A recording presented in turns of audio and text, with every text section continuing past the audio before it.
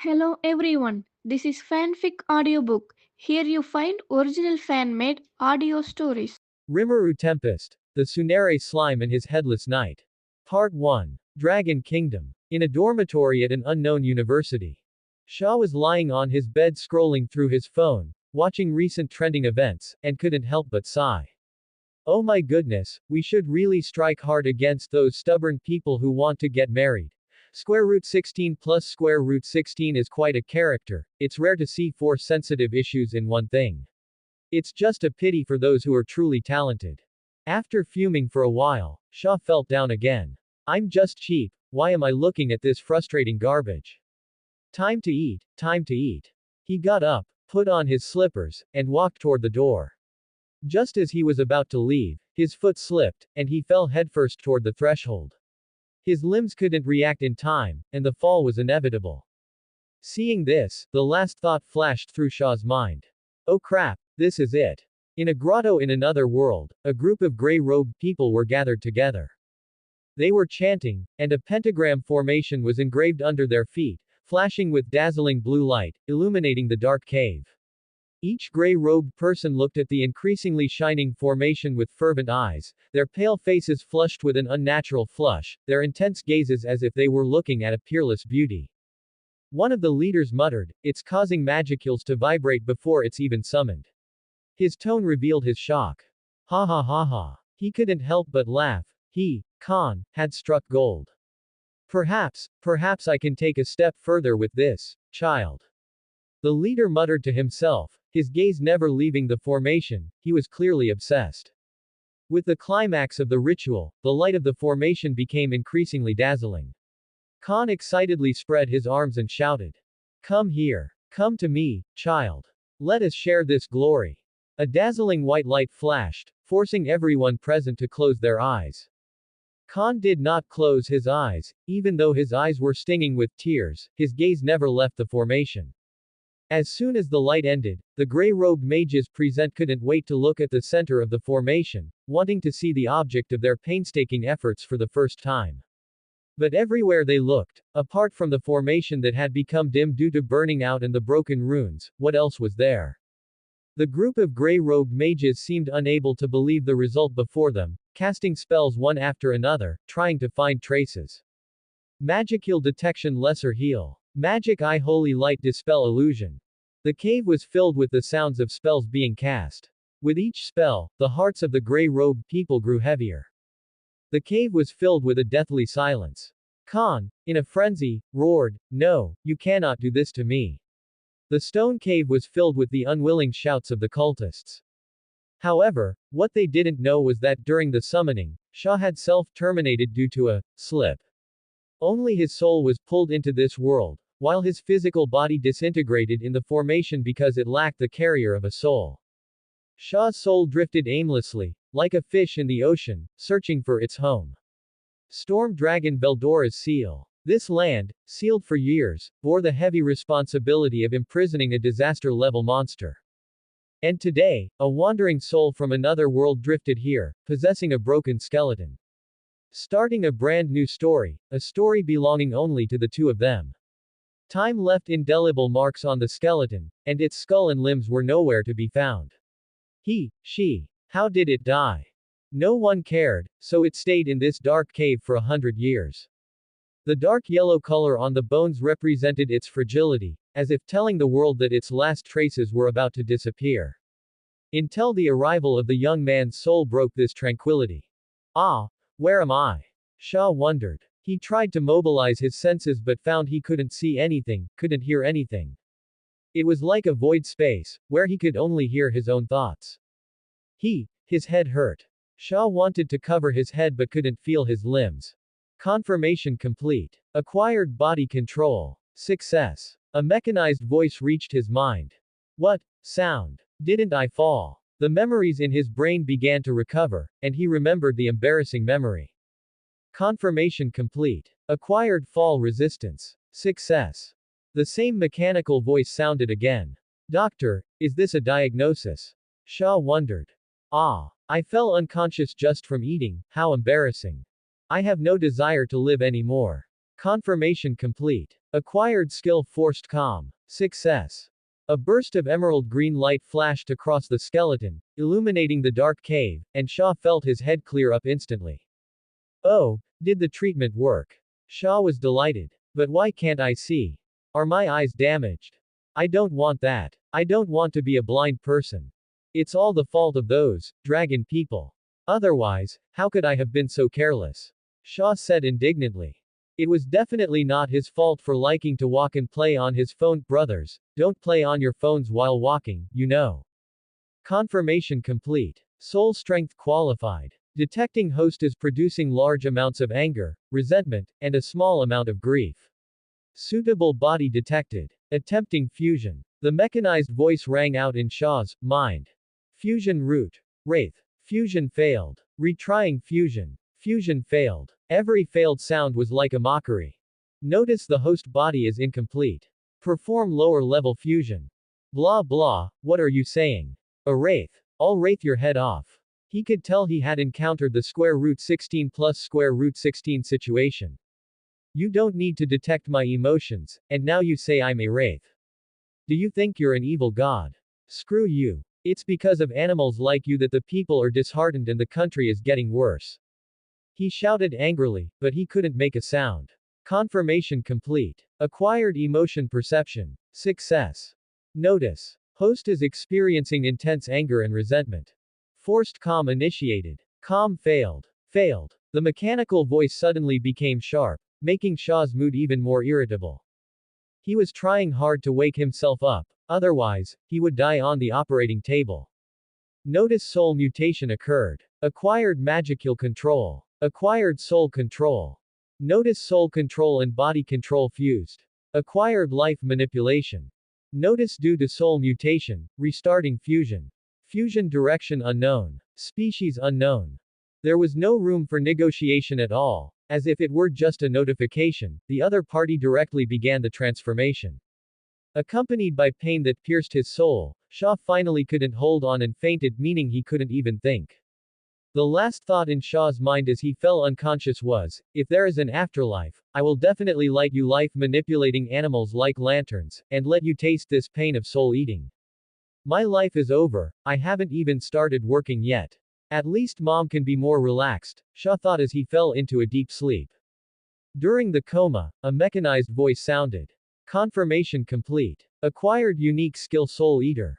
Fusion successful. Fused mutated undead species Headless Knight. Acquired Knight Mastery. Acquired skill Bone Armor. Confirmation complete. Acquired Coma Resistance. Confirmation complete. Basic Spell Resistance. Confirmation complete. Acquired Body Repair. Species. Undead Headless Knight. Name. None. Protection. Tears of the Blue Star. Skills. Unique skill Soul Eater. Knight Mastery. Bone Armor. Body Repair. Sage. Forced Calm. Life Manipulation. Magical Control. Resistances. Coma Resistance. Fall Resistance. Basic Spell Resistance. Basic Physical Resistance. Head Injury Nullification. Weaknesses. Blunt Damage Vulnerable. Holy Light Spell Vulnerable. The soul merged into the skeleton without the slightest rejection, as if it were meant to be. Crimson flames ignited upon the skeleton, the fire of rage bestowing upon him a new life. Within these flames, the dilapidated skeleton began to slowly repair itself. Flesh clung to the bones, growing more and more, restructuring one by one from cells to blood vessels, tissues, organs, and the body. Yet the proliferating bones were not satisfied with this, or perhaps dissatisfied with being wrapped in flesh, they actually grew in a strange way into a suit of heavy bone armor. As the body's restoration was completed, Shaw's soul fully merged into it, as if a heavy burden had been lifted. In his unconscious state, Shaw only felt a sense of comfort, as if he had just finished taking flight. Strangely, the head of this newborn body had not formed, as if it were meant to be that way. A cluster of azure flames took over the function of the head. Inside the flames burned star-like azure fragments, looking both beautiful and deadly. Brothers, refer to dead cells. Some time later. Where is this? Looking at the colorless cave before him, occasionally water droplets would fall onto his head, and a vaporizing sound would ring out. Shaw wondered inwardly, Surely he hadn't been abandoned after having his organs harvested. After all, something was wrong with his eyes, wasn't it? I don't want that. The fire head crackled and burned, as if trying to make some sound. Notification: the host is in a region with high magicules, no living creatures are nearby. A mechanical voice sounded in the youth's mind. Who's there? Shaw was startled by the voice in his mind. He jumped up, his bone armor hitting the stone wall, knocking down small stone fragments. At the same time, the pool of water in front of him reflected his figure. Who is this ugly thing? He fell silent. After a long time, he finally understood his situation. In other words, I died the moment I fell. And I ended up in Rimuru's world. And I became a Dullahan. Heavens! How could I have such a dream? Shaw wondered if he had eaten too many mushrooms. He muttered to himself, but could not make a sound. Thinking of this, Shaw felt an itch in his brain, but when he reached out to scratch it, he could only grab a handful of fire. Hiss! This is truly baffling. With no other choice, he gave up. I might be the first person to be killed by a threshold. Shaw said speechlessly. As for why he could recognize it as Rimuru's world, it was because the sage skill had left such a deep impression on him. Sage, Shaw thought silently. I am here. Why can't I see colors or make a sound? Also, Sage, why aren't you great sage? Shaw asked a series of questions. He now believed that he had truly transmigrated. After all, the sage skill had left a very deep impression on him. Notification: the host is an undead species and does not possess a color perception module. The same applies to sound. The latter can be produced by transmitting through magic. It then paused for a moment as if stuttering, seemingly contemplating a solution. Solution. The solution is to obtain a mimetic head by plundering the souls of other living beings through the unique skill Soul Eater. Detecting: detection complete. The host does not meet the conditions for evolution into Great Sage. Oh, I see, I see. Shaw muttered to himself, like an old friend who loved performing stand-up comedy. By the way, the evolution conditions for Great Sage, it's that, right? Shaw speechlessly held his shoulder, without a head to support it, it was like this. I'm only 20 years old. Isn't there any other way, Sage? Shaw pleaded. After all, the performance of the two was not on the same level. If possible, he wanted Great Sage more. Notification: insufficient ability, unable to answer. Shaw seemed to hear a hint of dissatisfaction. Was it an illusion? It must be an illusion. And, my sage seems a bit slow, Shaw thought. He looked down. Besides the head, has everything else returned? After confirming, thank goodness. Thank goodness. It's still there, that's good. Looking at his grayish-white body, Shaw couldn't help but sigh with emotion. Clearly, not long ago, he was still a human. However, he felt that he accepted it quite quickly. After all, a centenarian Egyptian old man once said that the things humans can do are limited. So I reject my humanity. Ha ha ha ha. The sound of the flames burning echoed in the stone cave, making one shudder.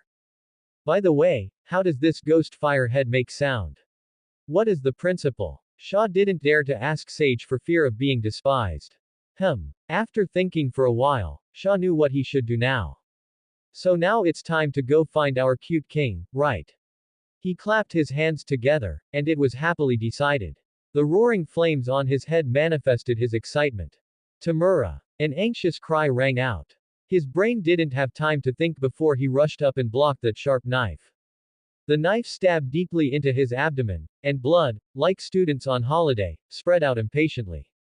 Senior. Confirmation complete. Obtained heat resistance. Success. A mechanical voice with a feminine tone sounded in Satoru Mikami's mind.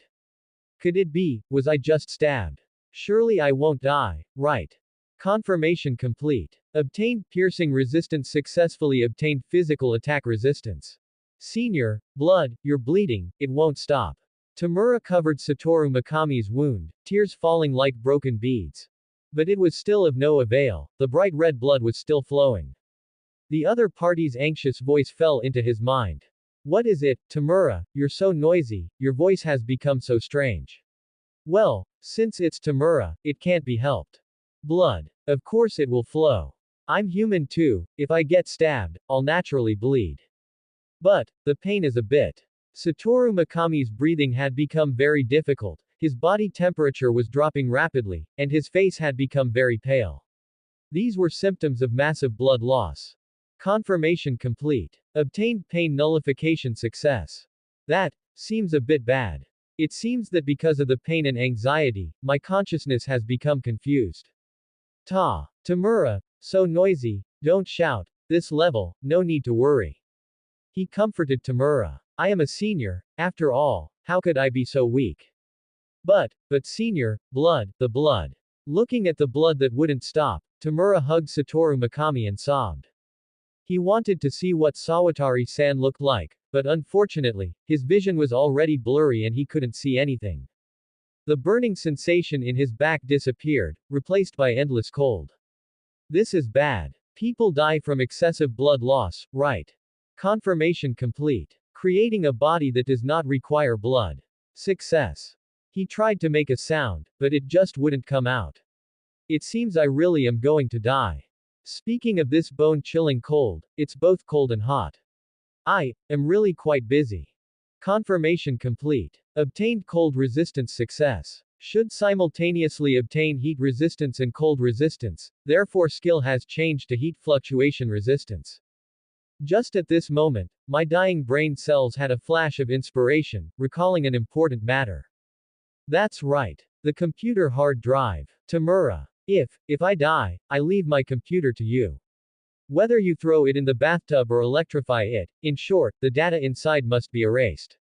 With the last of his strength, he entrusted his final concern in life to Tamura. Erasing files via electric current. Failed due to insufficient information. As an alternative, obtained current resistance. Additionally obtained paralysis resistance. Tamura didn't know what to say for a moment, looking bewildered. However, he soon understood the deeper meaning and showed a bitter smile. Haha, as expected of senior. I don't want to see a man's sorrowful face before I die.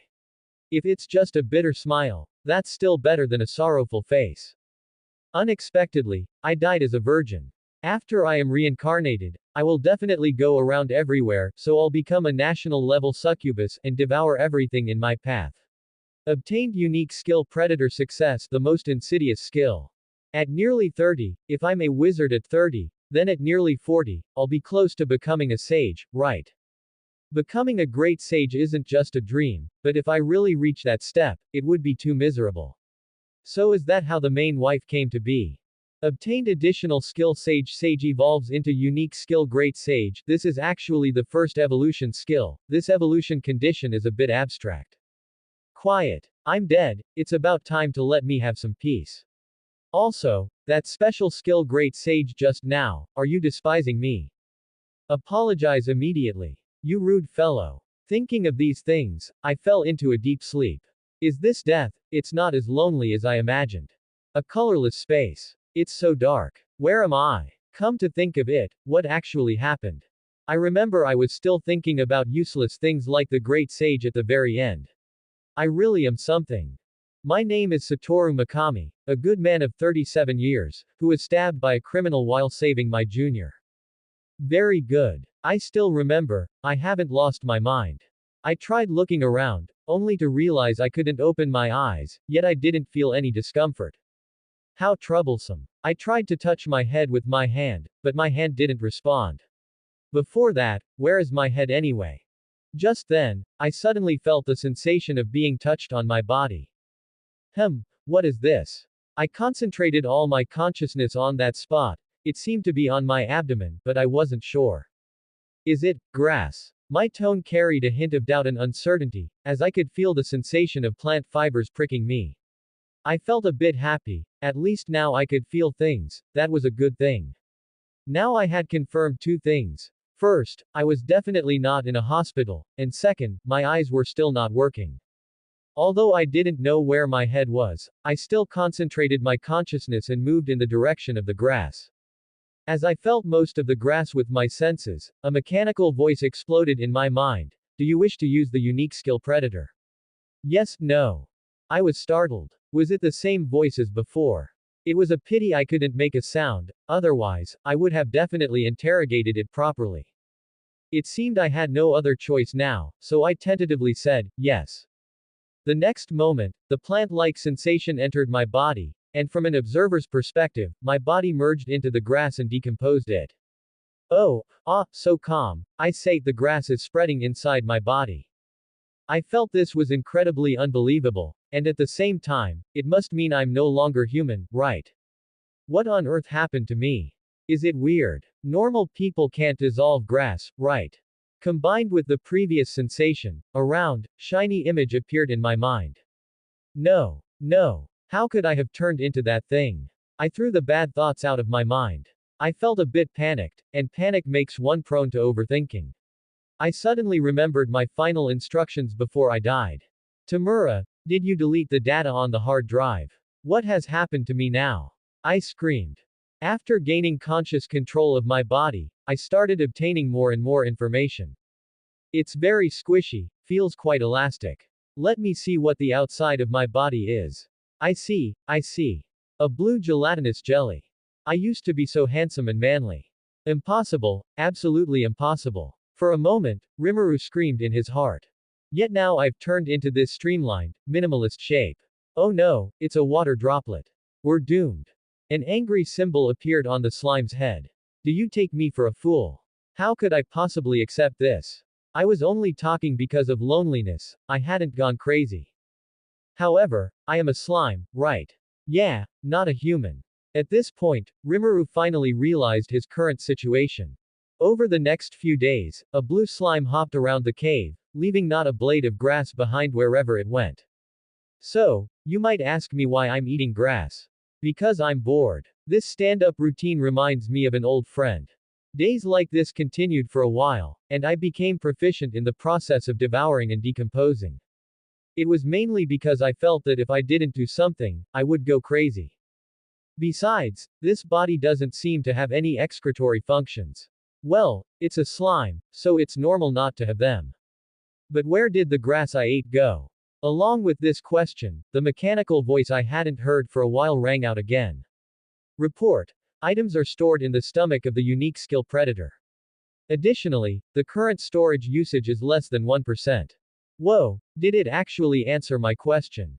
Honestly, compared to the fantastical event of being transported to another world, having a robot that speaks inside my head isn't that hard to accept.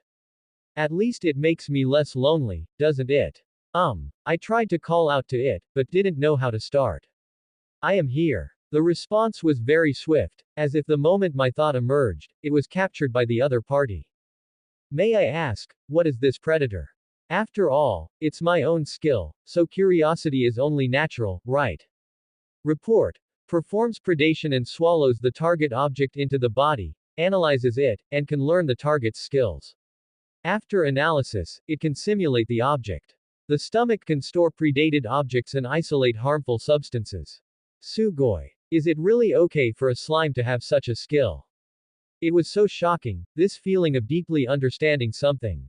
After interacting with it, I realized it was also one of my skills. It's called Great Sage, like a super intelligent AI that can answer most of my questions. Then, Great Sage, please analyze the grass I just swallowed.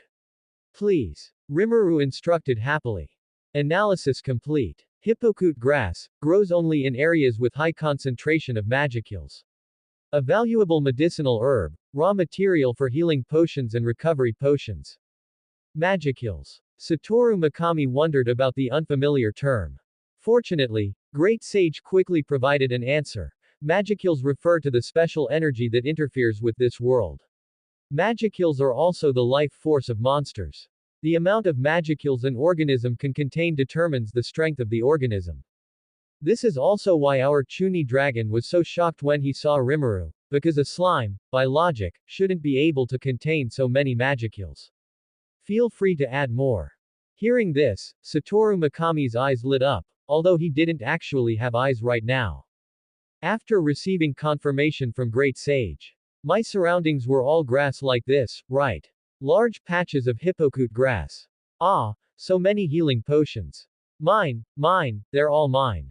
With a leap, I transformed into a slime brand lawnmower, predating all the hippocute grass before me, leaving behind only a clean patch of land. At the same time, I made a tiny bit of medicine in my stomach just in case. This slime is clearly very strong yet overly cautious. During the weeding process, I also encountered magic ore. Regarding this, Rimuru's choice was, I want it all. Magic ore, minerals located in areas with high concentrations of magicules, stones that have mutated after absorbing magicules over many years, quite valuable items. I was enjoying eating when I accidentally fell into the water. The cold sensation traveled through the slime's body and reached my mind. I knew I had fallen into the water. Ah, I'm not going to die, am I? Fortunately, a slime won't die in water, but I couldn't move. This made me feel helpless. I wouldn't be trapped here, would I? Sigh. The thought of predating the water appeared in my mind. After absorbing a large amount of water into my stomach, I expelled it all at once to achieve propulsion. Obtained skill water pressure propulsion. After swallowing a large amount of water, Great Sage's voice rang out. Ah, so fast, I can't stop, ah. I flew out of the water and slammed hard against the wall, turning from a slime into a slime pancake. A small piece of gel was missing from what was probably my head. The injured body recovered on its own because of my skills. Okay. Life is safe. After awkwardly coming out of the stone wall, I continued to move forward aimlessly. After I had been crawling for a while, a voice suddenly appeared in my mind. Can you hear me, little one? The abrupt voice entered Rimuru's mind. Because he lacked vision, he could still feel the wind flowing, it was the fast kind. Who is it? I looked around, even though I didn't have eyes, I still made such a motion. Wait. From the other side of the cave entrance, a headless fire person ran out. Each step carried the sound of bones rubbing together, not the sound of metal. That was close, I almost didn't make it. Confused face, Shaw looked at the slime and the dragon before him, feeling both nervous and excited. My otherworld life is about to begin. Time to rewind, back to when I first arrived in this other world. That's what I said, but looking at this aimless cave, where should I start searching? Resisting the urge to scratch his head, he looked at his body and couldn't help but complain, and what the hell is this white armor? It wouldn't be my bones, would it? Looking at the parts where the armor connected, it seemed to be attached to his body, and a bad thought formed in his mind. He reached out to touch his bone armor, feeling its unique texture. Shaw's heart sank. Really, it's bones. He didn't know how good the defense was, he hoped it wouldn't fall apart at the slightest touch. He knocked on it with his hand, and the bone armor made a crisp sound. However, since it grew out of his own body, could it grow back in? Following this thought, the bone armor began to make a crackling sound, and then, it retracted. Shaw was dumbfounded, he was now in a naked state. Does this mean my armor isn't made of magicules, but is a part of me? Otherwise, it should have gone, poof, and disappeared. How did it retract? This is too weird. After figuring out the principle of his bone armor, Shaw remembered his other skills. Especially his special skill, as that would determine whether he followed Rimuru arrogantly or kept a low profile while following Rimuru. I think you must be wondering why I have to follow Rimuru. It's because the waters in this world are too deep, the longer you live, the more trouble you get into. Also, because of his busy studies, he had forgotten almost all the plot. But from his remaining memories, he knew that there were no good things in this world, only a bunch of bad things. He didn't know what the future held if he didn't follow Rimuru, but if he followed Rimuru, he definitely wouldn't die. Great Sage, how do I use my Soul Eater skill? Shaw asked the Great Sage, and a mechanical voice replied in his mind. Report. Soul Eater devours the target's soul, permanently increasing one's own magicules and soul. Special notification. Memories can be obtained from the target's soul, but skills cannot be directly acquired. The stronger the monster, the higher the difficulty of obtaining memories, and memory integrity will be incomplete. So, I'm a blank slate with high stats. Oh no, I've become a stat monster. Shaw exclaimed, even though he hated stat monsters the most. But, now, say goodbye to my 5A combo. After understanding his special skill, forget it, I'll take it one step at a time. With this thought, he chose a relatively spacious direction and walked on. While walking, he checked his other skills. This is somewhat useful. Why is there a racial weakness? It seems he would have to stay away from humans in the future, especially holy knights. When he saw falling resistance, Shaw roared, "No way. What is this? I don't acknowledge this kind of skill." After a while, he finally understood all his skills. Except for those two negative effects and that humorous skill, overall, they were quite good. For example, life manipulation could not only perfectly control his body, meaning that when the brain reacts, the body reacts simultaneously. And when combined with Soul Eater, it could also manipulate opponents. However, these were all assumptions that needed to be tested to see if they were feasible. As he walked, he suddenly heard the sound of stones cracking and the hissing of a snake's tongue. Even though he didn't have ears or any such organs, he could still hear it clearly. Monsters are quite amazing, right? He quickly lowered his posture. The bone armor slowly wrapped around his entire body, including his fire head, and after wrapping it tightly, he slowly crept over. Before he could take a step, the cave in front of him collapsed with a roar, and debris scattered, raising a cloud of dust. Fortunately, he was no longer human, otherwise he would have been coughing for a long time, Shaw thought with relief. His gaze focused on the two fallen objects. It was a huge black snake, tightly coiling around an evil centipede, while the evil centipede was biting the black snake desperately. Just like a typical day in nature, there was no exchange of skills, just physical combat. It was really a plain and unadorned fight, but he didn't come here to watch this. Looking at the two behemoths before him, he could see every detail of them clearly. Those huge bodies that could only exist in fantasy were now right before his eyes. Shaw couldn't help but exclaim, as expected of an other world. The feeling of seeing it with my own eyes is just different. The excitement that had just risen faded away after a flash of green light. That's right. This was his skill, forced calm. No matter what emotion it was, it could be suppressed, keeping him in a rational state. Because it was a passive skill, it could be turned off, so he wouldn't have to be a sage for the rest of his life. Silently chanting to turn off forced calm, in an instant, powerful negative emotions flooded his entire body, followed by raging flames and a large amount of magicules. Shaw felt that his affinity for a certain substance had increased. Now he should be able to use fire magic as he pleased, so, am I a little ifrit? Feeling his powerful strength and his heart filled with violent impulses. Shaw clicked his tongue. It really made one feel unpleasant. Looking at the two monsters who had long stopped fighting and were trembling. HMPH. Did you think I would let you go like this? No matter which world it is, the weak have no right to choose. Clinging to outdated concepts will only let you be devoured completely. Flame fist. The flames in his hand were thrown out in a punch, striking the monsters.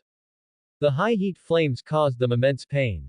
They twisted their bodies in despair. The scales and shells they were usually proud of were of no use at this moment. The moisture in the air was evaporated, and they were in so much pain that they couldn't even make a sound. Watching the brutal scene before him, Shaw felt a wave of pleasure. If only he could hear their wails, that would be even better. Such a thought popped up. Then he was startled by his own thought. The flames gradually faded, and the target's magicules also completely disappeared.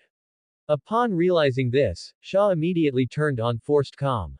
Is this still me? Although he had already tested it, he couldn't help but marvel.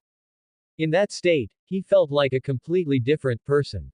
It was just his luck that he could only unleash his full strength in that state. He would try to avoid using it in the future. He didn't want to become a madman.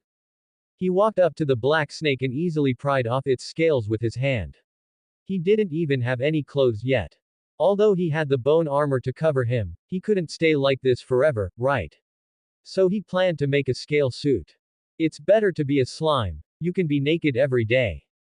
With Magicule's detection and life manipulation, he perfectly analyzed the strength of both sides. That was why he was able to kill the target precisely without damaging their scales. It made him think of what a yellow-skinned monkey once said, how terrifying. After simply making a scale suit, the main event arrived. He switched to undead vision and could see two purple masses. These must be the souls, Shaw thought. He stretched out his hand and activated Soul Eater. The purple substances were pulled over and merged into his body. Kimochi. This feeling, comfortable to the bone, made him unable to stop. Maybe it was because it was his first time using Soul Eater. He felt the improvement was quite significant. It was definitely not because he was too weak. Yeah, that must be it, Shaw comforted himself. Looking at the spoils of war before him, he, being a hoarder, shed tears. He couldn't take them with him. It was a pity he didn't have an interdimensional space, but, before that. His gaze turned to the black snake's body. I wonder what the snake meat in this other world tastes like. He had just captured the target's soul, so he could already mimic the target's head.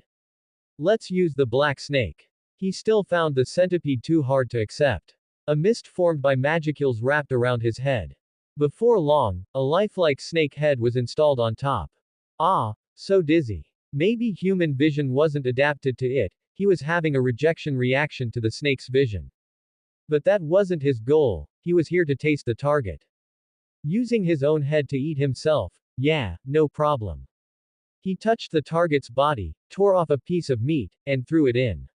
Since the snake couldn't chew, he just wanted to borrow its sense of taste.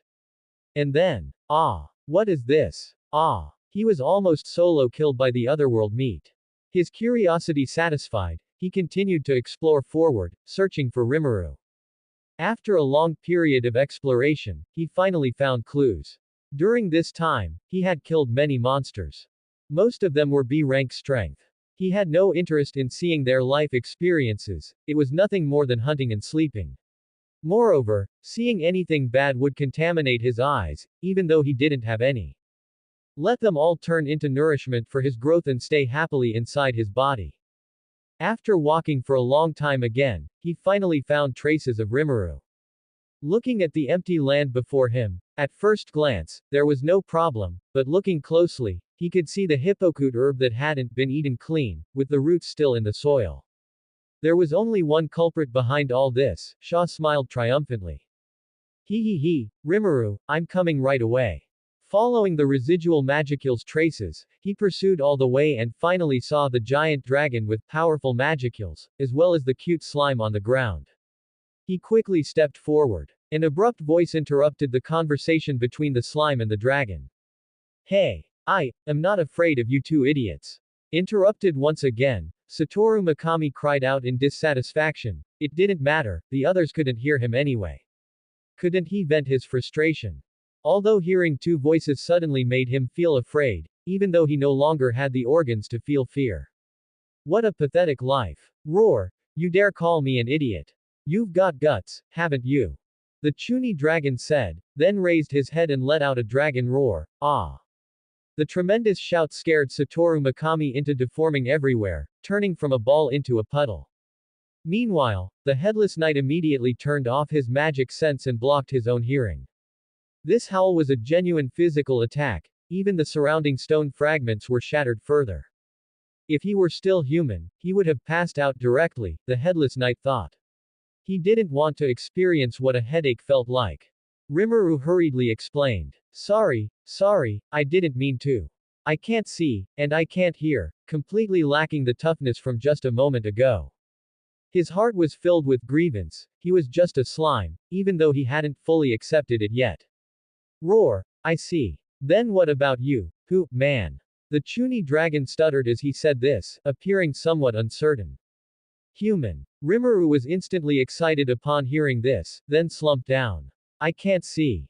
And would the other party be scared by him? He was a monster. It's simple, Mr. Slime. You just need to use magic sense. The Chuni dragon also nodded in agreement.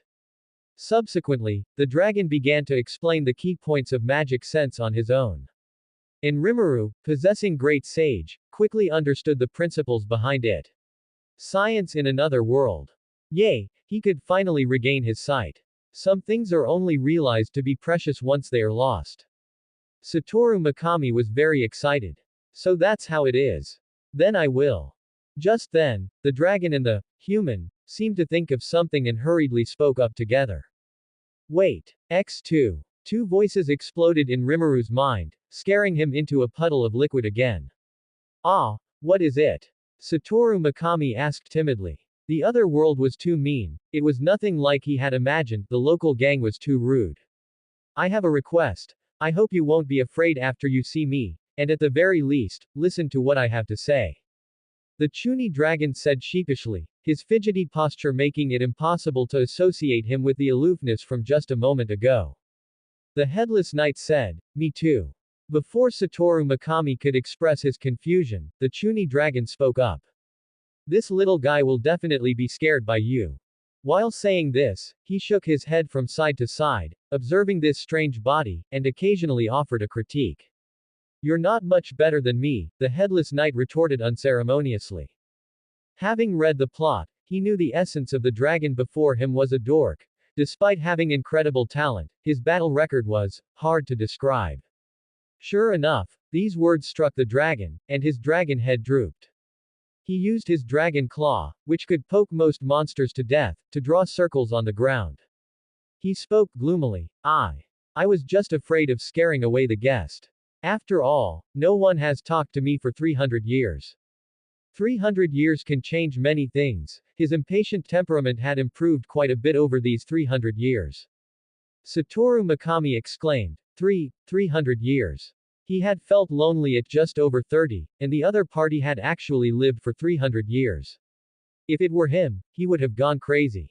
The super long lifespan, combined with the previous shouting, led him to guess what the other party was, but he couldn't help but feel shocked. Seeming to have made up his mind, Rimuru responded firmly, I know. No matter what, I won't leave. He then mobilized the magicals within his body to begin sensing his surroundings. Colors appeared from all around, and his eyes began to work again. I can see. Really, I can see. A happy Satoru Mikami hopped around, then, remembering something, hopped over to the water's edge. Looking at the lake surface, that blue jelly, sure enough, I am a slime. By now, he was used to this body, so there was nothing he couldn't accept, and a slime was quite convenient. He comforted himself. Veldora said, how does it feel? Satoru Mikami said, yes, I did it. Thank you both very much. Then. A dragon. Although he had been prepared, it was so big. The sense of oppression was so strong. Just as he calmed down, he saw the Headless Knight sitting on a rock, playing with his hands. Seeing Rimuru look at him, he hurriedly adopted his friendliest posture and greeted him, hello. A ghost knight. Armor that was impossibly white, and most importantly, no head, only a mass of azure flames. Such a shock was no less than that of the Chuni dragon. The Headless Knight didn't say anything, his appearance was indeed quite hard to take in, so he let Satoru Mikami adapt on his own. After being a puddle for a while, Rimuru finally calmed down. Then allow me to introduce myself. My name is Veldora, the Storm Dragon, one of the 4 remaining true dragons in this world. Speaking of this, he laughed proudly, and looked at the 2 people, Rimuru and the Headless Knight. His dragon eyes stared fixedly at the 2. Come to think of it, you 2 are truly peculiar. A slime developing consciousness is a low-level monster, or you a special individual. And, his gaze turned to the Headless Knight. To be honest, I still can't determine what kind of thing you are. A human, a monster, or a spirit. It's also possible you are a product created by those little beans. He clenched his fist and raised it. Hey, you don't have to talk about me like I'm some dirty thing. The Headless Knight protested. Veldora said, sorry. I've been locked up for too long, and suddenly seeing guests, I got a bit excited. His dragon claws waved apologetically. Was that what those humans did to him? He shouldn't have done anything wrong, right? Referring to the plea for mercy before being burned to death. Geez, I'm not some random mess. I used to be a human, and after some accident, I came to this world. Now, let's count me as a new creature, the Headless Knight explained. Rimuru said, Is Firehead-san like that too? I also came to this world after being stabbed to death. Satoru Mikami spoke excitedly, as if he had found a companion. The Headless Knight. As long as you're happy. Without interrupting their conversation, Veldora listened quietly. The Headless Knight's gaze turned to Satoru Mikami from time to time, looking at the large amount of magicals scattering before even being named. I'm latching onto this big shot. Veldora laughed, reincarnated individuals, and 2 of them at that. Truly super rare. As if everything had to do with him. Satoru Mikami was confused. Reincarnated individuals. Why do you say we are super rare? He had just arrived in the other world and definitely needed to collect some information. Otherwise, how would a weak and helpless slime like him survive? He wondered if Firehead-san would be willing to take him along. The other party seemed very strong. Veldora quickly gave the answer. In this world, there is more than one person from other worlds, we call them reincarnated individuals. And normally, souls cannot travel alone. Now that you have become different species, it is a miracle in itself. He paused and continued, and reincarnated individuals are generally used as weapons. No. That seems to be called summoned ones. It had been 300 years, he didn't remember some irrelevant things very well. So you two are very lucky, Veldora sighed. He had encountered such a rare thing. Sure enough, he was the strongest dragon. Rimuru said, I see. Then I'm quite lucky. I guess it's a case of good deeds being rewarded. The Headless Knight said, me too. Except for not being able to easily use emotions, there's nothing bad about it. The Headless Knight suddenly said, Veldora, you are sealed here, right? Veldora widened his eyes, his face full of disbelief. How do you know that? The Headless Knight tapped the air wall in front of him with his hand. A purple barrier flashed and vanished, the crisp sound dissipating in the air, bringing a dead silence. Veldora hurriedly coughed a few times. Well said. Since you asked with sincerity, I will tell you with great mercy. Hey, when did I ask you? The Headless Knight hurriedly protested, but unfortunately, the protest was invalid. Veldora ignored him and began to talk eloquently about his legendary story. Seeing this, the Headless Knight could only give up helplessly and waved at Rimuru. Slime-san, come here. Satoru Mikami said. What is it, Firehead-san? Rimuru hopped over to the Headless Knight, but was picked up and placed in his arms. Ah, so comfortable, so soft, so cute. A green light flashed by. Tisk. Troublesome. And Satoru Mikami, hearing the other party's praise, shyly buried his head, although his expression could no longer be seen. Was he praised? Perhaps because he had been lonely for too long, his channel for happiness was unexpectedly strong. Noticing that the two were not listening carefully, Veldora said with dissatisfaction, Hey, listen to me properly. That was 300 years ago, I accidentally burned down a town. Satoru Mikami's eyes widened. That's too careless. The Headless Knight said, not exactly an accident. Then, I was sealed by the subjugation party sent by humans. Although I underestimated them at first, I later used all my strength, but I still lost. After saying this, he put his hands on his hips and struck a winner's pose. What are you bragging about, you jerk? By 2 inches. Satoru Mikami said, so, Veldora is so strong but still couldn't beat them. It was incredible, could humans really achieve this level? The Headless Knight said, so no matter what, you cannot underestimate the enemy. Rimuru nodded in agreement. He must find a way to stay by Firehead-san's side, that way, he would be safe. From then on, a generation of the steady Slime King was born. Subsequently, the three began chatting again. Mostly Rimuru was talking to him. After all, the dragon had been a shut-in for 300 years. After some exchange, the three hit it off unexpectedly. Perhaps male species are like this, they chatted about everything from monster sightings to the major events of countries being destroyed. They also told Veldora about the fun things from their original world, making the other party happy for quite a while. Furthermore, they confirmed their initial friendship. Veldora said, to actually make 2 friends in one day, how happy. Ha ha ha ha, right. He thought of something, which made him very excited. Let's name each other. Carving the proof of our equality into our souls is also the witness of our initial friendship. Veldora proposed. Yay, naming. Rimuru was excited. During their chat, he also learned that names could bring divine protection. After all, he was just a weak and helpless slime. What was wrong with wanting to be stronger? He didn't know if it was dangerous outside, but looking at the 2 monsters he was talking to, he wasn't alone anymore. Keep it up, Satoru Mikami. He silently cheered himself on in his heart. A brand new life in another world was waiting for him. The Headless Knight said, agreed. Beldora looked at the two. Please come up with a cool name. Satoru Mikami said, you too. Let's name Beldora first. After all, we need to pick a cool name, Satoru Mikami suggested. Satoru asked Shaw, so, Flame Hero, do you have any good ideas? Headless Knight exclaimed, hey. Why did my nickname change again? What the hell is a Flame Hero? He was amazed by the other's imagination, as he already had several nicknames. Satoru Mikami replied, relax, who told you not to tell us your name? HMPH. Headless Knight said, fine, my fault. Well, Beldora's title is Storm Dragon. How about we name him based on that? He suggested.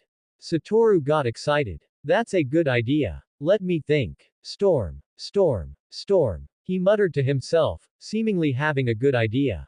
Looking at the two demons before him who were discussing his name, Beldora didn't even dare to breathe, afraid of disturbing them. However, from the way his dragon tail was gently swaying, it was clear that he was in quite a good mood. Wow! Tempest, how about Tempest? Satoru Mikami's voice changed pitch from excitement. Wow, that's so cool. But, we still have to listen to the person in question. The two demons said, their gazes converging on the Chuni dragon. Nah, ni, Tempest. Beldora shouted in excitement, almost spitting out his saliva. That's how excited he was. Ah, what a cool name. From today on, I am Beldora Tempest. Beldora roared with excitement. Seeing Beldora's reaction, Satoru was flustered at first. Aha, he actually likes it. He had thought the other party was angry. But now it seemed, he had started to get used to this scatterbrained friend of his. After being excited for a while, Beldora finally spoke. Friend, the name I give you is Rimuru. From now on, you shall be called Rimuru Tempest. As soon as he finished speaking, magicules gathered, and Rimuru turned into a golden fluid. Rimuru continuously restructured, then changed back into a slime, and the magicules reached an astonishing amount. The voice of the world resounded. Seeing that everything was complete, Shaw smiled and spoke, also making a flame mimicry expression, trouble it is, my best friend. Oh. X2, the two demons responded enthusiastically. Then, Satoru Mikami. Beldora. Watching these two guys unable to say a word for a long time, Beldora even mimicked Rimuru by tilting his head, his massive body kicking up a cloud of dust.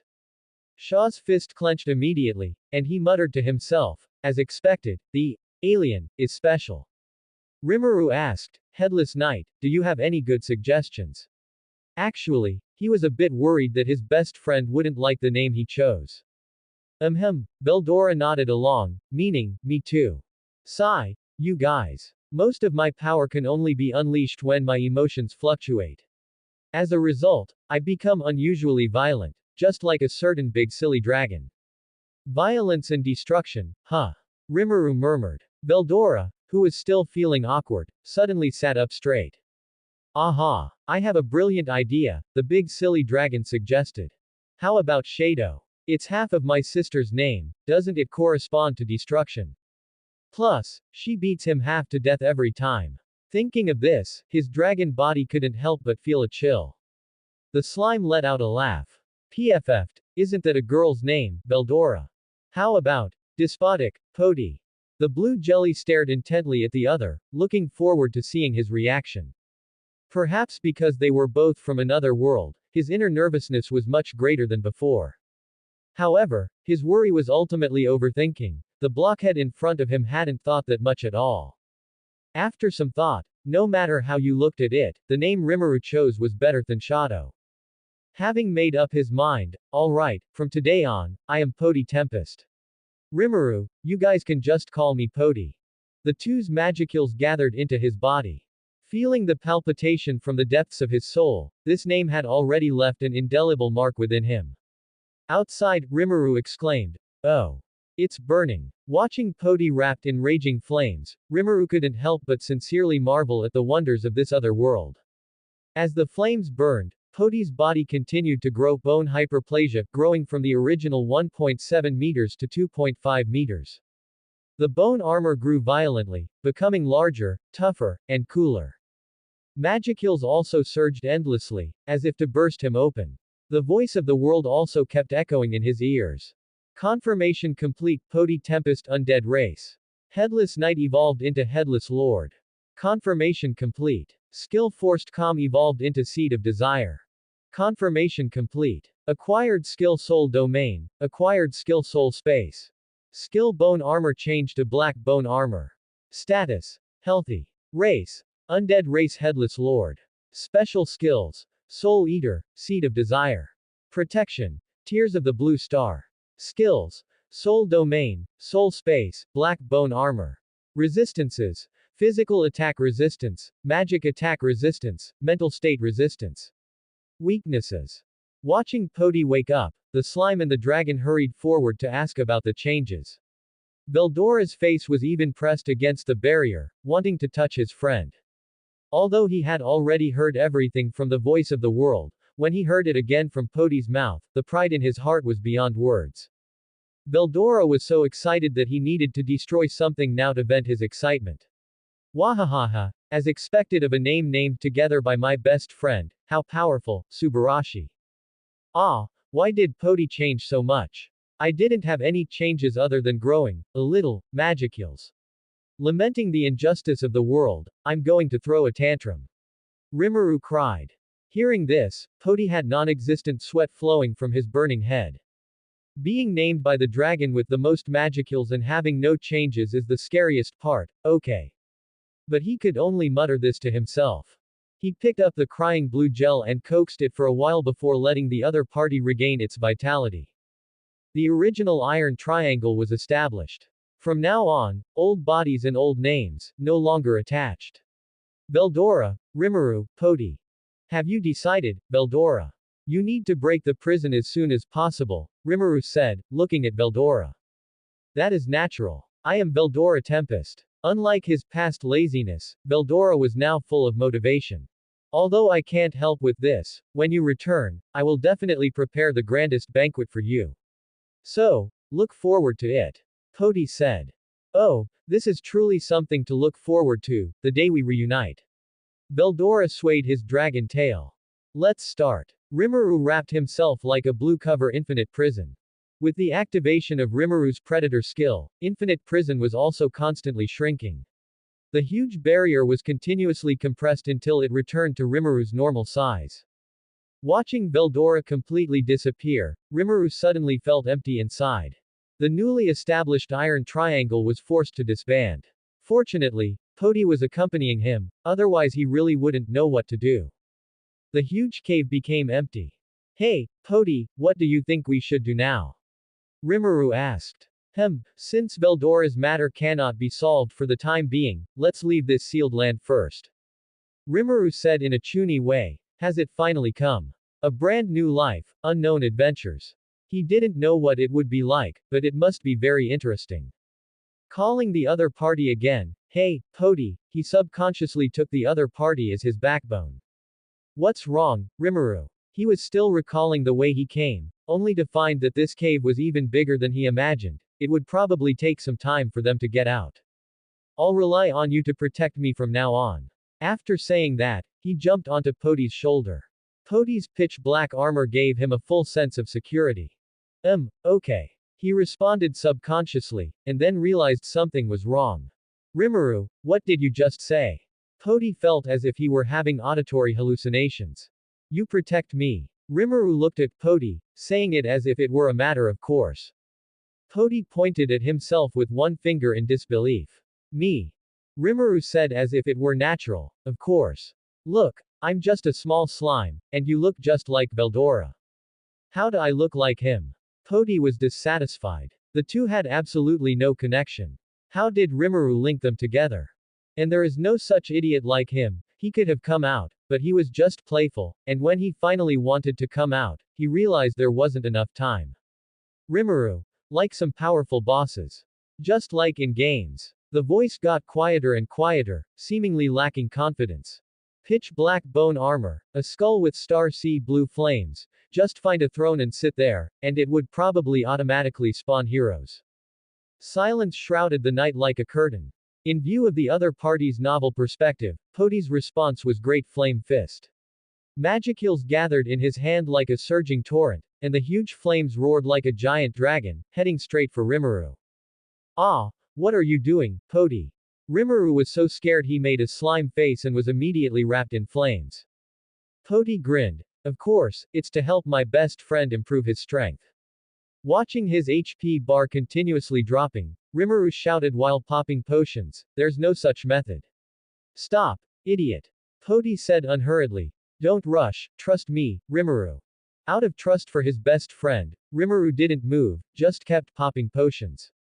After a while, looking at the flame resistance he had acquired, Rimuru was as excited as a child, dancing and shouting, Podi, increase the firepower, don't stop. He didn't expect his body to be so perverted. Would he be invincible in the future? He was still immersed in his fantasy when he was broken by Podi's ruthless words. Sorry, I'm out of magicals. Podi softened, and his bone armor shrank a bit. What are you talking about? Rimuru said plaintively. You can't do it after burning for only a while. But getting flame resistance was not bad. Podi, I'm sorry I didn't let Lord Rimuru enjoy it enough.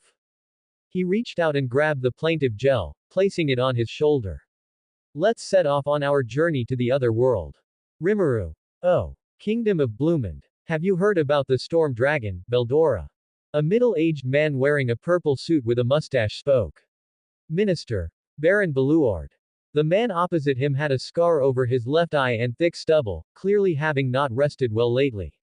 Of course, the other man replied in a lax tone, as if the matter had nothing to do with him. Beluard knew his old friend had been extremely busy lately, but there was no helping it, the disappearance of the catastrophe-class monster. After some discussion, the topic was concluded with Fuse sending a private team to investigate.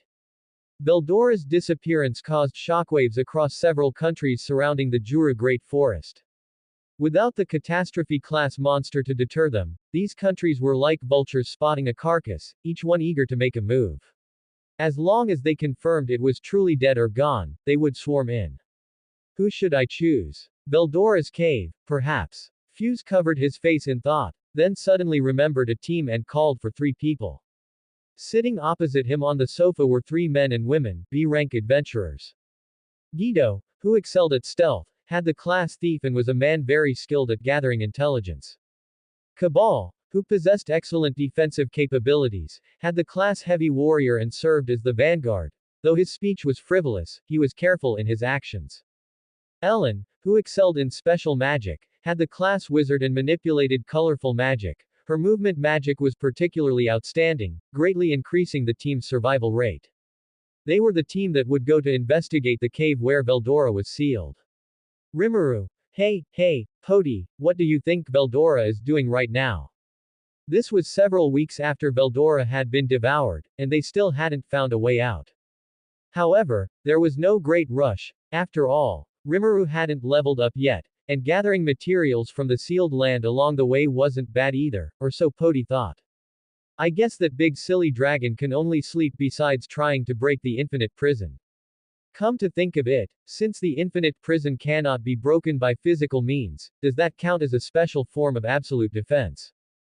Pulling his hand out of the magic frog's brain, purple light sank into his chest as he shook off the red and white blood.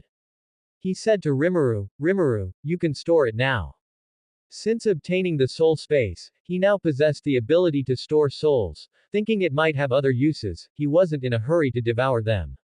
As for physical objects like bodies, he left those for Rimuru to devour and store. Of course, he could store physical objects too, just not as extravagantly as Rimuru's stomach. Coming. Rimuru came bouncing over, his body turning into a large blue net to cover the corpse. By the way, Podi, you're getting stronger and stronger, Rimuru said while devouring the magic frog that had been pierced by a punch. How else could I protect our Lord Ru-Ru-Tilda? Podi replied affectedly, teasing Rimuru every day had become his daily routine. It was amusing, wasn't it? Ah, Yumera, it's my fault, stop saying that. Rimuru, getting goosebumps from the sarcasm, hurriedly spoke up. What kind of karma did he create back then to end up being teased by Podi every day now? Unconvinced, Rimuru decided to give Poti a little punishment. Mimicry. Black snake, poison breath. Purple toxic mist instantly enveloped Poti. Poti's urgent voice came out. Hey, Rimuru, didn't I say not to use that skill? The toxic mist was useless against him, he didn't have any actual organs, not even a respiratory tract. The trouble was that this poison gas was also corrosive, and his black armor was already making teeth-grinding noises. Escaping the range of the toxic mist, there was no sign of Rimuru anywhere, only strands of spider silk drifting overhead. Rimuru, who was playing Spider-Man, suddenly felt powerful malice behind him. You fool, Poti, it was just a joke. Looking at the fuming Poti, he knew he couldn't escape. 30-fold water blade and paralysis breath. His mimicry wasn't omnipotent. When he turned into a black snake, the slime's abilities would decrease, while the black snake's abilities would strengthen. The sword-sharp water blades turned into streams of light and attacked. Poti didn't dodge or evade, just as the water blades were about to make contact. He stomped his left foot hard against the ground, bringing up chunks of rock to block the water blades. There were some water blades he couldn't block that struck his black armor, leaving tiny cut marks, which then grew back in an extremely short amount of time. Water blade could instantly kill all monsters in the sealed land, so one could see the power of the black armor's defense. Paralysis breath obscured his vision, so he directly activated magic sense to search for Rimuru's figure. 1 breath, 2 breaths. Aside from the magicules left by the water blade, Poti couldn't see any magicules. Had Rimuru run away? Just as Poti relaxed, an evil centipede burst out from the ground. Poti knew this was what Rimuru had transformed into. Full body armor plus steel thread. The fangs attached with steel threads headed straight for Poti. With the assistance of life manipulation, he accurately grasped Rimuru's fangs and began a contest of strength. Gradually, Poti gained the upper hand and tore the pseudo-evil centipede in half. Hee hee, Rimuru, I won again. Poti laughed triumphantly. However, when he saw that the two halves of the centipede corpse didn't fuse but simply dissipated. Poti. Oh no. Before the words had left his lips, a slime darted out from behind him, turned itself into the shape of a hammer, and slammed down. Smashing him into the ground. Wah. Kakaka. Doda. The slime's triumphant laughter reached his ears. There was no helping it, Poti's defense was too cheap, and he wouldn't let him use corrosive skills, so for him, beating Poti until he couldn't move was victory. HMPH, I guess you got me. While he was unconvinced verbally, he was somewhat shocked inside. He hadn't actually realized that wasn't the main body just now, he had been careless. Ha ha ha, there's an old saying in the Dragon Kingdom, arrogant soldiers are doomed to defeat. Haven't you heard it, Poti?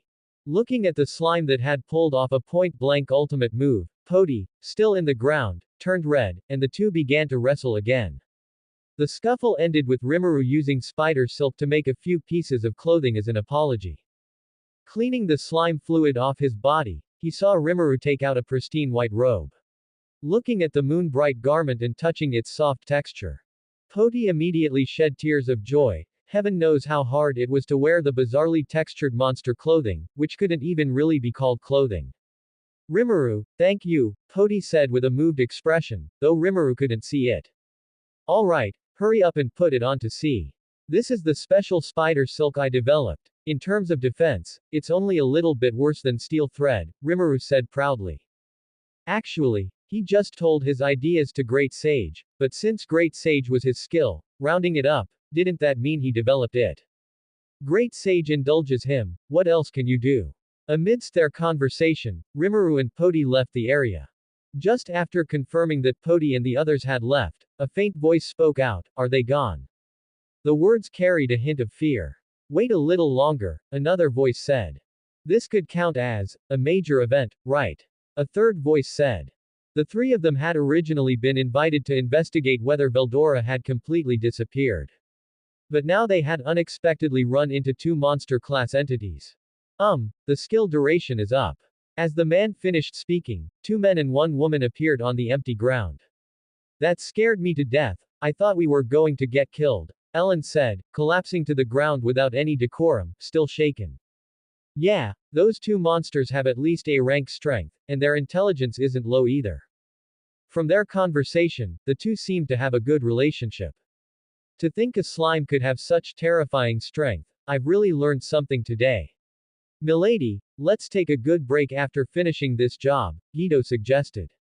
Hey, I'm the captain here. And not only do we need a break, but we're also asking for extra pay. This statement immediately won the approval of the other two. It's decided then. Let's confirm quickly and head back. Let the big shots worry about the monster business. Oh. X3. On the other side, looking at the half-open, ancient-looking door. Rimuru. Oh. We finally found the exit. Look, Poti. Poti. That's right, we found the exit. Rimuru. What's wrong, Poti?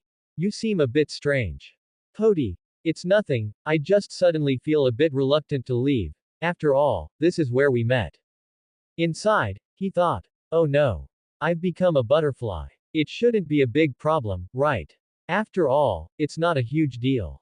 Rimuru. Poti. Rimuru was immediately moved to tears, so he resolved to break the infinite prison as soon as possible to reunite the three demons. Great Sage, increase the intensity.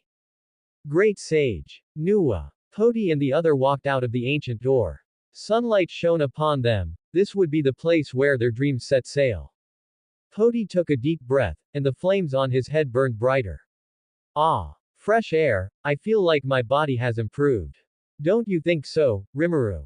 Rimuru. Can't smell it, can't smell it, can't smell it. A mournful voice came from behind him, and Poti turned to look. Looking at Rimuru drawing circles on the ground, Poti wiped away a non-existent sweat. Whoa, the resentment is overflowing. Rimuru, can't you just smell it by using mimicry? Unable to bear seeing Rimuru sad, he suggested.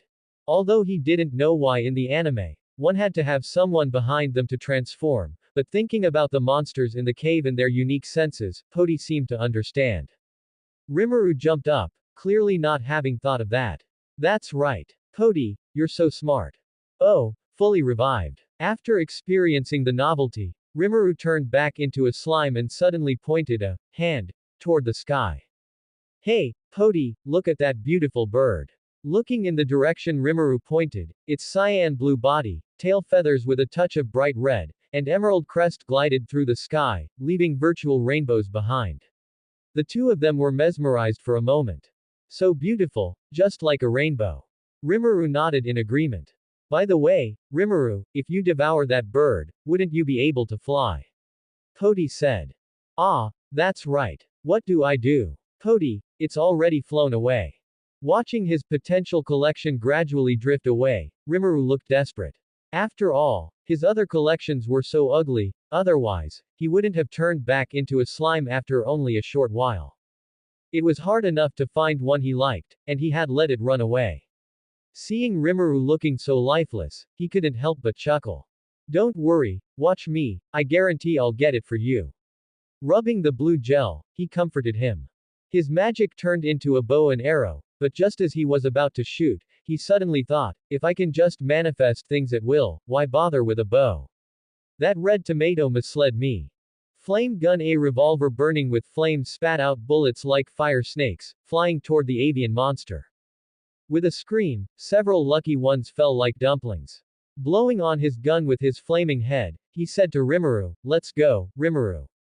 So cool, Poti. Rimuru said excitedly. Could his water manipulation do the same? A slime cowboy. So cool. Rimuru thought, but what made him happier was Poti's affection for him. Is it weird to say it like that? Whatever, the other party doesn't know anyway. After walking for a while, they finally found the lucky ones. Rimuru, does having an incomplete body affect your ability to devour? He asked, having failed to control his magic and blasted them into pieces. It doesn't affect it, after all, there are so many here. The large blue gel wrapped around the pieces of meat, and before long, a cheerful bird was flying above Poti's head. Oh, flying is so fun. Poti, did you see that? Rimuru was as excited as a child, only then able to experience the wonder of it. I saw it, it's great, Rimuru. Seeing his friend so happy, his own mood improved as well.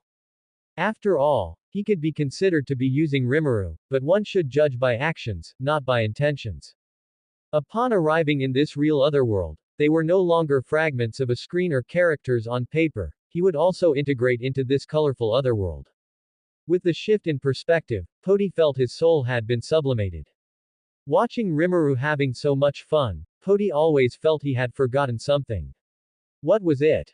Hey, Poti, do you want to get on me?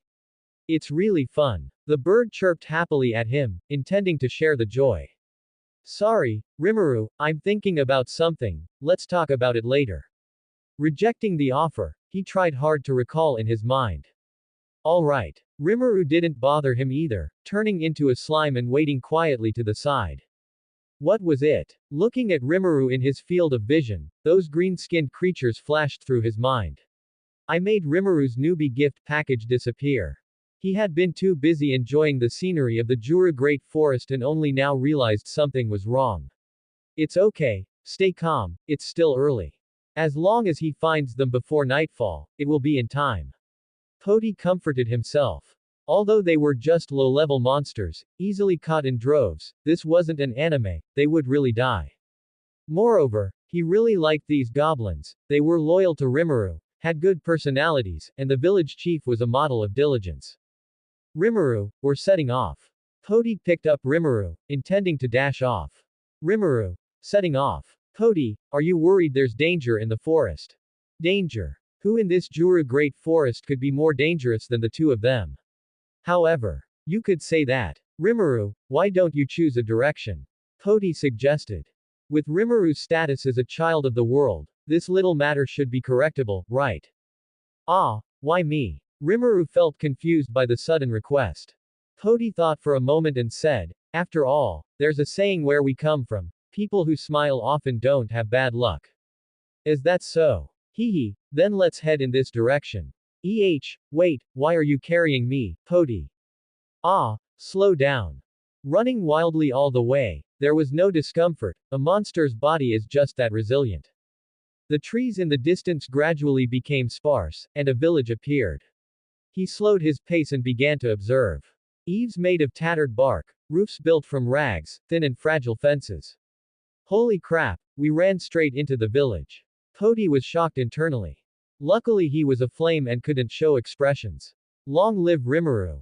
Poti, why did you stop?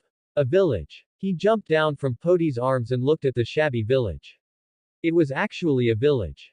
But why was it so dilapidated? Two powerful beings, may I ask what is your business in our village?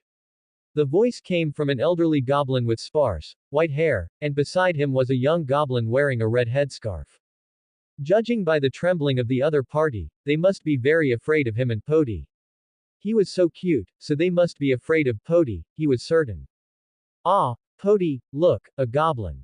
It's a goblin. Rimuru excitedly telepathed. I see it, Rimuru. The other world is amazing, isn't it? What do we do? Should we respond, Poti? So exciting. Would the other party attack them? Of course, you speak, Rimuru. Why me?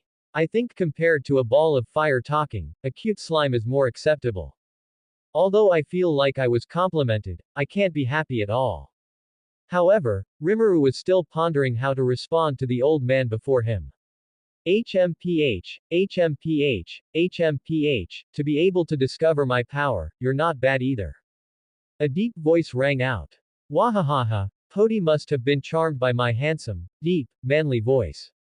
PFF'd, sorry. Poti couldn't help but laugh. After being glared at by Rimuru, he quietly became a spectator. You flatter me. The power of both of you is unquestionable, and your aura is even more astonishing. The old goblin said tremblingly. Regarding the powerful monsters that had suddenly descended, after a brief shock, he had made a decision. In any case, the village wouldn't last the night. If he could persuade the two beings before him to stay, the village might be saved. If the children of the village could be saved, he would pay anything. As for those of his own kind who abandoned them. Aura. Did he have that? Rimuru wondered. Although he didn't want to admit it, judging by Poti touching and holding him every day, dignity had completely abandoned him. Great Sage switched to magic sense. The perspective shifted, and he saw purple, tentacle-like magic power drifting aimlessly. Looking at Poti, although powerful, it didn't drift around like his did. Rimuru shed bean-sized slime drops, so they were scared by him. That guy, Poti, must be laughing at him, and he didn't even bother to remind him. Rimuru. Poti. Poti. What happened? Why did Rimuru suddenly get angry? It's so hard to guess. He retracted all his magicules and pretended nothing happened. Ah, not bad, that you could discover this. This is a test for you.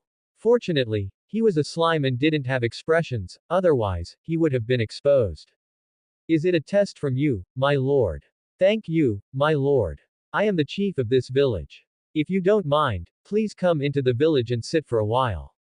The old goblin was overjoyed and invited Rimuru and the other to the village. Oh, sorry to bother you, village chief. Let's go, Poti. Understood, Rimuru. The old goblin mentally noted the names of the two adults. Although the one behind had never revealed his magicules, he could judge that the two were on equal footing. Moreover, that heavy black armor gave him a great sense of oppression. By comparison, Lord Rimuru seemed much cuter. No. How could he think such disrespectful thoughts? To be able to live to this age in the Jura Great Forest, one must have some extraordinary qualities. Jura's selection is trustworthy. Although goblins only have a lifespan of 10 to 15 years and marry and have children at 4 or 5, that didn't hinder his rich experience. Poti walked through the village holding Rimuru, watching the curious and fearful expressions of those goblins. Rimuru in his arms was excited. Poti, look, there are so many goblins. Ah, there are even female goblins. Poti, yeah, so many. I wonder what their names are. Rimuru, do you want me to ask for you? Poti, no, can't I just ask you? Rimuru was confused. Ask me. How would I know what those goblins are called, Poti? Inside the old village chief's home, the hospitality is lacking. Please forgive us, two lords. He didn't know what was in the green teacup. Poti didn't mind and picked up the cup to drink. As for how a flaming head drinks tea, don't ask. Seeing Poti acting like, I leave it all to you, Rimuru had no choice but to speak. It's fine, village chief, don't worry about it. By the way, I saw a lot of injured goblins just now. Did something happen? You two don't know. It seemed the two were not native monsters.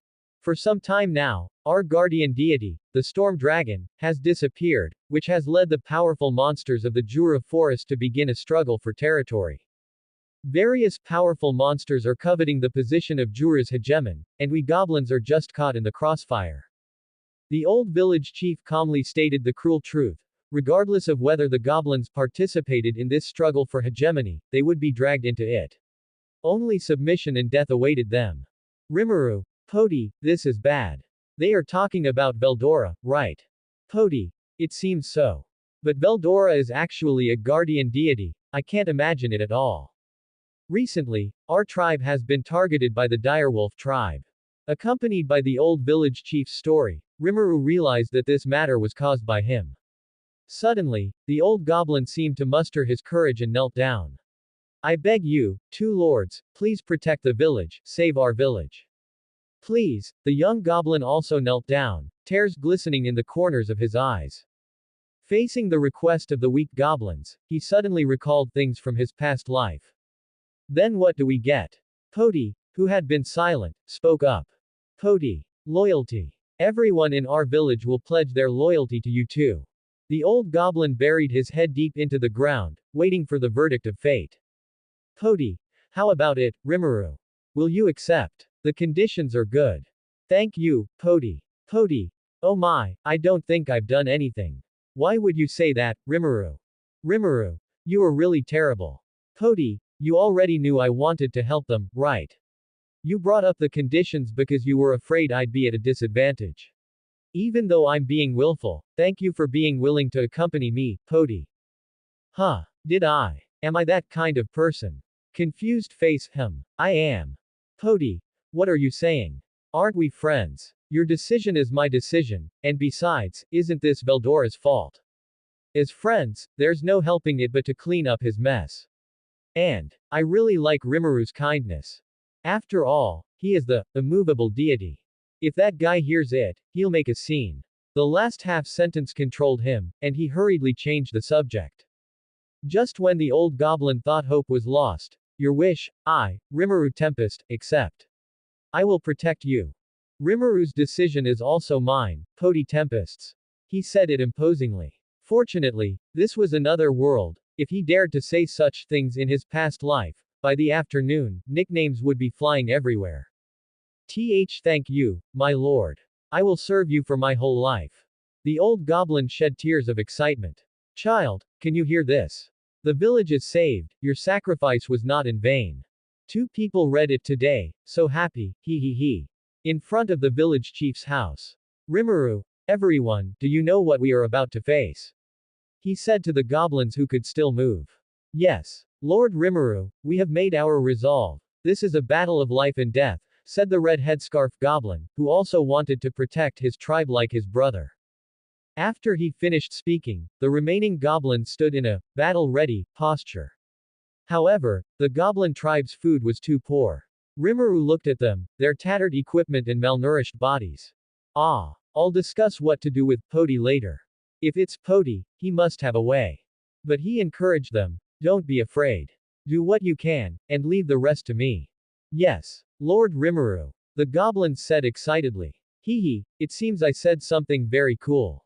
Tamura used to ask me like that too, it's so nostalgic. I wonder how Tamura is doing now.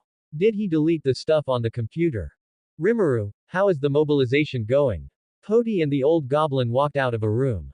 Rimuru went to mobilize the goblins, while he went to check on the injured. Not bad, at least everyone is very motivated. How about you? Can you handle the injured? I can control wound infections and such with life manipulation. But if you want to heal them immediately, I can't do that. He waved his hand helplessly. His side branch of developing toward healing was ruined. It wasn't that he hadn't thought about adding some soul stuff to the goblins, but they were his people after all, and it wasn't good to just experiment on them directly. Finally, he thought, forget it, there would be plenty of opportunities later anyway. It's fine, I'll use potions, I have plenty anyway, Rimuru comforted. Then he complained via telepathy that the goblins' equipment was too poor and their combat power was inadequate. So I want to focus on defense and make some traps. Poti. Okay, feel free to do it, I'm here. Getting comfort from his friend, he suddenly felt confident. Poor Rimuru still thought the direwolf tribe was some major enemy. So, you want me to go and strengthen the village's defenses, right? Rimuru confirmed. Bingo. You got it right, but there's no prize. I don't know why, but I always have a strong desire to show off in front of Poti. Why is that? And after patting me, the other party left. Then I'm off. You should go check on the wounded first. Inside the house. Lord Rimuru, are you sure you don't need me to send anyone to follow Lord Poti? The old village chief asked. Don't worry, that guy is very strong. Besides, you wouldn't be able to help much anyway, Rimuru said, spitting out goblins one by one. Oh, a miracle. As expected of Lord Rimuru. The old village chief exclaimed, his cane nearly slipping from his hand. A thumping sound echoed, and the ground trembled. What's happening? The old goblin pushed the door open and went out. What came into view were several giant trees lying quietly outside the village. Just then, another tree fell from the sky, crashing onto the ground and causing a tremor. Rimuru, see if that's enough, Poti called out to Rimuru. All the sturdy-looking trees in the vicinity had been brought here by him. Enough, that's enough, wait a moment. Rimuru hurriedly jumped over, it was clear he was taking this battle very seriously.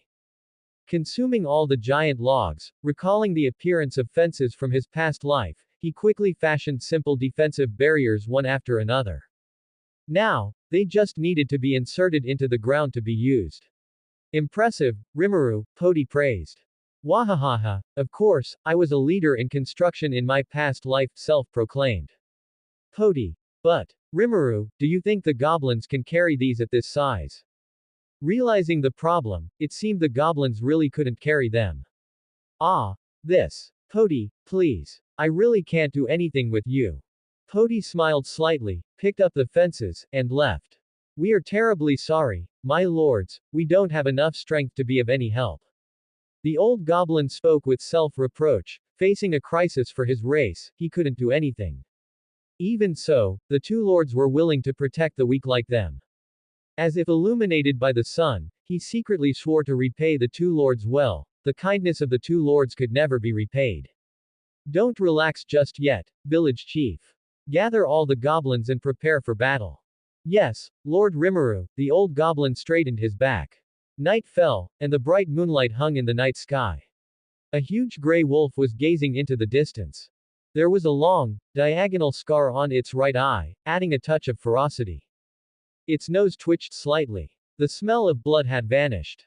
Did they run away? But the scent hadn't dissipated. It seemed they were prepared for a final stand. The direwolf king laughed disdainfully. The Jura forest without Veldora was nothing to fear. And the goblins would become the first step in our direwolf tribe's conquest. Only death and submission awaited them, there was no third option. Countless wolf howls rang out, responding to their leader. In the village, they're here, keep your spirits up. The goblins gripped their weapons tightly, their eyes fixed on the shadows atop the hillside. With the two lords here, we will surely make it through safely. Unlike the panic in the original story, the goblins now were very confident. Father, look. The direwolf king's son discovered something wrong and signaled his father to observe. Dark wooden fences surrounded the village. The goblins today seemed different from before, giving it an ominous premonition. Mere goblins, do you think some wood can stop us? The direwolf king felt provoked, but he also realized that this didn't look like something the goblins could do. Let's test them first. Go. Tear them apart. Awoo. The direwolf king commanded. The vanguard wolves attacked, determined to tear these lowly goblins apart, but they ignored the silver threads flashing with cold light in the air. In an instant, blood splattered. The vanguard direwolves were pinned firmly to the steel wires, and then scorching flames directly burned the direwolves to ashes. It ended in an instant without pain. Threads. Fire. The direwolf king said, confused. This wasn't something those goblins could do. You must know that even the strongest in their village didn't need him to make a move, they died under the siege. So, what was in front of him? Were they outside reinforcements? Father, the situation isn't looking good. The strange way the tribesmen died made his bad feeling very strong. Then let's retreat for now. He wasn't a stubborn fool, and his tribesmen weren't consumables. Before the words were finished, fires ignited all around without warning. The seemingly living flames enveloped them, forcing them to make a choice. Mere goblins. Charge. Follow me. The direwolf king commanded. He immediately led the charge, carving a streak of black lightning across the grass, his sharp fangs tearing through Rimuru's steel wires. Oh, Rimuru, your steel wires were actually torn apart. This wolf had some strength. No wonder it dared to invade the Jura forest, but it was just that. Rimuru. Poti, are you interested? Then should I spare its life? Poti. No need, just leave the corpse to me later. Rimuru. Understood. In the air, unable to move, what is this? In the air, the direwolf king looked at the threads that were different from before, and also saw Rimuru and Poti. A slime. A human. What a joke. I am going to conquer the Jura forest, how could I fall here? The direwolf king struggled mightily, attempting to power up. Water blade. A blue stream of light flashed by. The direwolf king only felt his eyelids become heavy, and he couldn't help but want to close them. Thud. The head fell, startling the wolf pack into stopping immediately. In an instant, the battlefield fell silent again. Rimuru and Poti leapt out of the village and came to the direwolf king's corpse. After devouring the body, they used magicals to piece it back together. Rimuru released mimicry, direwolf and coercion simultaneously. Listen, direwolf tribe, your king has been defeated by me. Now you only have submission or death. Make your choice. Looking at the unmoved direwolves, Rimuru felt a bit guilty. Poti, is this really okay? We killed their king, after all. He had originally wanted to scare them off. But Poti said that life wasn't a game of house. After making a choice, one should be prepared for death. Poti, relax, just watch. Didn't we leave them an option? By the way, give me some potions later, I need them for experiments. After collecting the direwolf king's soul and corpse, Poti spoke. Perhaps his first follower was about to be born, though this temperament would need some tempering. We are willing to submit to you. With Ranga taking the lead, the rest of the wolf pack also lowered their heads and lay down to show loyalty. Rimuru was stunned. They really submitted. Monsters are so hard to understand, but it's a happy ending for everyone. Long live peace. He turned back into a slime, but the wolf ears and tail didn't disappear. He looked adorable to death. Everyone, it's over. We won. Following Rimuru's announcement, the goblins let out excited cheers, and the direwolf tribe also howled at the sky, not knowing what they were happy about. We won. We won. We don't have to die. Long live Lord Rimuru, long live Lord Poti. Beside the bonfire, the goblins and direwolves slept side by side. It was hard to imagine that just a moment ago, the two tribes were mortal enemies. Rimuru. Unexpectedly simple. I thought it would be a thrilling, fierce battle. Did they accept each other so quickly? This is truly unexpected, Rimuru muttered to himself. Poti. Great hero, why are you looking so worried? Rimuru. Oh, it's you, Poti. Where did you go? Poti. I went to get some materials for experiments. So, what are you doing? I saw you sighing from far away. Rimuru. I'm thinking about how to settle the goblins and the direwolf tribe in the future. After all, since they've pledged their loyalty, we have to take responsibility, Poti. Rimuru. Also, life is so fragile. Poti, today's events are like a microcosm, making me feel anxious and uneasy. Perhaps. Rimuru paused slightly, then continued. Perhaps I was once an insignificant little person, so seeing the current situation, I can't help but want to protect them. Rimuru. The atmosphere was a bit heavy for a moment, and the bonfire gradually grew smaller. But there was no need to worry, because the sun was about to rise, bringing light and hope. Poti. Oh. How very reliable. It makes me want to rely on Ru too. He drew out the sound, making it sound strange. Rimuru. Poti, you're disgusting. Rimuru jumped up. Ha ha ha, alright, I just saw you were too depressed. Just as Rimuru said, we are both nobodies, it is to protect the things we cherish that we must work hard together, Rimuru. Oh right, let me show you something good. Clasping both hands together, a blue light bloomed within them, and before long, a small, sapphire-like orb appeared. Rimuru. Poti. What is this? A blue wave orb. Not at all. I call it Soul Orb 1.0. Its functions aren't limited to restoring magicals or enhancing physical constitution, it can also provide minor healing and suppress the worsening of wounds. Thinking about how difficult it is for weak monsters like goblins to become stronger, using some external aids was unavoidable. Poti. Aside from being a bit inhumane, everything else is quite good. What do you mean, a bit inhumane? Rimuru asked, puzzled, even the way it looked at the small orb changed. Well, you know, the craft is just getting started, so some things are unavoidable. Making this thing is basically just forcefully compressing it, and then it's done. You can't shatter the soul first either, the yield rate is higher if they're alive, Poti muttered, seemingly dissatisfied with the process. If it's a stronger monster, you could make 20 or 30 of them. He awkwardly touched his non-existent nose, this extraction yield was still too low. After a brief silence, Rimuru spoke up. Poti, promise me, never participate in any tribal disciplinary matters in the future. Oh, okay. Although it didn't know why Rimuru said that, being able to do less work was great. The next day, the monsters were gathered together, and the two announced something that sent them into a frenzy of joy. Is it true? Lord Rimuru is actually going to name us. The village chief said tremblingly, his cloudy old eyes wide open, as if he couldn't believe it. This is truly a dream come true.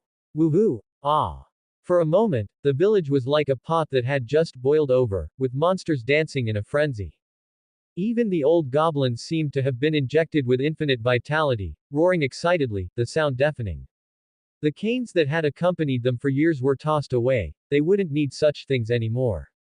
That fool Poti, he promised to be with me, but he vanished like he'd evaporated into thin air, disappearing without a trace.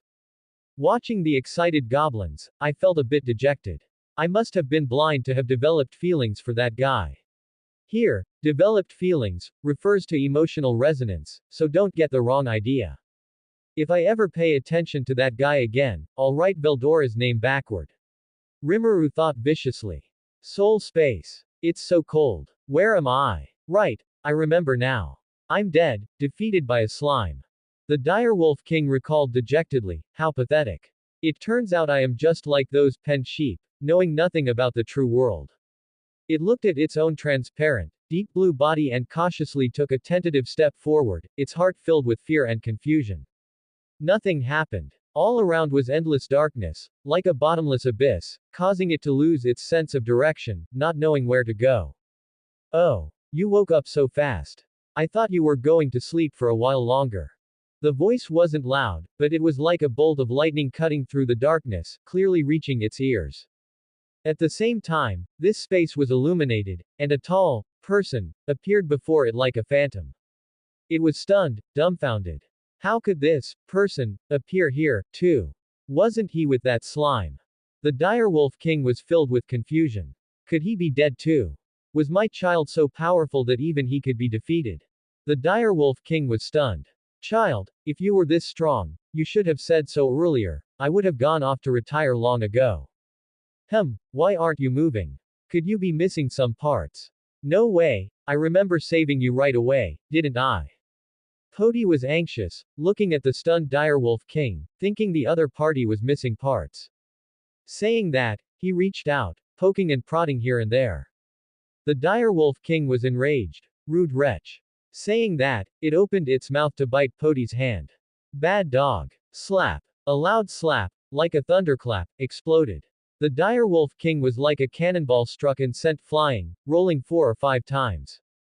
However, its tough fur was completely undamaged, but its color had become dull, as if it had lost the luster of life. Good heavens, I feel like I'm really about to die. This feeling was completely different from being decapitated by water blade. It was a fear of constant dissipation, which made its fur stand on end. Looking at the unmoving direwolf king, Poti was stunned. Could he have slapped it to death? He hadn't used that much force, right? He hurriedly walked over, only to see that the previously ferocious direwolf king was currently sobbing like a child, its pitiful eyes seemingly recounting endless sorrow. What was going on? Watching the sobbing direwolf king, Poti was confused. Did his slap knock out the other party's second personality? If the wolf could know the thoughts of the person before it, it would surely weep. After all, this concerned its fate. The direwolf king's advent. My dream of conquering the Jura forest. A slime ruined my dream of conquering the fall of the direwolf king. Second life. The direwolf king's rebirth. The double fall of the direwolf king. Lord, why are you here? Enduring the severe pain, the direwolf king spoke tremblingly, fearing another slap. Poti, I just came to see if you were awake. Who knew you'd suddenly take a bite at me? I'm sorry, Lord. I just woke up, and my consciousness isn't fully clear yet. Lord, do you know where this is? It seemed the other party had no hostility toward it, that was good. The direwolf king breathed a sigh of relief. Oh, here. It's inside my body. What's wrong? Is it uncomfortable to live in? Inside your body. Am I really dead? Lord, are you going to eat me? The direwolf king asked despairingly, its voice filled with fear and sorrow. Well, that depends on my mood. If I'm in a good mood, I might eat a bit more. Poti said, spouting nonsense with a straight face. Souls had no taste, at least he hadn't tasted any. The other party seemed to have been silenced by him, not speaking for a long time. Lord, as a loser, I have no right to choose, but I still implore you to grant the direwolf tribe a path to survival, the direwolf king begged, bowing its head. What a surprise. I thought you were an ambitious person, but you're unexpectedly wolf-hearted. He improvised a term, not knowing if the other party would understand. Besides, being able to calmly accept one's own death already surpassed most creatures. Looking at the direwolf king prostrate on the ground, his first subordinate seemed to be settled. The growth of the tribe does not conflict with ambition. Lord, I am their king, and naturally, I must bear the responsibilities of a king. Even though he knew how laughable it was to claim kingship before the human in front of him, he still said it. He was already dead. All he could do was continuously debase himself to trade for a path of survival for his tribe. But how can I ensure their loyalty? Your child is among them, right? This is the vengeance for a father's murder. A playful smile hung on his lips, but internally he couldn't help but sigh. As expected, some scenes cannot reveal a person's entire life. I cannot rely entirely on the plot, or I will suffer sooner or later. A look of pain flashed across the direwolf king's face, and it said in an almost pleading tone, "You can keep those children who are not yet adults. They will not betray you when they grow up. Their mothers can also be kept. As long as the children are there, they will never resist." Poti was somewhat surprised. He hadn't expected the other party to be so ruthless, though it might also be that his human perspective hadn't fully shifted yet. If he didn't have great power, perhaps even living would be a luxury, but since he did, he had to properly enjoy the benefits that power brought. Including your child. He wanted to see if this father and son were both this, filially pious. The other party said it without the slightest hesitation, "My child is already an adult. Lord." After saying these words, the direwolf king seemed to have all its strength drained away, collapsing onto the ground like a puddle of mud, waiting for Poti's judgment. Wow. Heartache aside, he still sold him out without hesitation. "You direwolf, you've got guts." Watching the grief-stricken direwolf, Poti decided to tease him a little more. What a pity. At this point, the direwolf clan should no longer exist. Perhaps it should be renamed the Star Wolf clan now. "My lord, what are you saying?" During the first part, the direwolf felt a dizzying sensation, as if he were about to faint. But when he heard the latter part, the three words, Star Wolf clan, his eyes suddenly widened. The name of the direwolf clan couldn't just be changed like that, unless. "My lord." This cry sounded much more intelligent, and the fawning tone was even more obvious. "It is exactly as you think. My best friend gave your son a name, and now your entire clan has evolved." Even though the other party hadn't changed at all, Poti felt that the direwolf's brain was already playing good luck. "Thank you, my lords. I apologize for my previous rude behavior toward that lord. To die at the hands of such a powerful monster, and for the other party to accept his clan despite past grievances. From the perspective of a monster, this was already a tremendous blessing. Now I have no regrets in death. Do it, my lord." He raised his head, exposing the vulnerable part of his neck to Poti. "Ah, is that so?" he said, looking regretful. "I originally wanted to ask if you were willing to become my subordinate, but since you are determined to die, I will reluctantly grant you a quick end." He raised his fist, aiming at the other's head. Wait, my lord." His expression crumbled, likely due to excessive urgency. "What is it?" Poti asked curiously. He looked at Poti with eager eyes. "My lord, could you repeat the previous sentence?" Poti. Extra meal. Bubbles came out of his nose, and he seemed about to cry. "The one before that." Poti. Seeking death. "The one before that." Before the word, subordinate, could be spoken, the direwolf made a prediction. "I am willing, my lord." The dim-bodied direwolf rolled over like a child, his eyes flashing with excitement as he looked at Poti with eager expectation. Poti. 6. "My lord, you must give me this opportunity." The direwolf cried out, while simultaneously regretting why his mouth had been so fast. Now that he knew his clan was fine, his son had been given a name, and the clan was thriving, he didn't want to die anymore. Restore the Han dynasty. As for his son's betrayal or whatever, he didn't care at all. Survival is the foundation of everything, and life will find its own way, this is inevitable. Now that his child had made the right choice, what reason did he have to blame him? "Very well. I came for you in the first place, but you are too weak right now. You aren't qualified to receive a name from me." He was lying, he had actually already decided. The direwolf didn't speak, he sat up straight, looking at Poti with eyes like torches. He hadn't become the direwolf king by being a parasite, the position of direwolf king was earned through his own strength. Years of fighting had taught him that there were no free benefits in the world, only constant growth and constant fighting were the way to go. Not a bad look. Poti praised him. He liked him more the more he looked at him. No, he couldn't laugh yet. "Let me briefly introduce myself. My name is Poti Tempest. You are dead now, and you exist in my space in the form of a soul." The short words shocked the direwolf. Was this the world of the strong? Even his soul couldn't escape. He had thought he was still alive.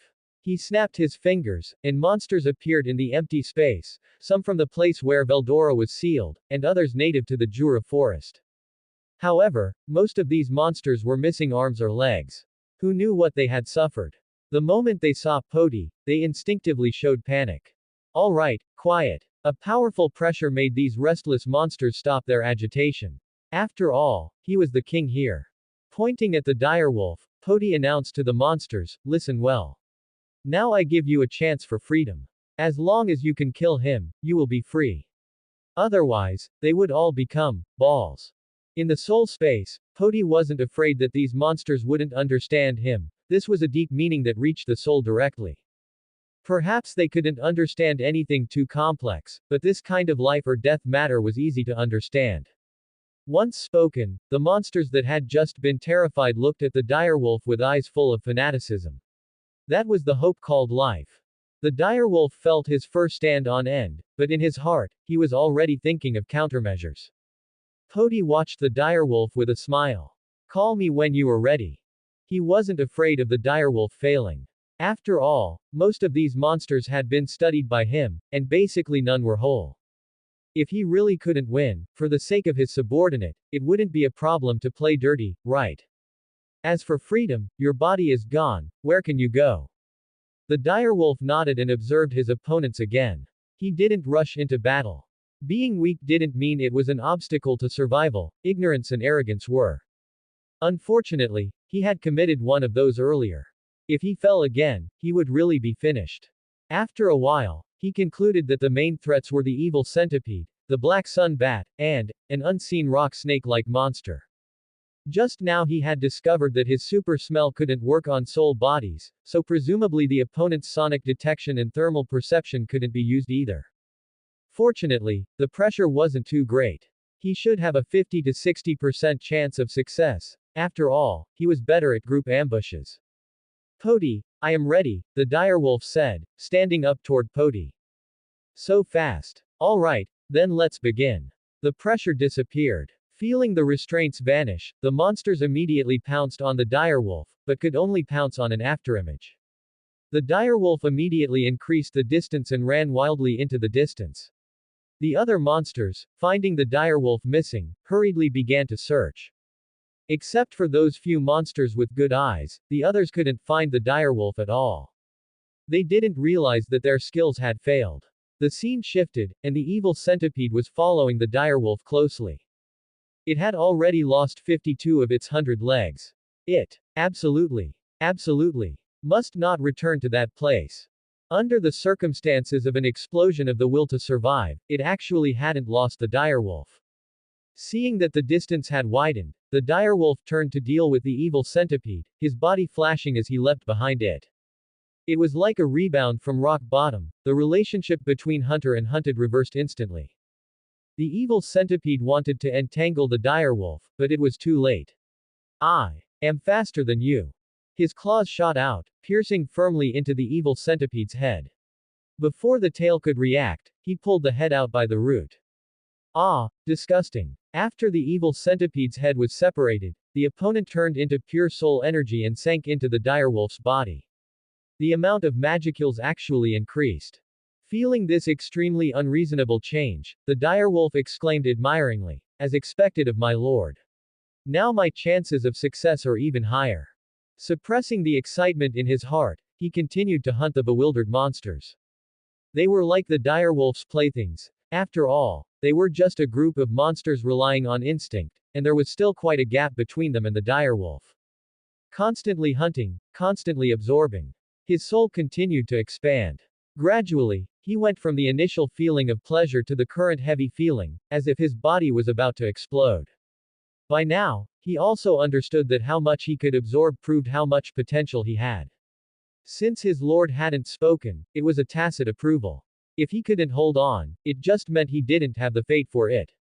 The direwolf, thinking everything was a trial, silently endured it all. Holy crap, he can eat so much. Poti almost shouted it out. It wasn't that he didn't have other direwolf souls, he had experimented with the souls of those vanguards, and the record was 8 before they exploded. Thinking that he was a king, he should at least manage 11 or 12, but now it was 31. How could he not be shocked? However, he hadn't spoken, so he should still be able to eat, right? He couldn't appear inexperienced. Not bad, you have potential. The master and servant were characterized by one not speaking and the other not asking. It was like pulling a gold card. Poti was especially happy now and couldn't wait to show off to Rimuru. On the other side, my body is so swollen and painful. The tearing sensation was even clearer in the spirit body, but the direwolf dared not relax, just because in front of him was a 2.5-meter long rock snake. Although small in size, its power was surprisingly great. He had accidentally taken a tail strike earlier and was now a bit weak all over. He couldn't break through its defense at all. Even though he had held on until the end, feelings of unwillingness welled up. As long as I kill it, I must not fall. After a brief rest, the rock snake made the first move. Despite looking clumsy, its body could shoot out rapidly. It was so fast that he couldn't react. Relying on his years of fighting instinct, he narrowly avoided it. But he was hit by the snake's tail. The pain slowed his reaction by half a beat. His front paw was bitten, and he had no choice but to bite back. The snake's body tightly wrapped around the direwolf, determined to seize this opportunity to finish him off, completely ignoring the direwolf's biting. There was no competition of skills, no calculation of strategy. This battle had turned into a pure struggle, either you die, or I die. The direwolf also acted fiercely, ignoring his squeezed body and broken teeth, biting the snake's head desperately. Ah, die for me. His incomplete teeth bit through the thick rock layer, taking the other's life. As long as I absorb the last one, I will win. He sucked the snake's soul into his body, and his already unbearable soul completely collapsed. In an instant, the direwolf began to shatter because he couldn't bear it. Seeing this, Poti cursed directly. This idiot, he can't hold on but doesn't say a word. He instantly exited the soul space. Before him lay a wolf corpse, the restored body of the direwolf. He grabbed it and immediately, he stuffed it into his body. The collapsing soul stabilized for a while. Although the flesh bore a part of it, it was still collapsing. He took out Rimuru's potion and his own improved pills, and shoved them in regardless of anything else. You fast-mouthed guy, eat. He roughly shoved a bunch of potions and pills into him. Watching the aura getting weaker and the soul getting dimmer, Poti was anxious to death. Right, naming. I, Poti Tempest, grant you a name. From now on, you are Bruce. After saying this, Poti felt that half of his magicules had been sucked away at once. There was no time to be shocked. He hurriedly looked at Bruce, and the collapsing soul finally stabilized. He let out a long sigh of relief, but because of the previous collapse, the aura was now a bit weak. Even if he evolved, he might not return to full strength. He steeled his heart. He cut off a part of his own soul and gave it to the direwolf. Anyway, he was a special individual, so he could just eat more. His means of transportation couldn't have anything happen to it. He put him into the soul space and let him evolve slowly. Ah, finally done, he stretched. What will he evolve into? I'm so looking forward to it. After hunting a wave of souls, he returned to the village. As soon as he entered the village, he saw a sturdy goblin running over, like a war maniac from a certain world. He was really curious about how the others' two fangs had evolved like that. They looked like it. Really too much like it. Poti naturally recognized that this was Rigurd, but he wasn't as sturdy as he remembered. Was it because he had just been named? It seemed that some evolutions were not completed instantly. Lord Poti. Rigurd slid and knelt in front of Lord Poti. What is it? Rigurd. Rigurd was stunned. Question mark exclamation mark. My lord, how do you know my name? I have a special means of communication with Rimuru. He has already told me about the naming. Rigurd was shocked. As expected of my lord. Very well, Lord Poti. However, Lord Poti, Lord Rimuru has fainted because of naming us. Please go and check on him. He didn't expect that the Lord could do so much for them. If the Lord were injured because of them or something, he would blame himself for a lifetime. Very well, but don't worry too much. During this time, the village will be left to you to manage. Rimuru and I both believe that you can do it. He briefly comforted the other party, waved his hand, and walked toward Rimuru's room. Yes, I will definitely not live up to the trust of the two lords, Rigurd said with tears in his eyes. Loyalty. In front of Rimuru's door, Ranga was waiting. The Lord had fainted after naming him here, so he was very self-reproachful. Ranga. Lord Poti. Oh. It's Ranga. Thank you for your hard work. I will take care of Rimuru from now on. Ranga shook his head. Being able to give for the two lords is my happiness. Ranga said. He didn't know why, but when he saw Lord Poti, he always had a bad premonition. He shook his head. What am I thinking? The two lords are best friends, even if they wanted my life, it wouldn't be a problem. Besides, the Lord just showed concern for me, so what is this chill? Ranga, unable to figure it out, chose to give up. Forget it, let's just protect the two lords well. I'm really looking forward to it, Ranga. Poti looked back at him. What kind of expression will you have when you see your old man resurrected? The familiar top of the tent appeared in his field of vision, and Rimuru knew he had woken up. Rigurd is really something. He should have just told me about the excessive consumption of magicules directly. And that fool Poti, I don't see him all day.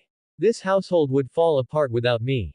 The first thing he did upon waking up was complain. He had learned from great sage that excessive consumption of magicules would lead to falling into a deep sleep. But what he didn't know was that if it had been anyone else, they would have already become a dried corpse. The magicules consumed for naming cannot be recovered 100%. Only Rimuru would dare to play like this. After all, the third one inside his body was a superpower bank. No, wait. Poti could do it too, as long as there were enough snacks. A lazy voice rang out. Well, that's truly my apology.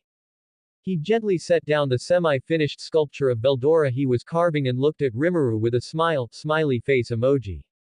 Wah! Lord Poti, when did you get here? Rimuru was startled, acting like a student caught doing something bad, panicked to the extreme. I've been here since the moment you woke up and started complaining, Poti said, rubbing his non-existent chin. After all, I've been with you for these past 3 days. Poti. So you were that worried about me. Rimuru shed some touched gel and crawled towards the other person. Since Rigurd is handling the village affairs, and after I taught them what I could, I was just too bored, so I had to play around with some handicrafts. He stretched and poked the soft Rimuru with his finger. In reality, he had been observing Bruce's evolution. Now it seemed to have stabilized, and it was estimated that he would wake up in these next 2 days. He breathed a sigh of relief. His first draw had almost been dismantled. With previous experience, things would get better and better in the future. Poti. Give me back my tears. Do you have any idea what I've been through these past few days? You have no empathy for me at all. Rimuru wailed, looking like around mint candy. You slept soundly for 3 days. Does that count? He needed the mint candy, considering it a form of comfort. He was no longer the same person he was before, he wouldn't be fooled by a few words again. It counts, PFFT, no, it doesn't. Quote exclamation mark. Why do you think I was sleeping? After thinking for a while, he gave the answer, you're weak. Baka. Rimuru lunged, wrapping around his head, not caring whether it was hot or not. Watching the about to explode Rimuru, Poti knew that if he didn't coax him, it would be over. As for why he needed to coax him, don't ask. Here, compensation. He handed over a pure white sculpture, which depicted Rimuru wearing a magic hat and holding a staff, looking extremely cute. Rimuru's small hand took it, but his mouth wouldn't let it go. HMPH, I'll forgive you this one time.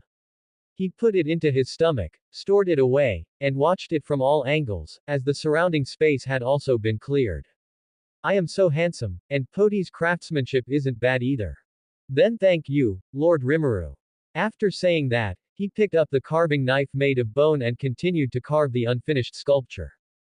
Rimuru took a look and shouted, oh! It's Veldora. Even though it was a semi-finished product, that unique aura allowed Rimuru to recognize him. Poti nodded. Yeah, everyone in the village likes it quite a bit. By the way, Rimuru, your popularity is the highest. Is that so? Hey, is it really that exaggerated? He scratched his head bashfully. Yeah, I use this to motivate them to work. They are all working very hard. After all, survival used to be difficult for everyone, but now they don't have to worry about food, though other aspects are still lacking. Is this a simple mode of faith? Lord Poti thought. Rimuru. Merchandise, huh. I wonder if Tamura looked at my computer. If he saw my merchandise, that would be terrible. He was always thinking about his past life. During the chat, a big man pushed the door open and entered. As soon as he opened his mouth, he was full of vigor. Poti. Today our hunting territory expanded by 2 more areas, and we also discovered a small lake where we can raise fish. Ever since he started working for the 2 lords, he had become more and more addicted. He had fallen in love with this feeling. How reliable, Rigard, Lord Poti praised.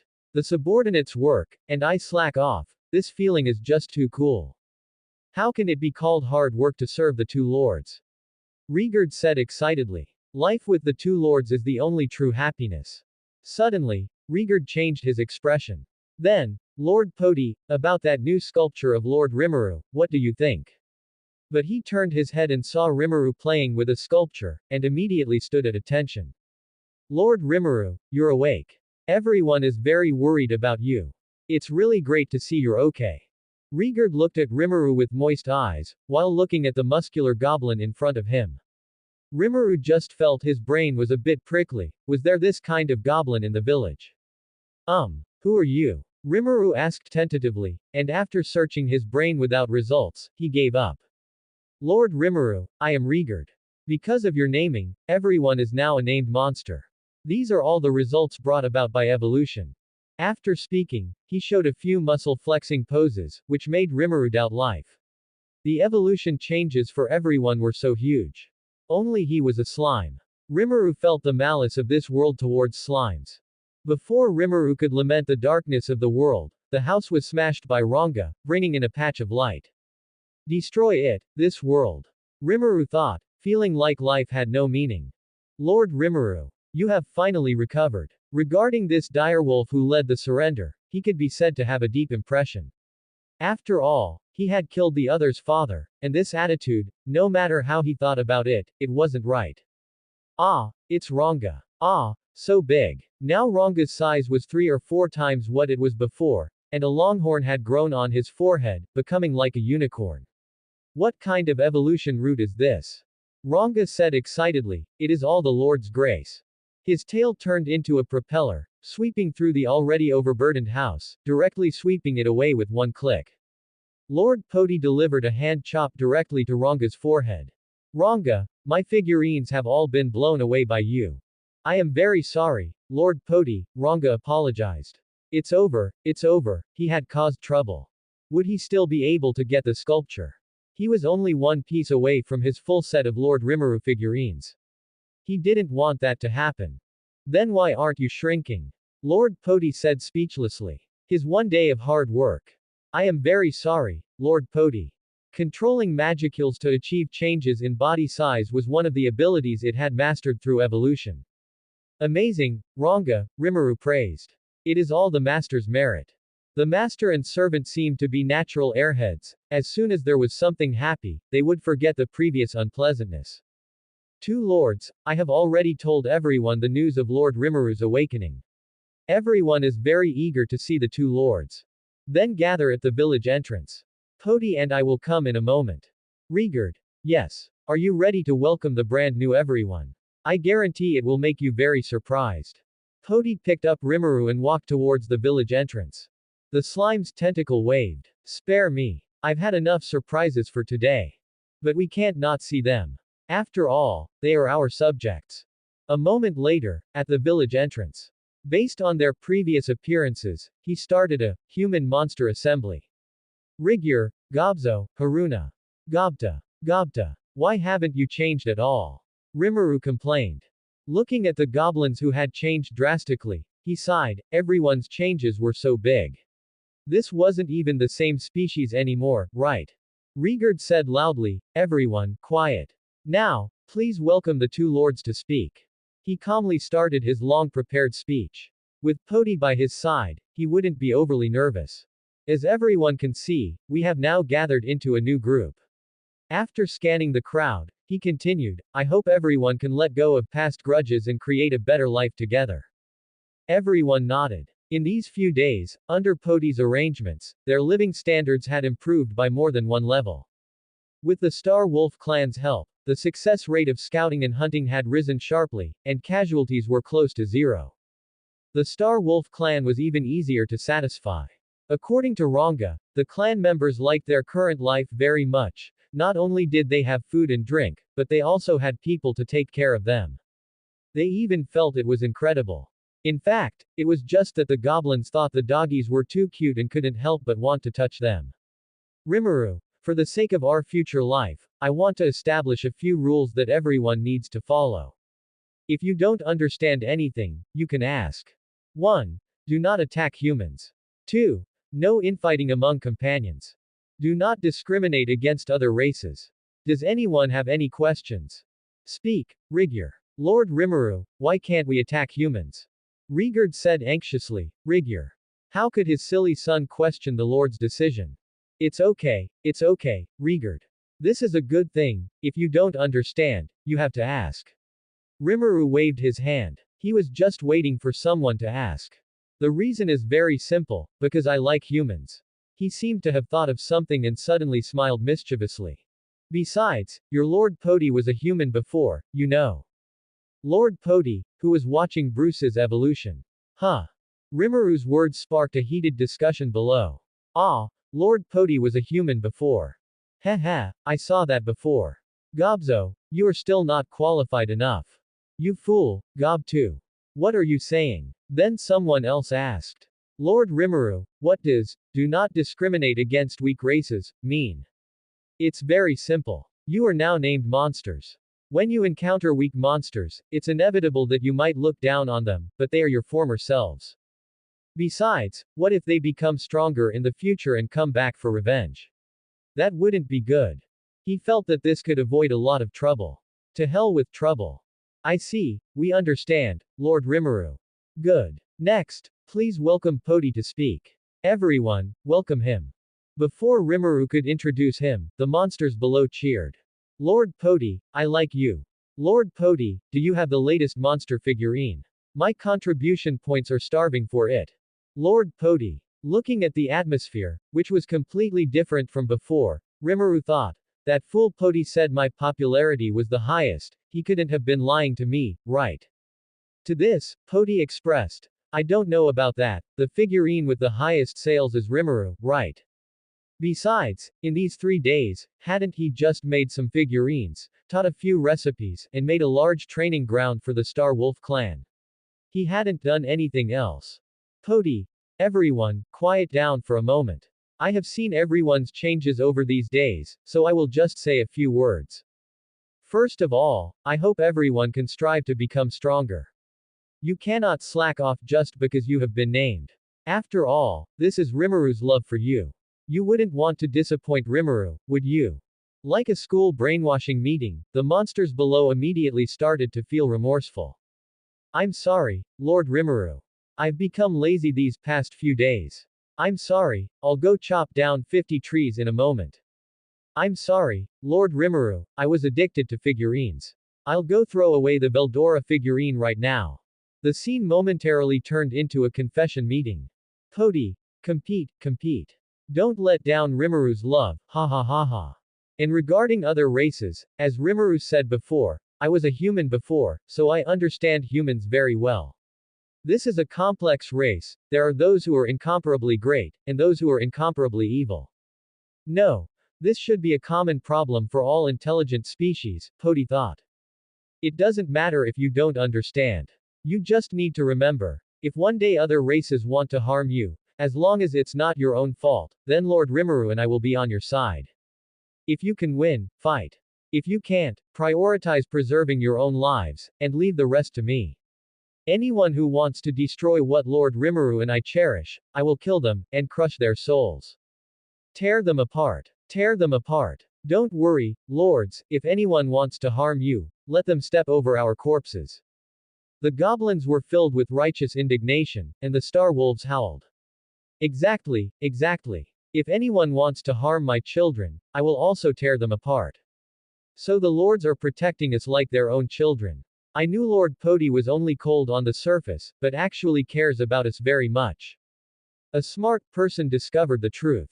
Rigurd's eyes were moist. Lord Rimuru is benevolent and majestic, Lord Poti is majestic and benevolent.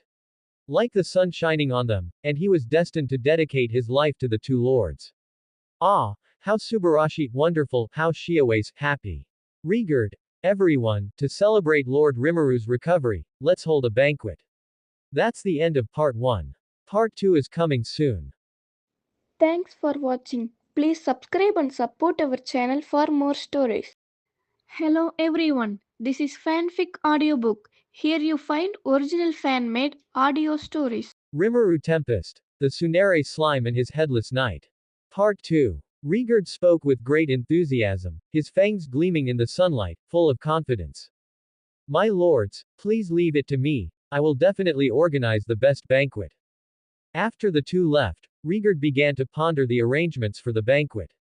What should he choose as the main ingredient? He rubbed his chin. A guru deer. No, he felt that was too ordinary.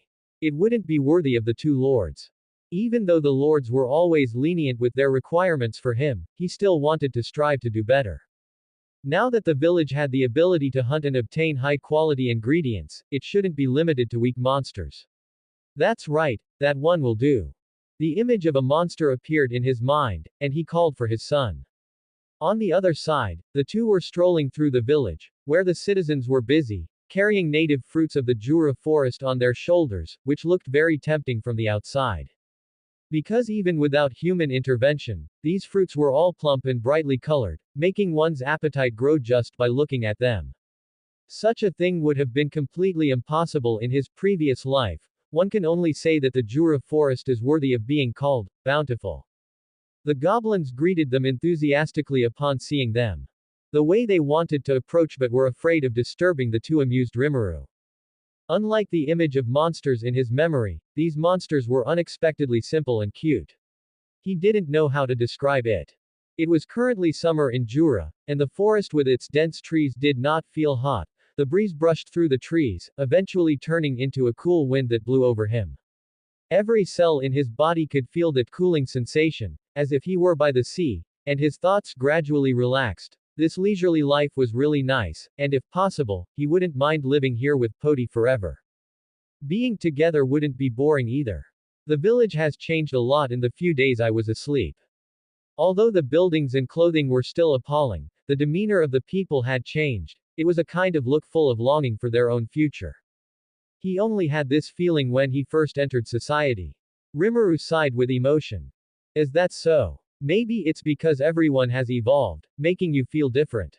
Not understanding the meaning of his words, Poti said casually. Evolution. This word hit him hard. Why? Why wouldn't a slime have any changes when evolving? Discrimination. This is naked discrimination. Hey. Evolution. This isn't evolution, it's completely a different species. He voiced his dissatisfaction, hoping Poti would understand and comfort him. However, he didn't wait for Poti's comfort, but instead waited for the great sage to twist the knife. Report. Goblin evolved into hobgoblin, female goblin evolved into goblin beauty. Great sage, I was just complaining, no need to explain, Rimuru said with a lifeless expression. Ha ha ha, come, let me show you around. As the leader, you can't be lazy. Placing the sorrowful mint-flavored candy on his shoulder, he intended to let Rimuru shift his attention. Rimuru waved his little slime hand, then I'll trouble you, Poti. Stepping into the simple cave, the surrounding earthen walls were pitted, and thick logs formed the rafters. Although it was too rough, the structural strength was certainly enough. First stop, the storage room, Poti introduced to Rimuru. The goblins didn't have a surplus of food in the past, but times are different now, and I can only lead them to dig simple cellars to store food.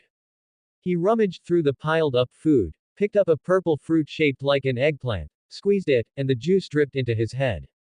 Smacking sounds came from the flames. I still can't get used to the taste of monsters. It would be great if I could get a human. Don't you think so, Rimuru? Rimuru thought for a moment and said, well, it would be a huge misfortune to be targeted by you. He also picked out a similar fruit and wrapped it into his body. The fruit dissolved, and an indescribable taste came through. Tooey, disgusting. Just now, it mimicked the taste of a black snake, and it felt like eating a devil fruit. Poti, what kind of taste are you using? Why does it taste so bad when I eat it? Poti, well, small animals in the Jura forest. The Gura deer were hunted by Rigur and the others. Speaking of which, Poti, you even organized a hunting team. That's really reliable. That's nothing. As long as I pick out those with hunting experience in the village, let them lead a few newcomers, and pair them with the Star Wolf clan, I basically won't need to worry about it after a while. Compared to this, I am more concerned about the surrounding environment, so I intend to let Rigard and the others explore. Although there is no talent for drawing maps, we must at least figure out the surroundings. Rimuru sighed, yeah, there is no talent for living. After all, it was difficult for weak monsters to survive in the past.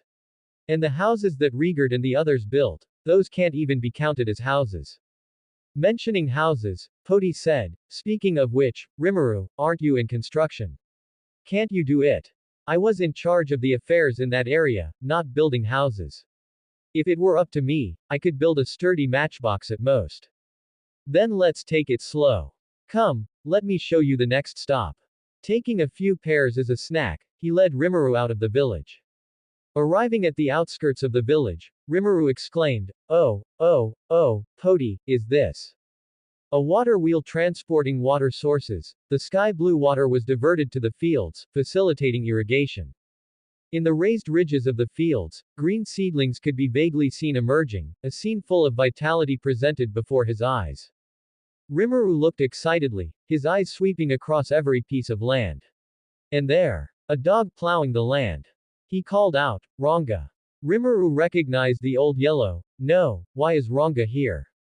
Yes. Mas tilde tear. Hearing the voice, Ranga turned his head, and after discovering it was his master, he rushed towards Rimuru with mud and water at high speed. Seeing that things were not looking good, he immediately threw Rimuru towards Ranga. In the air, Rimuru screamed, ah, Ranga, don't come over. Mas, tear. Ranga rubbed against Rimuru affectionately, regardless of the mud on his body. The mud rubbed onto Rimuru. Ranga, why are you here? The mud on his body was absorbed into his stomach. Fortunately, he was a slime and had no hygiene concerns. Water gun was like a spray gun in a car wash, washing away the mud on Ranga's body. Rimuru was puzzled. His little pet was actually not in the hunting team, which made him a bit confused. Lord Poti. No. Do you want to destroy the Jura forest? It was all arranged by Lord Poti. Ranga shook off the water, and a rainbow formed around him. His master must have seen his hard work and would definitely praise him. After all, Lord Poti had said that labor is the most glorious thing. Thinking of this, his tail wagged uncontrollably. Rimuru. You mean, all this land was plowed by you alone as a wolf? Looking at the vegetable field that was almost 3 times the size of the village. Ranga. Yes, master, this is just a trivial matter. Ranga said proudly. Noticing Rimuru's resentful gaze, he hurriedly defended himself. Don't look at me, I just asked him to do some experimental fields. I don't know how the crops in the Jura forest grow, so I definitely had to plant and try it first. The rest was the land he plowed because he couldn't stay idle. What can I do? Spreading his hands, he was also very helpless. Subsequently, he looked at this big dog, and you, Ranga, didn't I tell you that no matter how much more land you plow, your contribution won't increase anymore? Hearing this, Ranga begged, don't, Poti, my contribution is only a little bit short, and I can redeem that thing. Contribution. That. Poti, what are you talking about? The strange vocabulary puzzled him. Did he really only sleep for 3 days? Poti explained, I mentioned it before. The village doesn't have a currency system, and everyone still lives by bartering, so I created a contribution system. Except for the necessary development items for the village, I will distribute the rest, letting everyone earn some contributions. Then, contributions can be exchanged for some things I made, and they can also appropriately make requests to me. It was considered a kind of incentive behavior because most of his own efforts in his previous life had no return, so he didn't want to make the goblins work too hard. By the way, Rimuru, you are already a big debtor. Rimuru. A rich man. I have a lot of contributions. Not that kind of rich. To enrich the prizes, I made some coupons related to you. This is all for the village, you can understand, right? Listening to Poti's cheeky voice, Rimuru suddenly felt a chill in his heart, as if he was about to lose something. Rimuru, asshole, what have you done? Tell me everything immediately. Ahem, Ranga, show your coupon to Rimuru. Yes, Lord Poti. Receiving the order, Ranga dropped a pear yellow wooden plaque from his snow-white fur. The wooden plaque even emitted a faint fragrance, showing the care put into its making. Ranga carefully held the wooden plaque in his mouth and placed it in front of Rimuru. On the wooden plaque was a cartoon pattern and Rimuru one-time embrace coupon. The sound of petrification rang out. It was unknown who did it. Rimuru, Poti, how many of these did you make? It's not that many, just 20 or so. After all, I can't make things too difficult for you. Hearing the number, Rimuru breathed a sigh of relief. Fortunately, it wasn't much, he should be able to pay it off with a few days of effort. But then, Poti's words made him petrify again.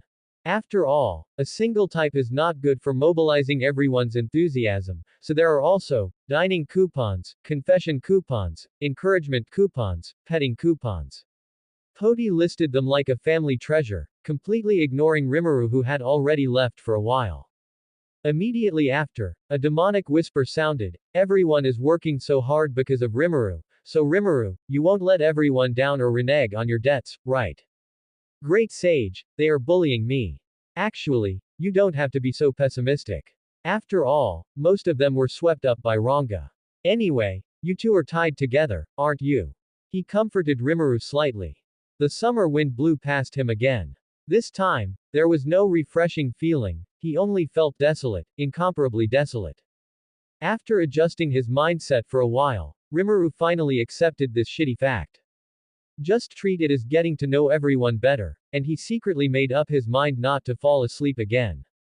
Rimuru said weakly, let's go, Poti, next stop. Riding on Ranga, Rimuru and the other arrived at the training ground that Poti had made for the Star Wolf clan. The open field was stuck with tree stumps, and there were hurdle-style wooden boards, all kinds of obstacles, and even wooden frisbees. Poti, are you sure this is a training ground?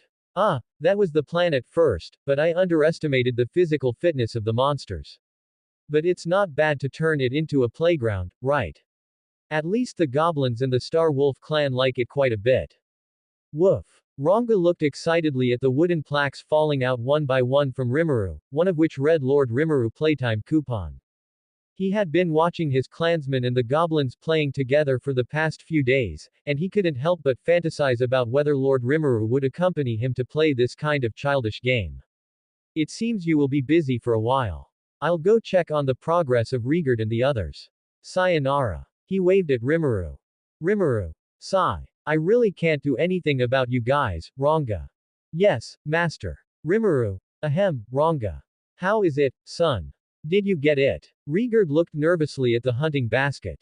It was terrified that the contents might vanish. If that happened, how would it face the two lords? Rigard just shook its head, a look of disappointment on its face.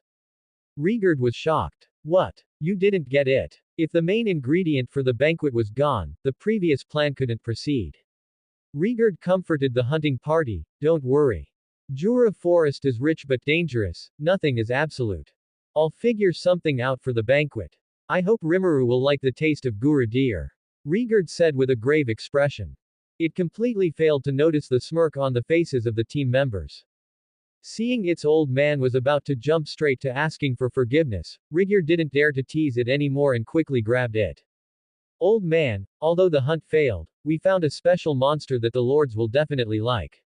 Huh. Following Rigard's questioning, Rigard had no choice but to recount the whole process.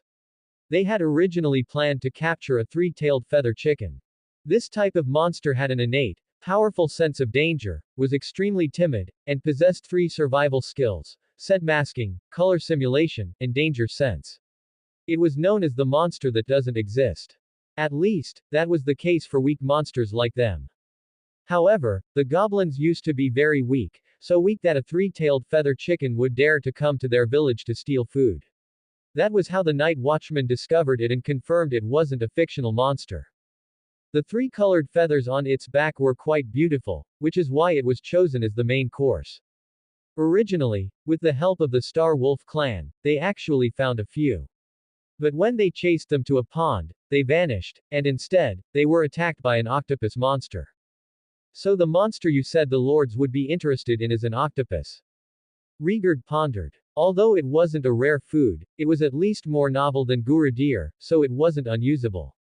Old man, we are monsters named by Rimuru, how could we possibly offer such a monster to the two lords? Rigyur said, speechless. A chestnut-flavored smack to the head appeared, and a bump formed. Now you even dare to fool your old man. Just spit it all out at once. Rubbing its head, Rigyur continued, although that monster wasn't up to the task, while we were searching for the three-tailed feather chicken, it ambushed us, and then Gobta was dragged into the water.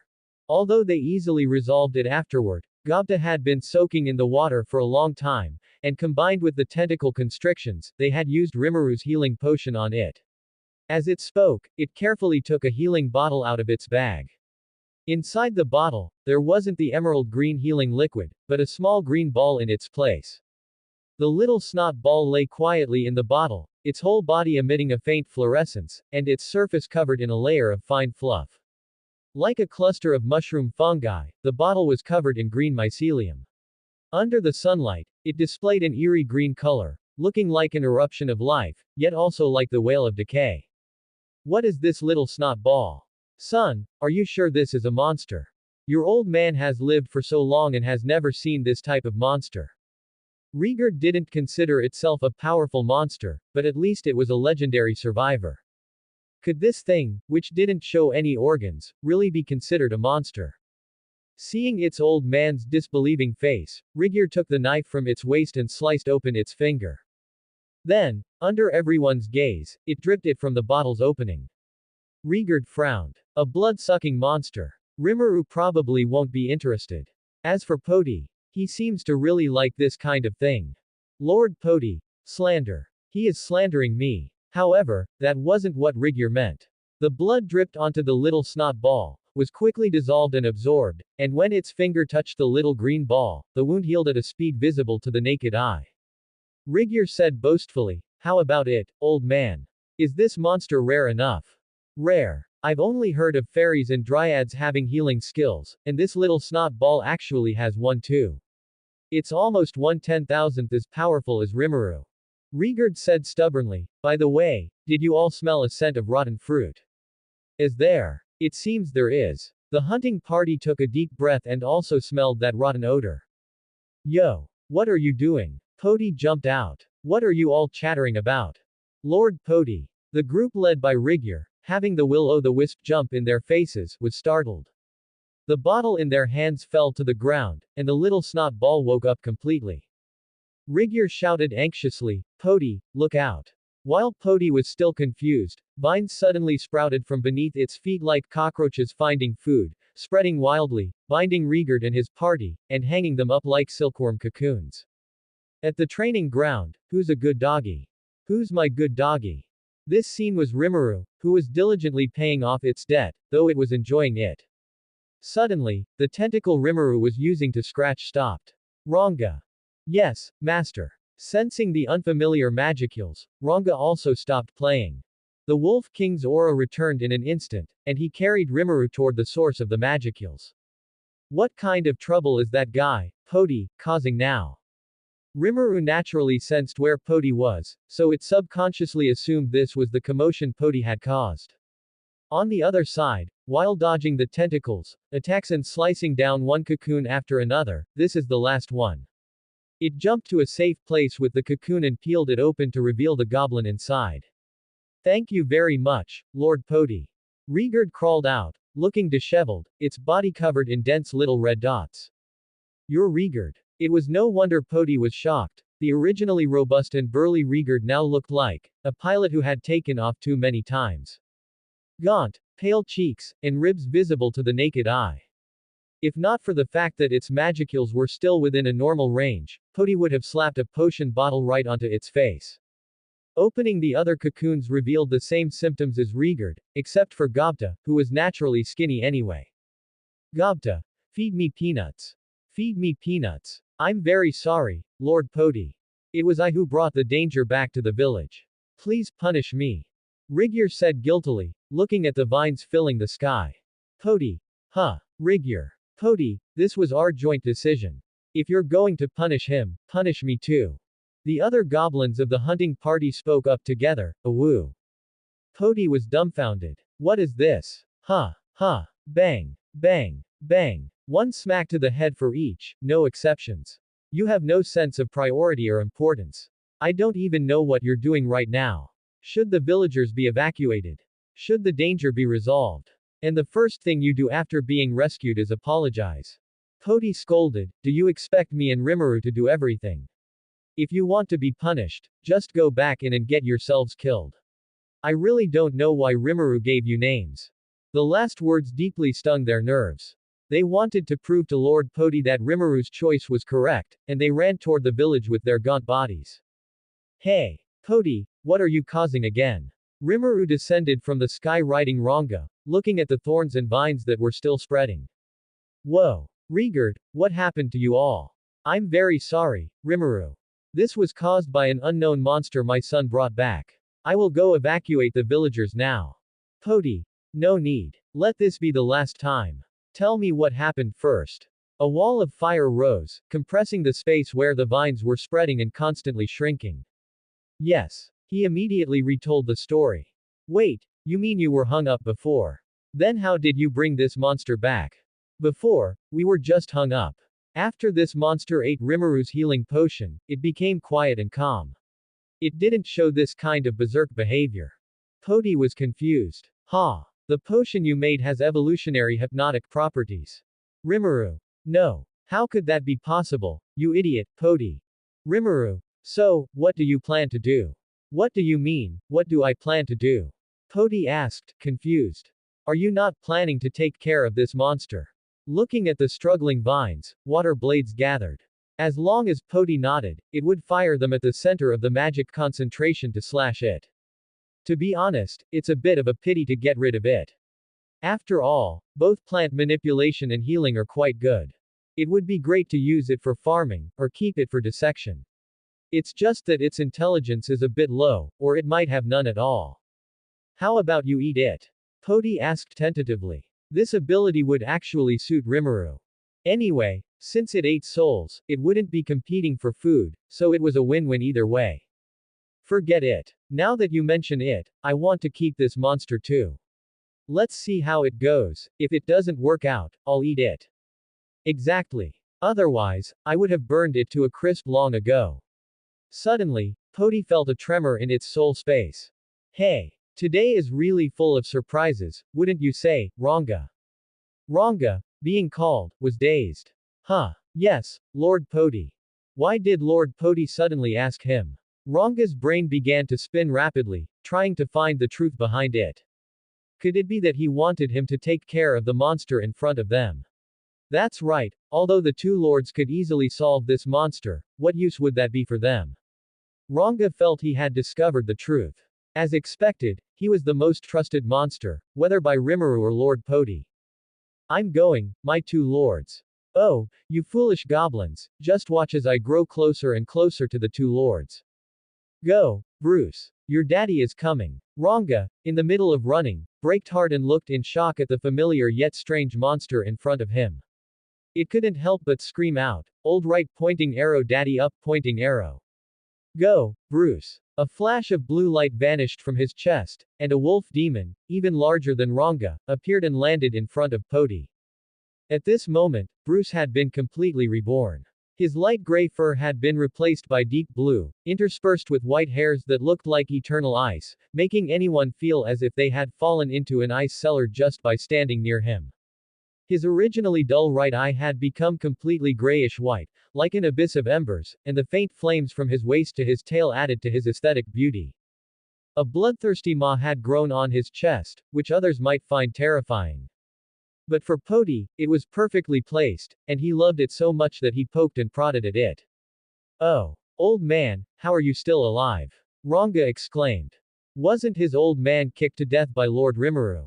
How could he have risen from the dead here with Lord Poti? Before he could think, a paw with deep blue flames pinned him down, forcing him into intimate contact with the ground. Is that any way to talk to your father? Bruce scolded. The mouth on his chest barked incessantly, but upon seeing Poti and Rimuru, it switched to an excited, smiling face. Master, thank you for granting me new life.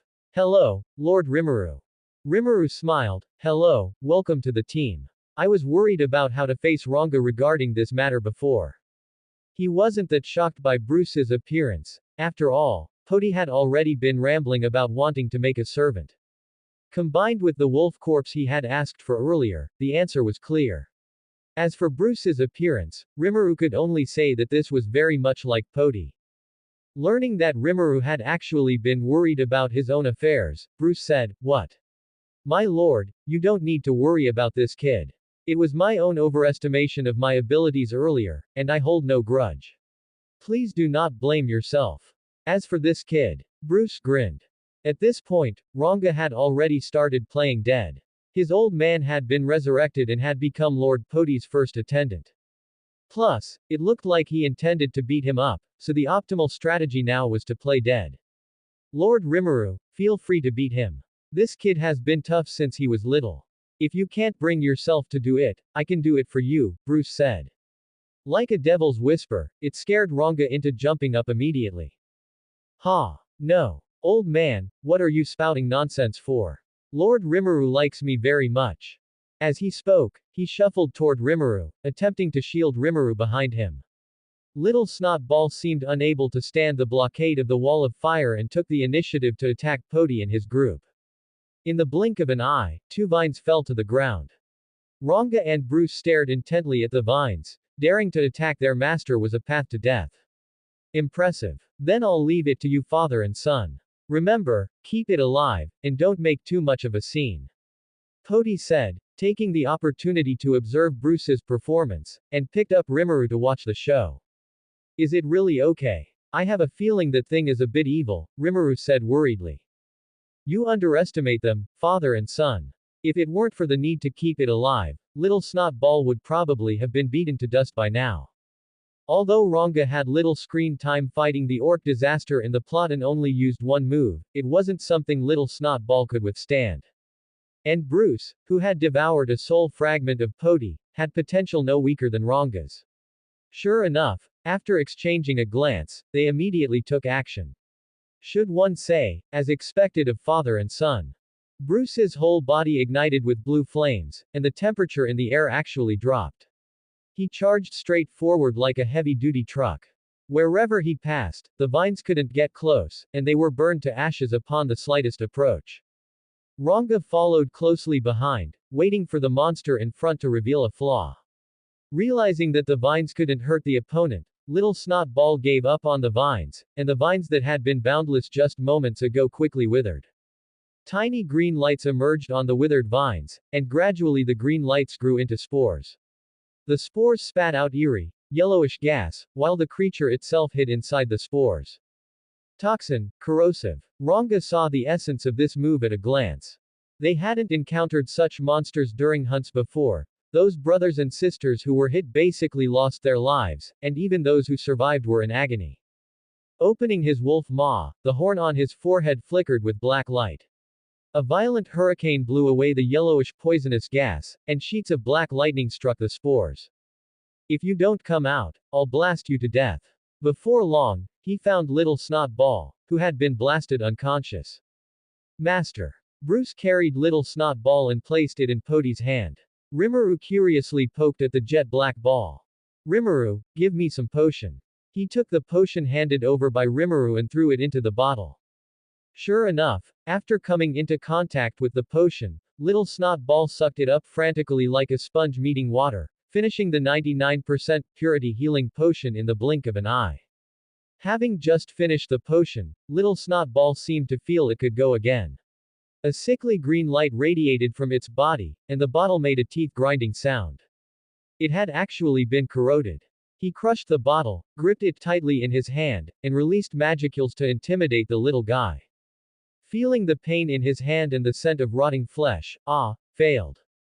Poti. Poti. Master. 3 worried voices cried out. They had already seen Podi's palm, which was showing white bone mixed with rotting flesh. Relax, relax. This kind of disobedient little guy should be thrown into the soul space to calm down first. Podi clapped his hands. Alright, let's lock this little guy up for a while. Flames ignited on his palm, and in a short while, the corroded palm was as good as new, as if by magic. Ta-da, how is that? Rimuru, Podi, are you a child? Rimuru, you talk too much. Let's go, back to the village. From far away, they saw Rigurd guarding the village entrance, and upon seeing Podi and his group, he rushed over.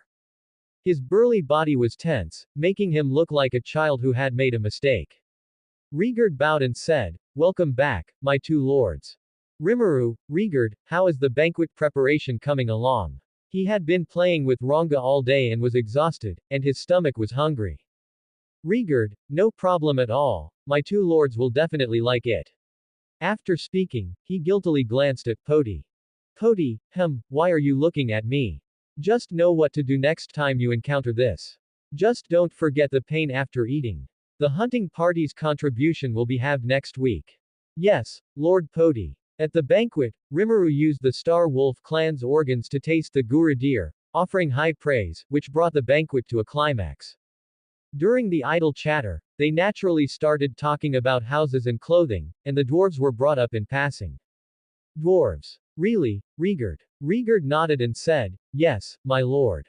We have traded with them before, and their craftsmanship is impeccable." Oh. Podi, dwarves. Rimuru said excitedly via telepathy. Alright, I know. Let's pack up tomorrow and set off. On this particular morning, the morning mist was pervasive, and Jura forest was covered in a thin layer of white frost.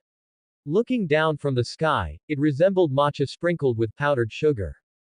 Rimuru hadn't expected that just by mentioning it once, Podi would decide to take him to the dwarf kingdom. Perhaps his position in the other's heart was more important than he had imagined. It has already been 10 weeks since I came to this world, Podi remarked, watching the busy goblins. It really is. Who would have thought there would be a chance to live another life? Rimuru felt quite emotional as well. This could be considered his own stroke of good fortune. But, Podi, is it really okay to take so many people? Looking at the busy goblins, Rimuru asked with concern. Unlike the party in the original story, this time the scale had been raised to 20 people by Podi. At this moment, the goblins were checking the food and water, while also feeding the Tempest wolves. Podi said, "We are going to a nation, not a bandit den. Since it is rare for us to make such a trip, we naturally need to prepare more supplies that cannot be obtained in Jura forest." Rimuru asked in confusion, "Do we have money? Your healing potions can save someone even when they are on the verge of death, do you think they can be exchanged for money?" Podi retorted. "They probably could. As for the supplies, it would be fine to just store them on me. That way, so many people wouldn't need to go." He still felt it was inappropriate. After all, they were going to someone else's territory. He didn't want the goblins to take risks. If something were to happen, he would feel uncomfortable regardless of whether he saved them or not. The unknown is always something to be feared. Even when entering the country later, he had only brought Gobta, which showed his caution. Podi grabbed Rimuru, who cried, "One bag at a time, let go, Podi." When the two of them were together, he wouldn't activate his resistance, otherwise life would be too boring. Podi said, "No, don't even think about it." "Why?" Rimuru protested, rubbing his deformed body. Podi advised him earnestly, "We are protecting them, not acting as their nannies. Doing this will only make you more tired, and they won't grow at all." Rimuru started, but the words stopped at his lips. What Podi said was not unreasonable, had he been overprotecting them. Looking at the troubled Rimuru, Podi spoke up, "Alright, they aren't as fragile as you think. Besides, if an accident can happen even with both of us present, what good is your worrying?" Rimuru realized this as well and stopped worrying about it. That's true. Since things had come to this, he wouldn't dwell on it anymore. His potions would probably be able to exchange for a lot of money, so what should he buy then? Condiments were a must-buy.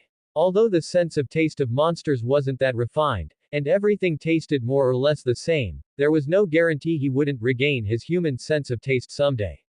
Rimuru felt his previous sense of taste was better. Oh, heavens, grant me a human body. He could also prepare some paper. Lord Poti kept nagging about maps every day, so he would show mercy and buy some for him when the time came.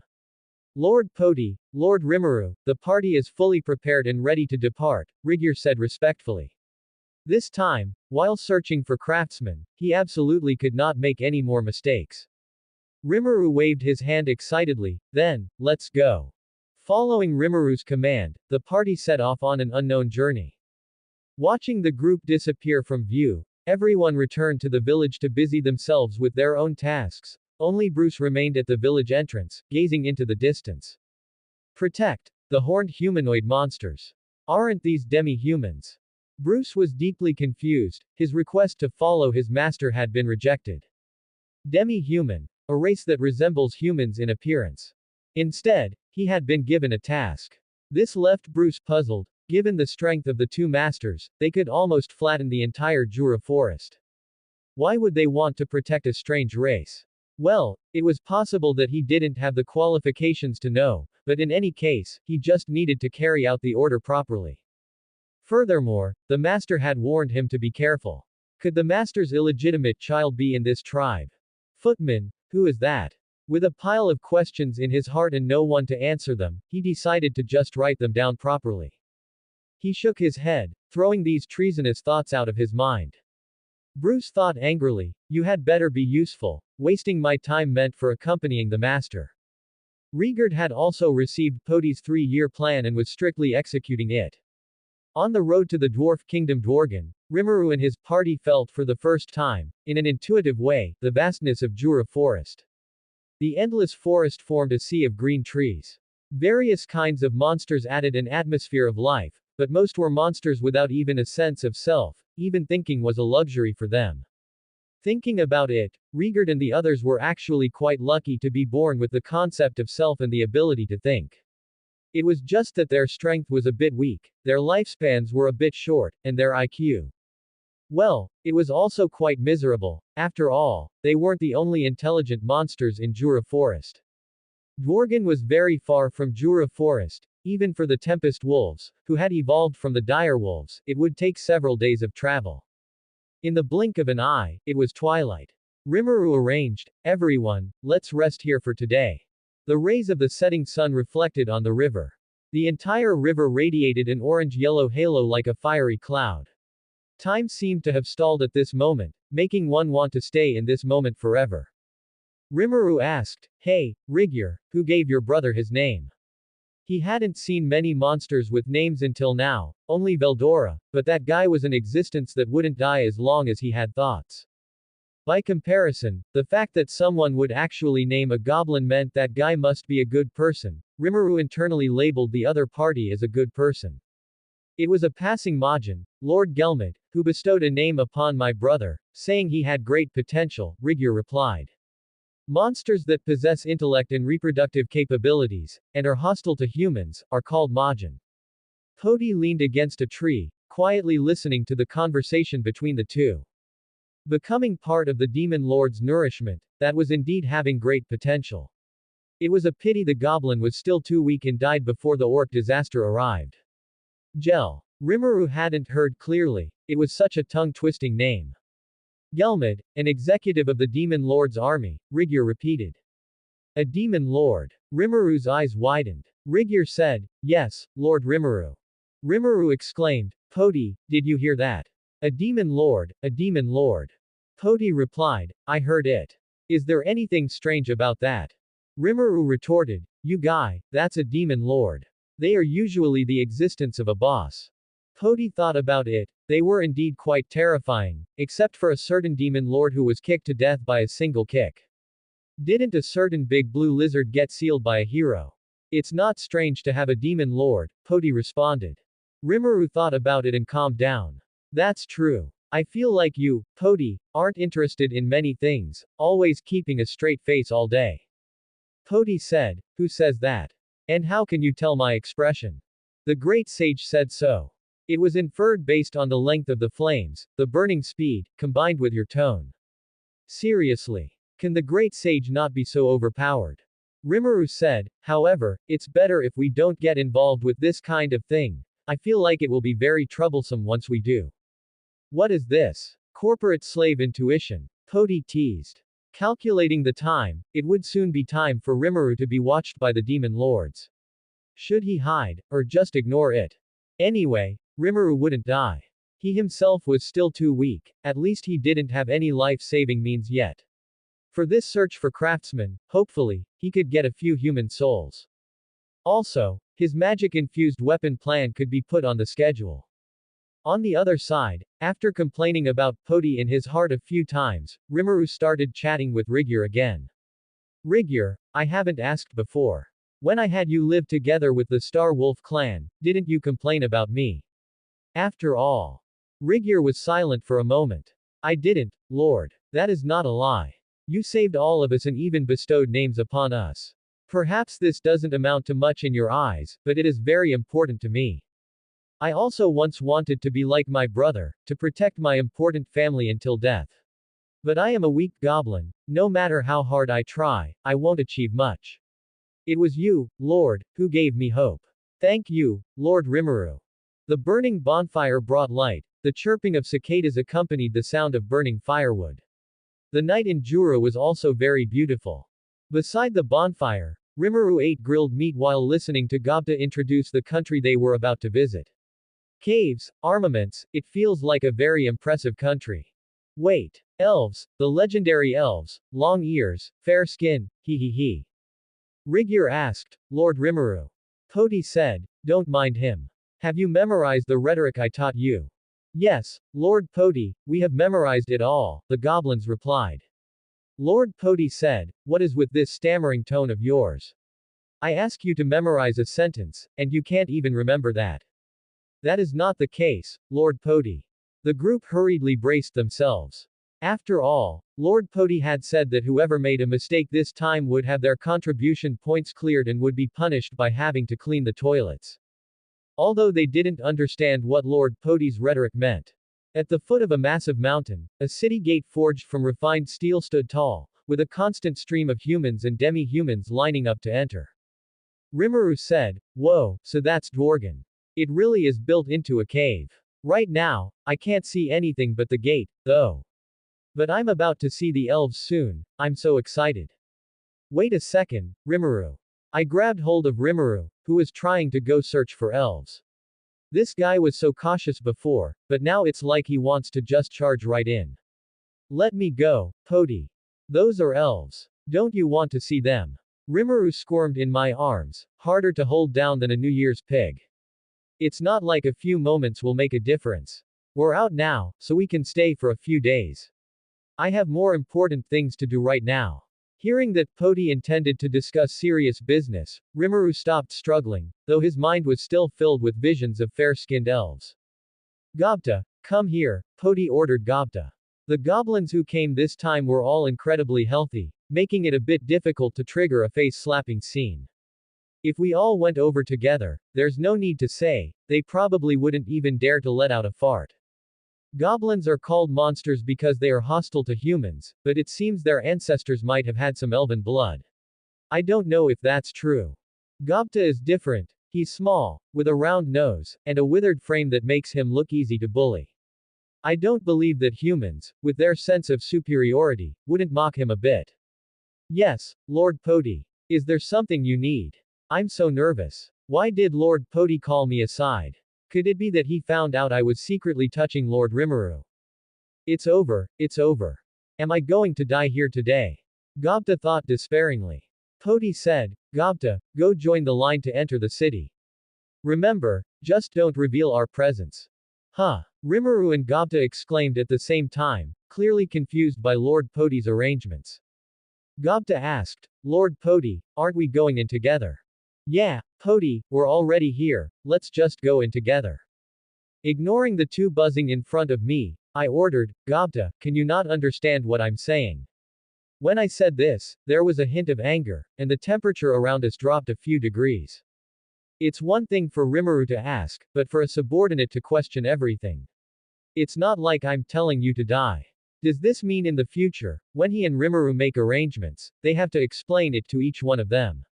It's truly absurd. Hearing that Poti was angry, Rimuru immediately shut up. After all, Poti's position in his heart was definitely higher than that of the goblins. Protecting them was just a result of his old habits. In terms of genuine emotional attachment, there really wasn't much right now. And it seemed his slime body was affecting him. Was it because he was a monster? Many things he couldn't accept before didn't really bother him much now. Yes, Lord Poti. Gobta was so scared he ran straight to join the queue. Seeing that everything was arranged, I turned to Rimuru and said. Lord Poti said, watch closely, Rimuru. This is the first lesson this world is teaching us. Watch carefully. The world. A lesson. Poti, can you predict the future? Rimuru asked, puzzled. His own skills were already heaven-defying, so it wouldn't be strange if Poti had future vision. My vision was indeed focused on Gobta. Although Poti was fierce, that was only towards the goblins. Besides, most of the time when Poti got angry, it was for his own sake. So, was he like Tamura now? I saw that Gobta had already reached the queue and was moving forward with it. Coincidentally, right in front of him was an adventurer party discussing where to spend money after entering the city, laughing and joking. Gru, if you hadn't failed to hold off those monsters, that monster wouldn't have escaped, the assassin complained to the warrior. You try and see how strong those summoned monsters were. Maybe next time, I'll just chop off the leader's limbs and tie him up for you to kill.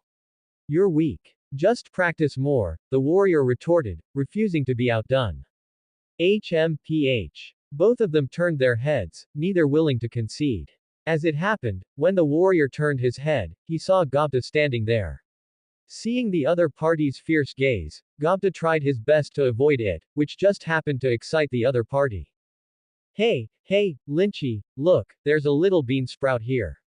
The warrior grinned hideously at Gobta, and the assassin's gaze was also drawn over. A bean sprout. Oh, a goblin. I've killed heaps of these things. Seriously, you're getting this excited over a goblin. Were you hollowed out by those fairies? Are you losing your touch? The assassin mocked. I said you two have been bickering since we started. Can't you be quiet? I'm waiting to take a hot bath. What is this? A goblin. How disgusting. Can such a low-level monster even come to Dworgen? Just kill it, Gru, the party's mage spoke up. From start to finish, the three of them didn't pay any attention to Gobta, yet with a few words, they decided his fate. In the distance, Poti and his group were watching this farce. Hey, Poti, Rimuru said anxiously. He couldn't imagine that someone would dare to kill at the national gate. Why? Gobta hadn't done anything at all. But in truth, he knew, he just didn't want to believe it. If that were the case, the world would be too cruel. Wait, Rimuru. This performance isn't over yet. Trust me, Gobta will be fine. Poti's reassurance made Rimuru stop his restless behavior, but the fire of anger in his heart wouldn't stop burning. The warrior laughed and said, ha ha ha, don't be so hot-headed, Shazi. After speaking, he looked at Gobta again, seemingly enjoying Gobta's despair. He wasn't in a hurry to act, but instead approached him step by step. You. Gobta was too scared to speak. Even though he knew this would endanger his life, he didn't call out to Poti or Rimuru. If I die, I die, but I can't let the adults' impression of the goblin race worsen. Little bean sprout, what do you want to say? Let me guess. The big man's feigned contemplation seemed so ironic, stinging the nerves of Rigyur and his group, but no one dared to speak. In fact, humans and monsters don't have any deep-seated hatred, so why must they be opposed? Isn't it just to divide camps for legal plunder? Both sides are tacitly aware of this, while the bottom-level monsters and humans spend their whole lives without knowing the truth, and even if they did, it would only lead to despair. Rigyur's nails dug deep into his palms. Every moment was so agonizing. He opened his mouth to say something. Then Poti spoke, Shish, just watch. This is also a lesson for you all. And rest assured, you are all Rimuru's property, so even if you die, you won't die like this. Oh. Are you trying to say that the nation of Dworgen doesn't allow fighting? Unfortunately, this is outside the nation. And even if it were inside, so what? Who would care about a tiny goblin? The warrior's words were so pretentious. Many demi-humans saw this scene, but they chose to avoid it. Why? Because there is a hierarchy even among monsters. When the blade falls in front of them, everything has nothing to do with them. They are higher level monsters. What does the life and death of a tiny goblin have to do with them? The weak are meant to be humiliated by the strong. The warrior drew a small warhammer and swung it at Gobta, feeling absolutely certain that his warhammer would crush this tiny goblin. Rimuru shouted anxiously, Lord Poti. Huh? Where is Lord Poti? His attention had been focused on Gobta, and he didn't even know when Lord Poti had disappeared. On the other side, finally got it out. I was dying of cringe. Lord Poti grabbed the big man's head with one hand and lifted him up, while the big man struggled violently. Lord Poti. Gobta hugged Lord Poti's leg, snot and tears streaming down his face. He had just thought he was about to go meet Rigure 1.0, and he was glad Poti hadn't abandoned him. What kind of monster are you? The big man spoke with difficulty. A monster without a head made him forget to call for his companions for a moment. Poti said, I don't know what kind of monster I am, but I think you should be lamb spine. With one hand, he exerted force, pulling the big man out, head and spine together. Blood splattered everywhere, the sky was dyed red, and a metallic smell permeated the air. The warrior just collapsed like that. Gru, to make such a big scene just to kill a goblin, you're really getting worse as you get older. The mage and assassin cursed as they spoke, thinking their brothers' tastes were getting more and more twisted. Turning their heads, they saw the scene of Gru's head being pulled out. Seeing the blood still spurting from Gru's neck and that white spine, their minds went blank for a moment. You two shouldn't lie either. Poti teleported in front of the two, throwing out both fists.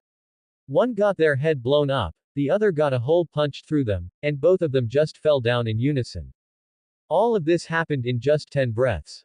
The crowd in line instantly erupted in panic, scrambling to get away from Poti, the plague god. Poti. Rimuru, with wings, descended from the sky. Looking at the three people who hadn't even cooled down yet, he fell into a brief silence. Ignoring the panic of the crowd, he asked Rimuru, how was it? Any thoughts? Hit the head first, very cool, Rimuru answered with a serious face. Hey, are you serious? Is that what's important? Poti held his face, helpless. Ha ha ha ha, just kidding, Rimuru said with a laugh. Then he added, I know, Poti. I've always known. Rimuru's tone was very calm, as if he were talking about something insignificant. Sorry, Rimuru. Either way, pain is inevitable, sooner or later. It's better to hurt now than to be the one kneeling there crying later. Shouts came from the distance, hey! You monsters over there, what are you doing? A group of people wearing horned helmets and holding pickaxe-like weapons surrounded Rimuru and Poti. Hey, you young man over there, do you know what happened? Did this monster attack you? A dwarf guard asked Poti. Although the probability of a slime killing someone isn't high, it's not zero.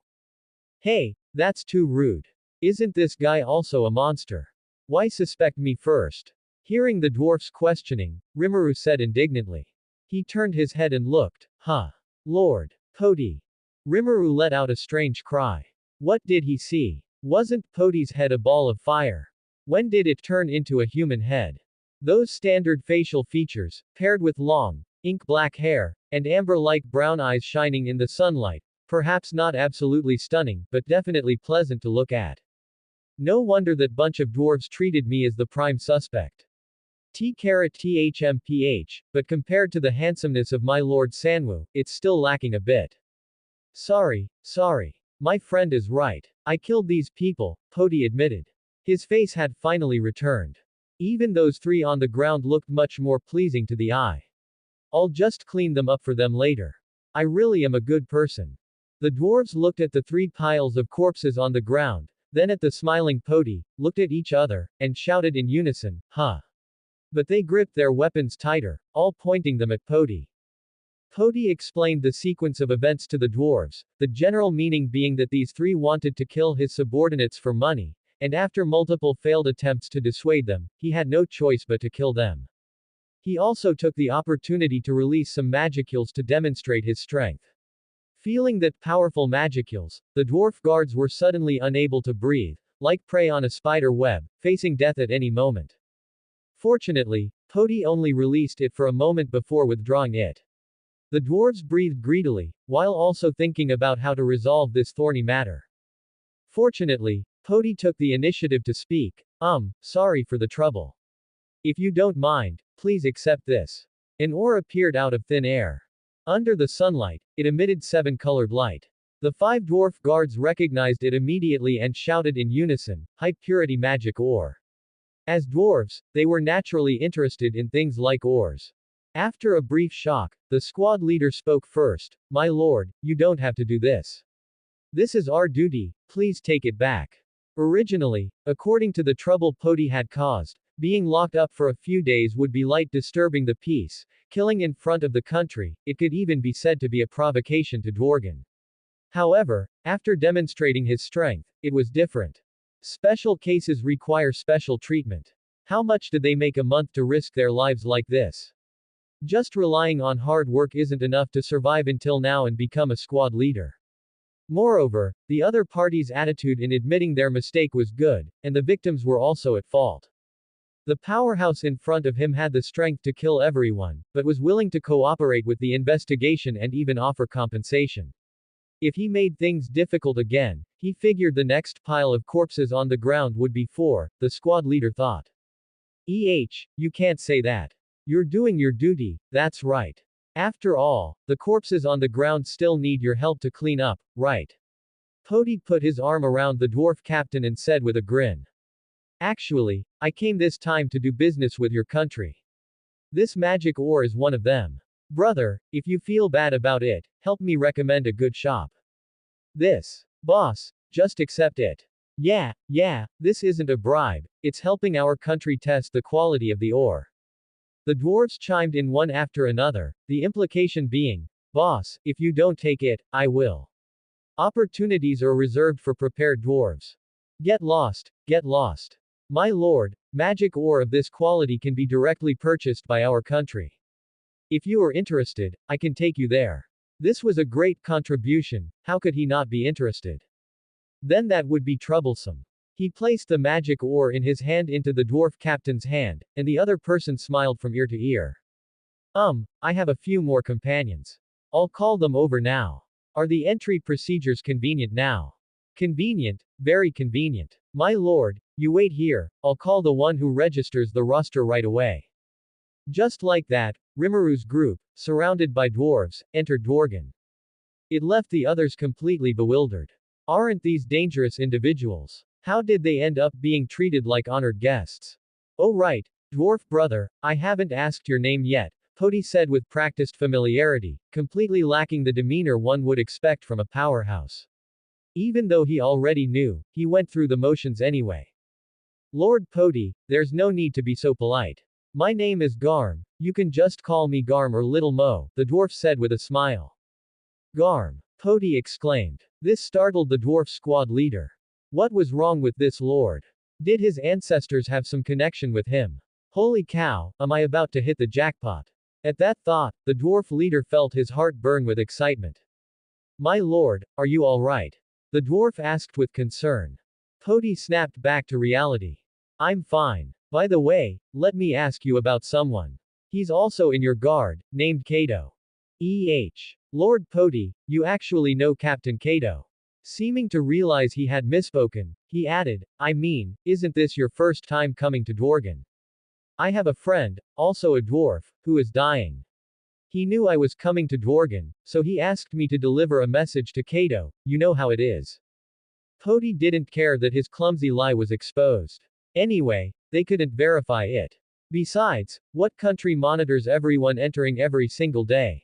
He could make up whatever he wanted. Where neither of them could see, a woman in the shadows was watching the two, while also recording the content of their conversation. I see. My lord, you might not know, but Captain Kato is on extended leave. Saying this, he looked around and then lowered his voice to a whisper. Recently, there was a riot at the mines caused by armored dragons. A lot of people died. Captain Kaido's brothers were unfortunately severely injured. Although they were resuscitated, we are currently at war, and there are no spare healing potions. They are still lying in bed. That injury, if they don't get good potions soon, even if they recover later, they will have permanent damage. Sorry, my lord, I spoke too much. The dwarf smiled sheepishly, now the lord would surely know what he wanted. It's fine, it's fine. I should thank you instead, otherwise, I wouldn't be able to fulfill my friend's dying wish. By the way, isn't your country at war? The guard must be under a lot of pressure. Take this magic ore and trade it for some good weapons for your brothers. He generously took out a piece of magic ore and shoved it into the other's arms. Seeing this, the dwarf said, "Oh my lord, you can't, you can't." His pushback was like a child's, which made Podi's forehead twitch with irritation. Alright, I'm in a real hurry. Take me to find Kato quickly, or the matter of the ore will go to someone else. Seeing that Podi was serious, Garm no longer refused. I almost ruined Rimuru's starter pack earlier, and now the three dwarf brothers are in the same boat. Fortunately, they are tough. I don't know if they would have survived if I had arrived a few days later. Rimuru, I'm going to take care of some business. If you want to play around, go ahead and explore on your own, Podi messaged Rimuru. Podi disappeared again. Good grief. Well, I guess I'll have to go find the elves. Elves, everyone, let's set off to find the elves. Following the dwarf squad leader, Podi saw a hospital with a very mechanical style. Corridors and passageways were connected by iron pipes, looking like pulsing blood vessels. Green safety lights hung along the walls, emitting a dim green glow. Lord Podi, Captain Kato is in here. I still have work to do, so I won't stay any longer. After saying goodbye to the dwarf, Lord Podi stepped into the ward. There was a pungent smell of disinfectant, and unknown machines were beeping. Through the ventilator, one could hear the patient's breathing, which sounded like a broken bellows. Other than that, there were no other sounds, the entire ward was eerily quiet. Is that you, Vesta? I told you not to disturb me in the ward. An angry voice came, but because he was tending to the wounded, the force behind it was weak. Seeing that the person hadn't left, Kaijin turned around in anger, only to see a young man he didn't recognize. You, who are you? Kaijin was stunned. Years of forging experience had taught him how to read people. The aura of the young man before him was as sharp as a magic sword. Was he one of the prince's men? Kaijin thought dazedly. How long had it been since he had spoken to the prince since that incident? If the prince could intervene and save his brothers, but just the thought of having to work with that Vesta again made his head ache uncontrollably. Hello, Kaijin. Is Kato not here? Podi sat down naturally and peeled a piece of fruit to eat. After all, he had always liked these dwarves. Heavy drinkers, expert blacksmiths, and quirky personalities.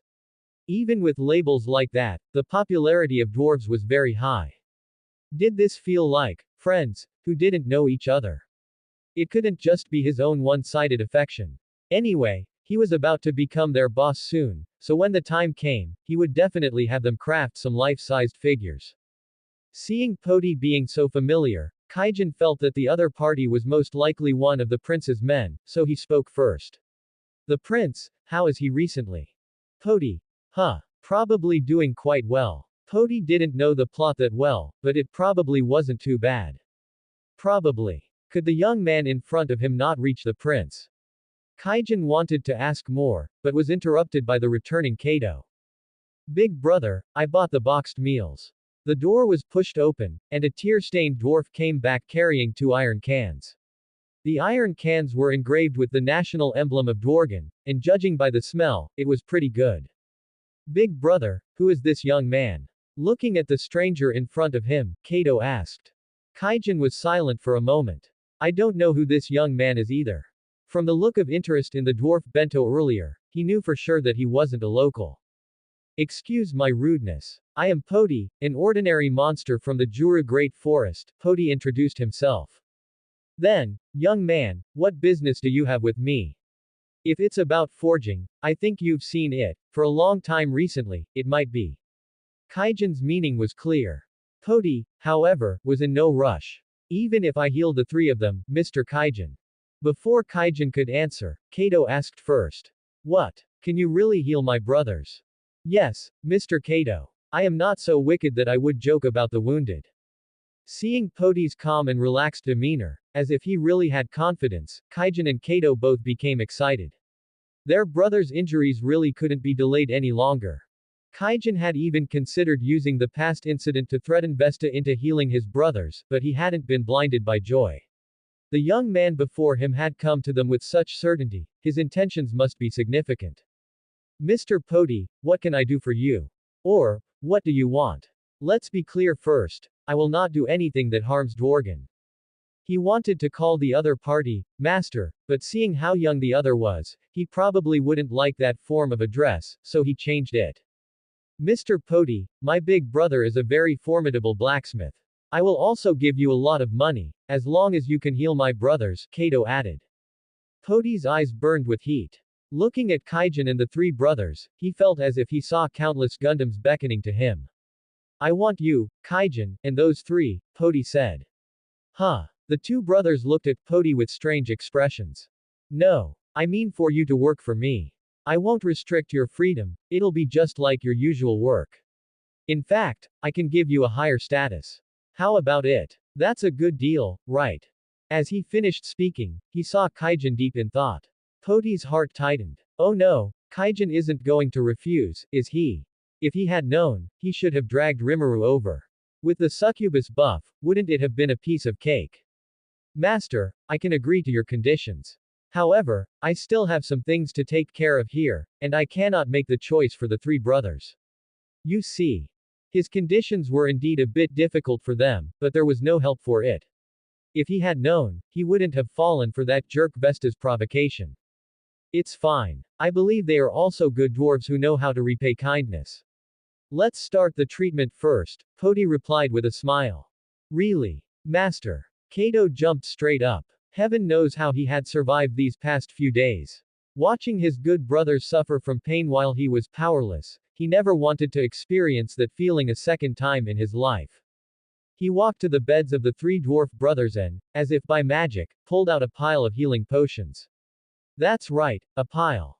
Given their injuries, just internal or external application was useless, it had to be both. The two of you, come help. Feed these potions into their mouths. He handed a few bottles to Kato and the others, while he began the treatment himself. Opening the bottles and pouring them on, the treatment, which looked like child's play, actually worked. Phew, finally done. The three of them had been doused with potion from head to toe. The first step was complete. The skin that had been doused recovered at a speed visible to the naked eye. Seeing this, the two no longer hesitated, they pulled out the breathing assistance devices and poured the potion in.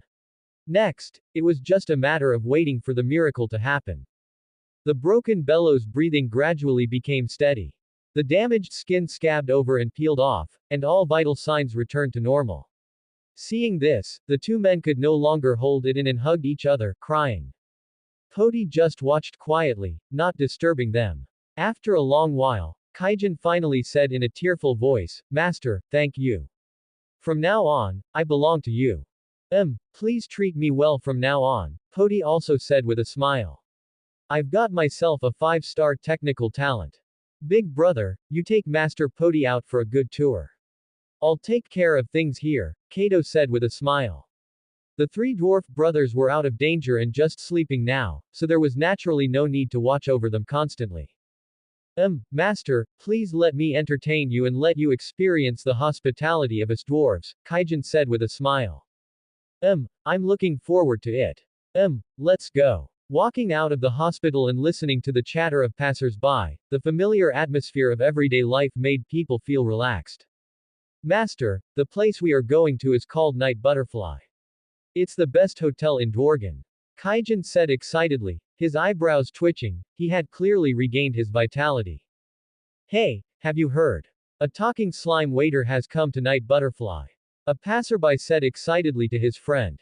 Holy crap. Really? His friend looked skeptical. Why don't you say the slime ate Veldora? It's true. Lots of people have seen it. It can even sing and dance. Seeing that his friend didn't believe him, the young man hurriedly defended himself. Is that so? Normally I wouldn't go to such a place, but since such an outrageous thing has happened, I must go see it. Same here, same here. Let's go together. The two walked away with their arms around each other's shoulders. Poti was stunned. A talking slime. Master, what's wrong? Kaijin looked confused. However, he didn't seem to have seen a talking slime before. Today was really full of good news. Master, let's hurry, or we won't be able to see the slime later, Kaijin said anxiously. Ru. The crowd in front of Night Butterfly was surging. Various species had gathered at the entrance, all hoping to catch a glimpse of Rimuru. Unfortunately, the place was already packed, but even that couldn't dampen the people's enthusiasm. Poti and Kaijin, who had just arrived, were stunned by the flow of people. Especially Kaijin, good heavens. Even during the National Day, it wasn't this lively. To this, Poti could only say that gawking at spectacles is the nature of every intelligent species. Just then, a demi-human monster walked out of Night Butterfly and was immediately swarmed by the onlookers. So, brother, is the talking slime for real? Yeah, don't be fooled by some illusion or transformation skill. Can a slime really possess intelligence? Some questioned. Tell us more, people asked in a cacophony. The beast-eared monster looked at their eager faces, his vanity greatly satisfied. If it weren't for the fact that someone was already clutching a metal can intending to throw it at him, he would have had to keep acting for a while longer. The male demi-human raised both hands, and the scene quieted down instantly. Everyone, listen to me. First of all, I can tell you clearly that the talking slime is real. It is definitely not an illusion or a skill. As soon as he finished, everyone present gasped. Hiss. After all, this kind of thing is like your brother telling you that the author can actually cook. It's absurd, it's like absurdity opening the door for absurdity, absurdity all the way home. You have to go see for yourself what's going on, or you'll regret it for the rest of your life. The male demi-human enjoyed the crowd's shock and pulled a small, exquisite fan from his bosom. The fan was engraved with the man's own face.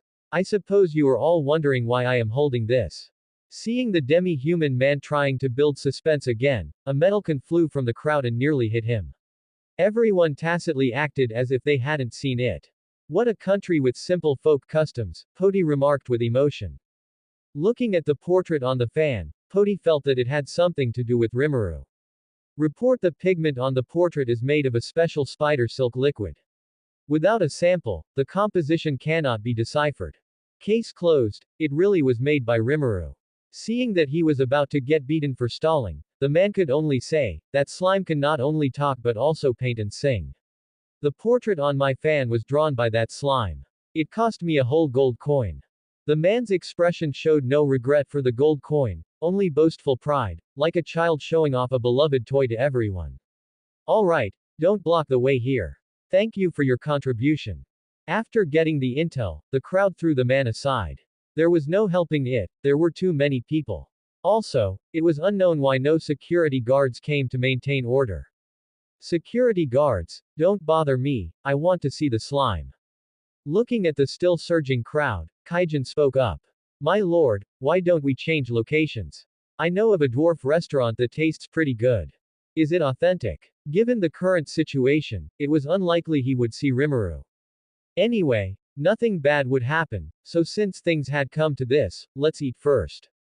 My lord, it's not authentic. You'd best not try an authentic dwarf restaurant, Kaijin advised. No foreigners ever wanted to try authentic dwarf cuisine, they all went in smiling and came out vomiting. Fortunately, the public security in Dwargen was good.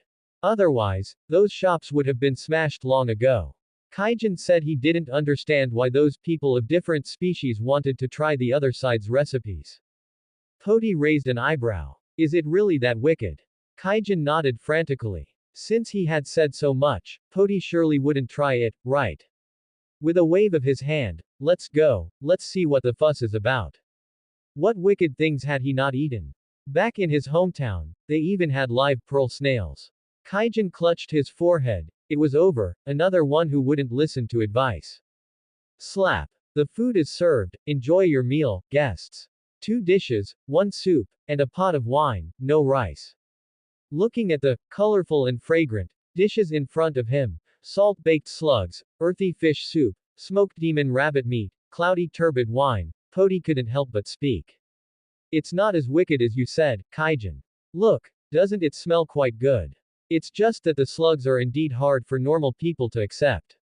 Saying this, he was about to take a taste. His chopsticks clamped onto a milky white slug, and then the slug crawled up his chopsticks. Kaijin. The bug moved. Poti was shocked, and the chopsticks in his hand nearly flew away. Kaijin, however, was unfazed. My lord, that's how you eat salt-baked slugs. After saying that, he used his hands directly, picked up a slug, and dipped it in salt. The slug shriveled from the salt and released a lot of moisture. Kaijin didn't care and threw it directly into his mouth, chewing loudly. Poti was shocked. This had nothing to do with salt-baked. Even sashimi wasn't this wicked. Looking at the remaining dishes, he already hesitated. But, since he was already here, like a spell urging Poti to try these dishes. Ah. Hey, is this something a carbon-based lifeform can try? It's a cult. To hell with your earthy fish soup, it's all just mud flavor. Was that fish really not fooled by the boss with mud to save money? Also, was that demon rabbit a legendary chew master? It could literally be used as a weapon.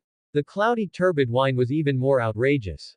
Are you sure this isn't raw mash? Serving the raw ingredients to eat would be better than this. Has this shop really never had anyone die? Poti said in disbelief. Poti had learned his lesson. Curiosity kills the cat. Wait, I've already died once, it kills the undead. It's fine, my lord, you'll feel better after throwing it up, Kaijin gloated. I told you, you didn't listen, now you're happy, right? This menu was originally food from the early days of the nation's founding when conditions were poor. Times were tough, so you ate whatever you could get, whatever was cheap and had high nutritional value. Plus, dwarves have some resistance to heavy salt and alcohol, and there were almost no other seasonings. It would be a miracle if it tasted good. He wasn't even used to eating it himself, let alone his lord. However, looking at the retching fire head before him, Kaijin was secretly shocked. Poti is truly a monster. I didn't even notice. Tisk.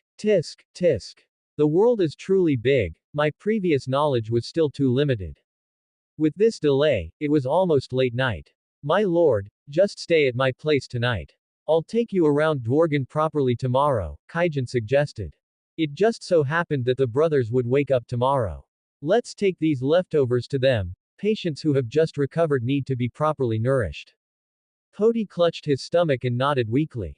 Arriving at Kaijin's house, Kaijin put the remaining dishes aside and arranged for Poti to stay. Early the next morning, Poti had barely recovered some energy. Is this fool food that powerful? If I don't want to die, I have to research this. Kaijin took him to see the three brothers first. The three brothers were in good condition. Seeing Poti and the others arrive, they all perked up to greet them. Poti. Thank you for saving our lives, the three brothers said in unison, even the reticent third brother spoke up. Poti inquired about their injuries and recovery, encouraging them to rest well. As for the matter of conditions, there was no rush. Afterward, after leaving behind yesterday's leftovers, the two set off to find Rimuru. They arrived at Night Butterfly again and found that there were still many people. No way, brother, it's daytime. Rimuru is on the verge of becoming a national sensation. Poti was now really afraid that the Dwarf King would be attracted here. After all, without the original trouble, it wasn't good for him to poach people right in front of him. Kaijin had a flash of inspiration and took Poti in through the side door to find the shop owner. This is the power of a regular customer. The Night Butterfly owner recognized Kaijin. Aha, isn't this Lord Kaijin? And who is this handsome young man? The owner looked at the two who had snuck in. His mascot had really become famous, even Kaijin had been attracted over. Learning that they were looking for Rimuru, the owner looked shocked. You are his guardian. Poti was dumbfounded. Guardian. Is that so? Seeing this, the owner shouted to Rimuru, who was performing hard in the shop, Rimuru, your friends are here to see you. Later generations called this unofficial history, it was heretical speech and must be purged. How could their beautiful and benevolent Lord Rimuru have worked in such a shop? It was simply a smear. Such unofficial history must be sent to me a copy. Don't misunderstand, I want to severely criticize these rumors. Rimuru, who was working hard at weaving flower ropes and acting cute in the shop, drew bursts of applause. Coins kept flying toward him. Rimuru, please give me an autograph. I'll pay 1 gold coin. Someone shouted. As soon as the words fell, someone retorted, "Screw you. You want Rimuru's autograph for 1 gold. I'll pay 3 gold. Rimuru, look at me." Rimuru. Watching the obsessed people, Poti was stunned. Is Rimuru on the verge of becoming an idol? It took a long time to wait for Rimuru to get off work. Poti. Rimuru flew into his arms, tears unable to stop falling. Poti, you finally came. T, this shop is a scam, Rimuru cried miserably. Poti hugged Rimuru and stroked him while asking, "So, how did you end up like this? Where are Rigyur and the others?" Under the double-death questioning, Rimuru didn't speak. Why aren't you moving? Hey, Rimuru, answer me, why are you working at this shop? Poti pressed on. I accidentally knocked over a bottle of wine and then stayed to work, Rimuru said guiltily. Is that really so? Poti didn't believe it at all. Just saying Rimuru's painting was worth 1 gold coin, and it had just risen to 3 gold coins. What kind of wine could be this expensive? He would have to taste it himself. It is like that, believe it or not. The originally blue body flushed with 2 spots of red. It's the smell of a lie. Rimuru, you lied, Poti affirmed. This guy definitely didn't do anything good. Rimuru suddenly became panicked. If Poti found out the truth, how would he be able to show his face in the village? At this moment, a purple-dressed elf walked over. This guest, don't hog our shop's mascot. The purple-dressed elf smiled charmingly and took Rimuru, placing him beneath her magnificent peaks. I am his friend. May I ask what trouble Rimuru caused? If he broke something, he didn't seem to have money either. Kaijin, please help me pay first, I'll settle it with you later. Kaijin. He felt like he had embarked on a path of no return. Oh my. So you are Rimuru's friend. It's a pity your friend has already signed an indentured contract and cannot be returned to you for the time being. And I certainly didn't exploit Rimuru, the owner said with a smile. Afterward, she explained the whole story. Rimuru had brought the goblins to play at Night Butterfly and only realized he had no money after they were done. Moreover, the owner refused to accept item exchanges and instead demanded that Rimuru stay and work for 3 days, or she would send them to jail. Rimuru was afraid of trouble, so he signed the contract, while the goblins were out soliciting customers for Rimuru. That's not right. Why hadn't he seen Gobta and the others out handing out flyers? Poti. This village is beyond saving. Let it be destroyed. Furthermore, relying on his super high popularity, Rimuru not only paid off the debt in just 1 day but also earned over 1,000 gold coins. It's just that the contract hadn't ended, and he still had to work 1 more day to leave. That's how it is, I didn't bully your little friend, the owner said with a giggle, while Rimuru had already started playing dead. Veldora, I might not make it to the day I see you, because I'm going to die right now. Detecting host has lost the will to survive, acquiring skill emotional control immunity. Great Sage added, shut up. Wait, you mean Rimuru earned over 100 gold coins in 2 days, even after deducting the shop's share? Poti's mouth hung open in shock. Kaijin, how much money can you make when your sales are at their best? Poti asked. My lord, I can't remember clearly, but a top-quality magic sword costs between 4 to 6, Kaijin replied. Poti, Rimuru's contract is for 3 days, right? Yes, the elf owner replied.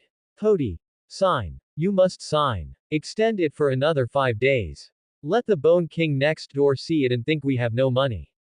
Old Bone going out to earn money to support the guild is so inspiring.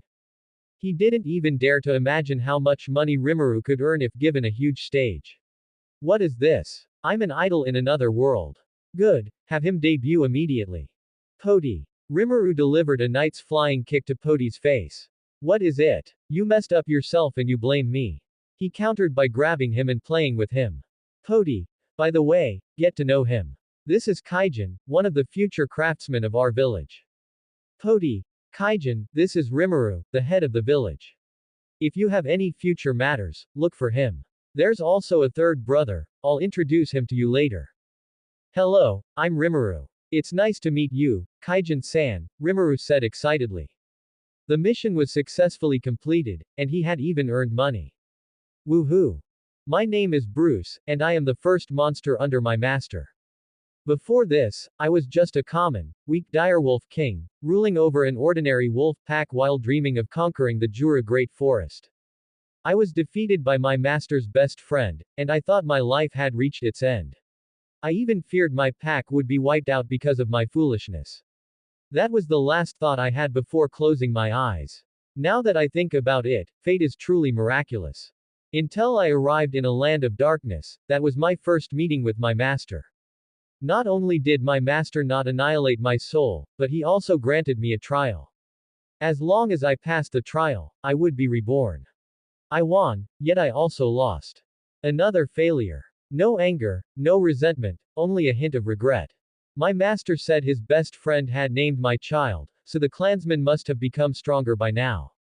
That's good. My body hurts so much, is it going to explode? I don't know if I'll be able to wake up after closing my eyes this time. Sleep. Just sleep. Once I wake up, everything will be fine.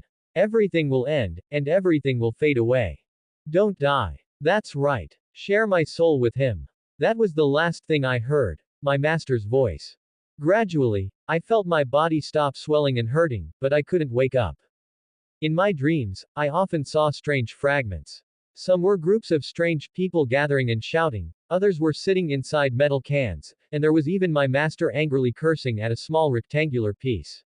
How strange. Gradually, I realized these were the master's memories. These fragments were pieces of the master's memories. As I watched more and more, I gradually began to perceive my own body. However, I wouldn't get killed by my master, would I? I know so many things about the master. Although they are all disjointed fragments, I'd better not say anything unless the master asks. Once is fine, twice is okay, but not a third time. Even if I have good luck, I can't live 3 times. I couldn't perceive the passage of time, only that my control over my body was becoming better and better. First the tail, then the limbs, and some strange skills appeared in my mind, but I just couldn't wake up. I was so anxious. Until I saw the origin of the master's name, it was terrifying. The master was actually named by Lord Veldora and Rimuru together. No, the 3 of them were equals. After that, I woke up. I must keep this matter buried in my heart. Come out, Bruce. That was the first time the master called me. I finally returned. And I even saw my son. To be honest, when I saw the horn on my child's head, my mind went blank, but after seeing my own changes, I understood. After that, I also saw the changes in the clan, should they be called the Star Wolf clan now. Whenever I think of Rimuru devouring Lord Veldora, I still feel shocked. I even wondered if the master was a child of the world playing around in the mortal realm. After all, a slime devouring a great dragon is too absurd. How was my cheap son favored? I know my son's abilities well. I can't figure it out, I just can't figure it out. But fortunately, I am the master's subordinate, so these things have nothing to do with me. After spending a short half-day with the master planned to go to Dworgen with Rimuru to look for craftsmen. As the master's first subordinate, I wanted to follow him, wasn't that only natural? My request was rejected. The master arranged for me to go and protect the monster with a horn on its head Kijin. I have seen this in the master's memory fragments, but the master didn't say where those monsters were. It must be a test for me, and I must complete it perfectly. After the master and the others left, I found Rigurd. Every time I see these goblins, I am shocked by Rimuru's kindness and power. Rimuru is just like a child of the clan, full of beauty and hope for everything, even a bit naive. I don't understand why the master wouldn't want to be the king of the village. I accidentally thought too much. This is not something I should be considering. Rigurd scratched his head. A monster with a horn on its head. Bruce. Yes, Rigurd, have you seen one? As an outsider, it's better to ask the local monsters. I hope there are clues. Rigurd. If there are no other monsters with horns, I think what you are talking about should be the Kijin. He replied while rubbing his chin. Bruce. Is that so? Do you know where they are? I thought the other party would dislike me because of my child's situation. Sigh, the world is unpredictable. Rigurd. After Lord Veldora disappeared, the various tribes haven't been very active. They mostly stay in their own territories, except for you outsiders. Bruce felt a little embarrassed. Rigurd, however, those guys have terrible tempers. Although I don't like them, I think you should have heard about the rule set by Rimuru, the one about not bullying weak monsters. Rigurd thought Bruce had been bullied by Kijin in the past and was planning to take revenge now that he had been named. Bruce, do I look like that kind of monster? Bruce, who guessed the meaning behind his words, said angrily. If I had that time, wouldn't it be better to follow the master? It's all this Kijin's fault. Why are they so weak that they need someone else to protect them? Rigurd, you do. Bruce, the master likes Kijin women. I'm going to see if I can, you know. The master said not to let other monsters know, so this shouldn't count, right? Rigurd, Lord Poti likes Kijin. Now it was Rigurd's turn to be surprised. When he was young, he had seen how those Kijin fought. How should I put it? It was terrifying, but in front of the Lord, they might seem a bit cute. The south is where I last saw the Kijin. I can't be sure if they are still there now. Rigurd asked if Bruce needed help, but Bruce refused, saying he was just going to take a look. After thanking Rigurd, Bruce headed south. Along the way, he was cautious. After all, there were many monsters in this area, and no one knew what dangers might be encountered. Besides, this was a secret mission for him. As for how to hide himself, Bruce said, I'm good at this.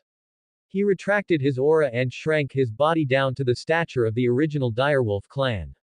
Bruce ran wildly along the way without kicking up any dust, moving like a ghost.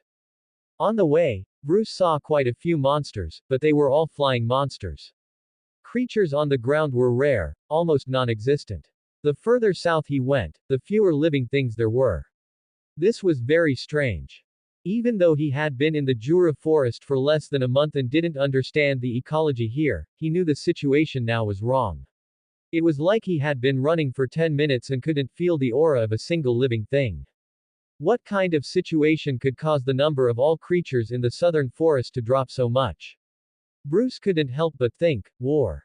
Unlikely. Not to mention what kind of creature has such a diverse diet, the cost of hunting itself is unreasonable. Could it be a virus? Bruce couldn't help but think. This was something he had learned from the master's memory fragments, a very powerful little thing.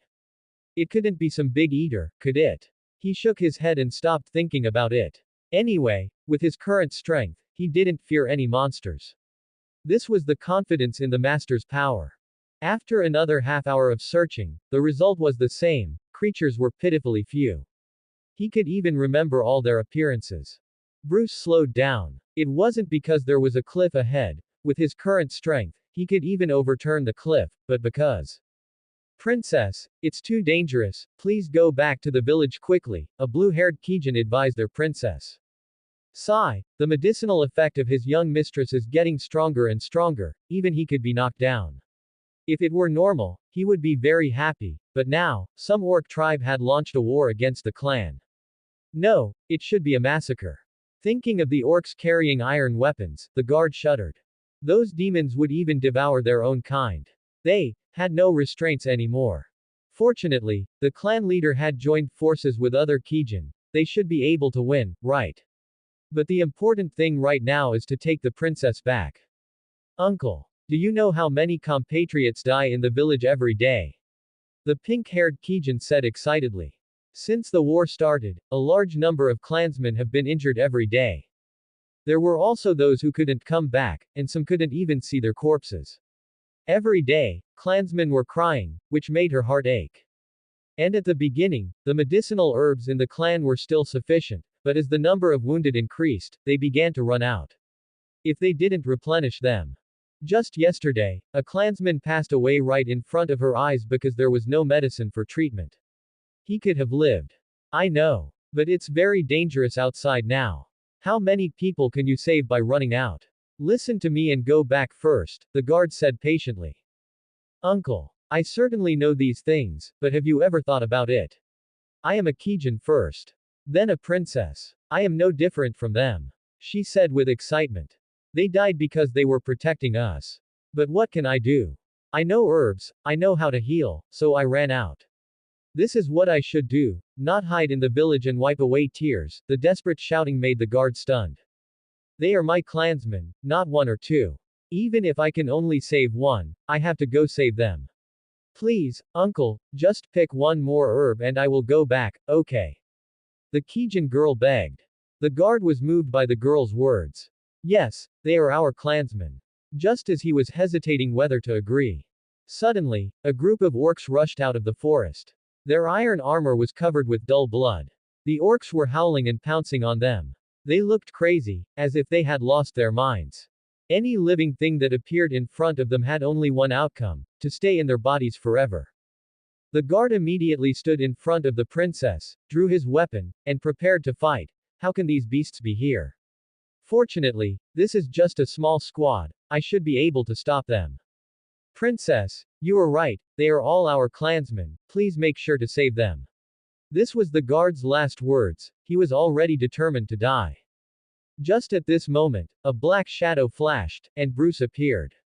He instantly released a powerful aura, and the orcs were frightened and paused for a moment. Bruce roared, ignited blue flames, and rushed into the group of orcs.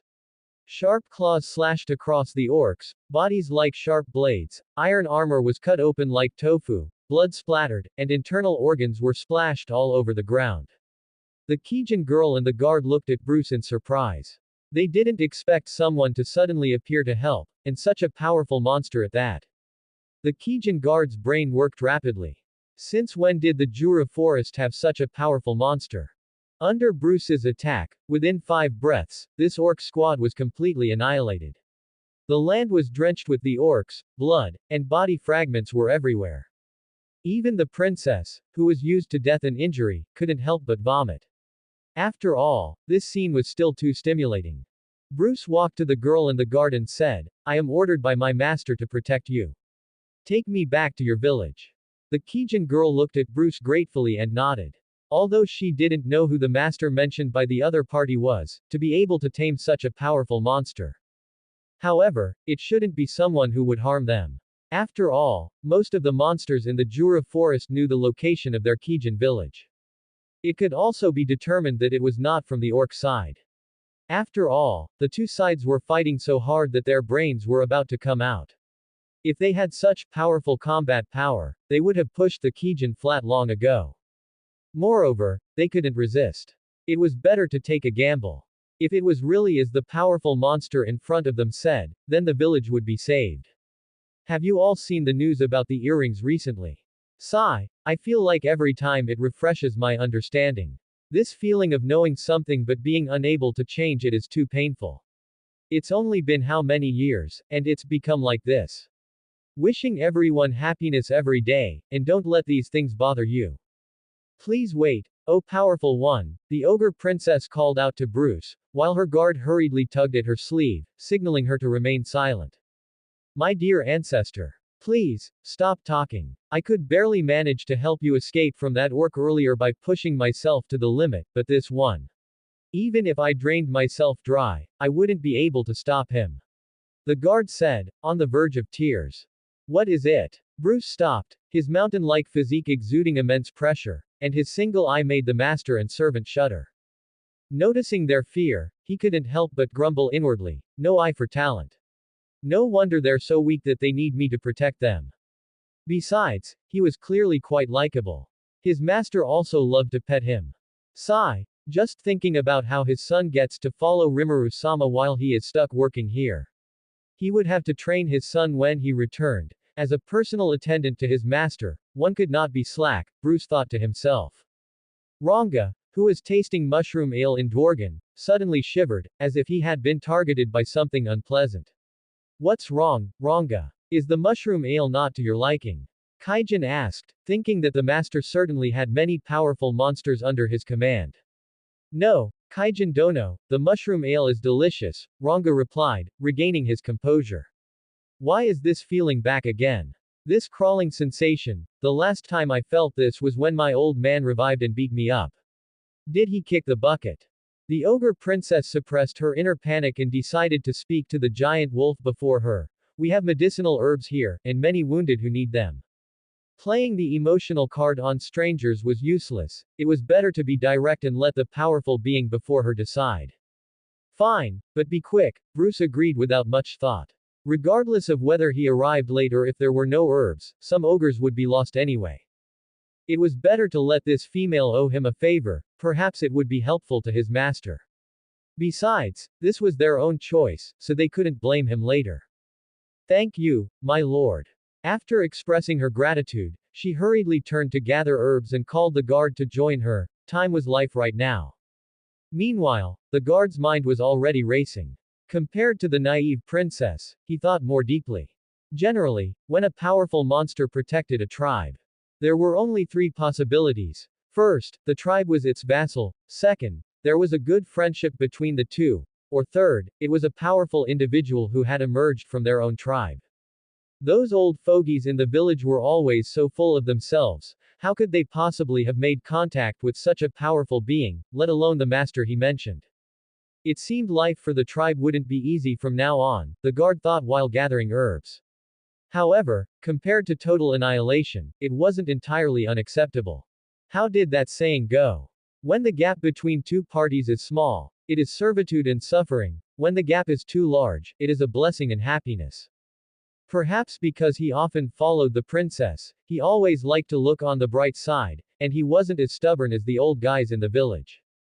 Bruce did not know that in the time it took to gather herbs, he had been mistaken for a powerful being looking to make the ogres his vassals. Indeed, both master and servant thought so. My lord, may I ask your name? The guard asked, hoping to gather more information to avoid making mistakes in the future. Bruce. Bruce-sama, we have finished gathering the herbs. We can depart now, the ogre princess said, holding a basket of herbs. Bruce said, get on. Ah. The guard thought he had misheard. Surely, it was just because he had been under too much pressure lately. You are too slow. Bruce exposed his back to the master and servant. This was a special exception. After all, his master's order was to protect the tribe, so he had to do his best. The master and servant carefully climbed onto Bruce's back. The guard still found it incredible. Why was this lord unexpectedly considerate? Perhaps their future days would be better after all. Bruce-sama, we can depart. Now, we must first cross the wetlands. After detailing the route home to Bruce, he turned his head and saw his mistress petting this lord's fur. His heart tightened in fear. My dear ancestor, please, just behave yourself. The guard wailed silently. In the ogre village, two ogres sat facing each other. Father, why don't we attack with full force and slaughter those orcs? The red-haired ogre asked. Seeing his father ignoring him, the red-haired ogre punched the table in anger, smashing it, his face twisted in rage. They, the Kijin, were clearly stronger, whether in strength, lifespan, magicals, or intelligence, these were the assets the ogres took pride in. How could they retreat just because the enemy had some iron armor? Even if they were at a disadvantage at first, it was only temporary. Every time he saw injured tribesmen, he wanted to tear those orcs to pieces, but he would be stopped by other tribesmen. He truly didn't know what his father was afraid of. Looking at his angry child, he felt both disappointment and relief. Perhaps acting on emotion was a taboo for a superior, but measuring everything solely by profit was the true taboo. Only by keeping the tribesmen in one's heart could they truly acknowledge you. Perhaps he could pass the position to his daughter in the future and throw this unfilial son into the guard unit, the ogre chief thought. However, the number of orcs really shocked him. Where did such massive amounts of armor and weapons come from? He hoped the Blue Moon tribe could find the dryads. Sigh, Beldora-sama, why did you leave your people? Hey, old man. Did you hear me? I'm going to kill those orcs, and this time no one can stop me. The red-haired ogre said fiercely, looking ready to throw a tantrum if he didn't agree. Fine. Go get yourself a set of equipment later, the ogre chief did not stop him this time. In any case, he had already discussed a joint decapitation strike with other chiefs, otherwise, the ogres would truly be wiped out. Now, they only had to figure out the orcs, strengthen where the orc king was.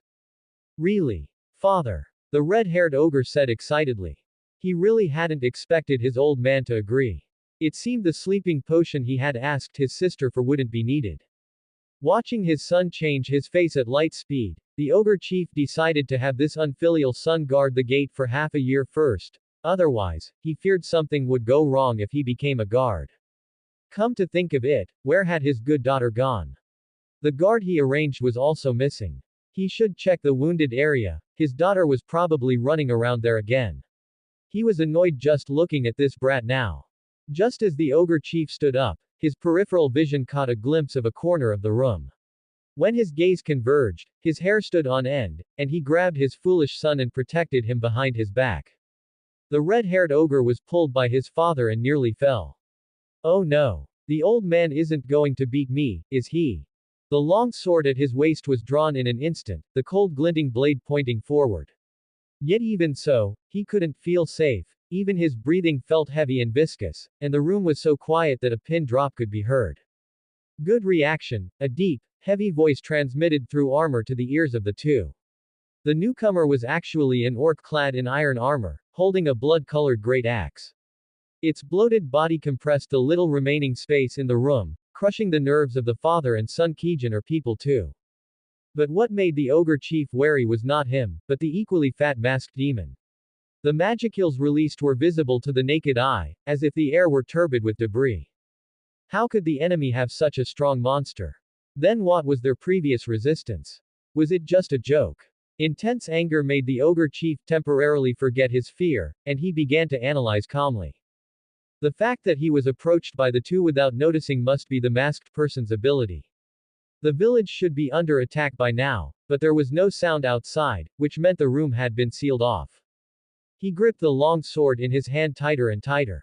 His limbs began to grow savagely ogre transformation, stopping only after his size had increased by 2/3. I hope I can cut through them with the long sword in my hand, the ogre chief prayed. The long sword in his hand was covered in flames, and he slashed at the door. The sound of shattering glass rang out, and the ogre chief was immediately overjoyed. Red. Run. Take care of your sister. The ogre chief roared. Looking at the rebellious red-haired ogre, who was unexpectedly obedient at this moment, the door was blasted open directly. A rain of arrows covered in flames fell like meteors, bringing a chorus of wails and screams. Seeing this scene, the ogre chief could no longer hold back. He dashed forward, his sword pointing at the gap in the leg armor. He had to make the opponent lose their ability to move, otherwise, they would truly be wiped out. Although the pig man commander's form was bloated, its speed was not slow at all. A streak of black light flashed by, and the ground was instantly split in two, but the ogre chief dodged aside before the axe could land. If one were to observe closely, one could discover that the pig man commander's hands were not normal, covered in black hair, but the heavy armor blocked it, making it impossible to observe the anomaly. On the eaves, the ogre chief panted heavily, beads of sweat the size of peas falling. How am I supposed to fight this? That masked demon hasn't even moved yet, and I've almost exhausted all my trump cards. He wiped away his sweat. Hold on a little longer, just a little longer. Lord Veldora, please protect your people so they may escape the mouths of the orcs. He no longer prayed for his own survival, only hoping that more of his kin could escape. He never expected the village to crumble during his generation, he was still too weak. The blood-stained axe, carrying a foul stench, struck toward him.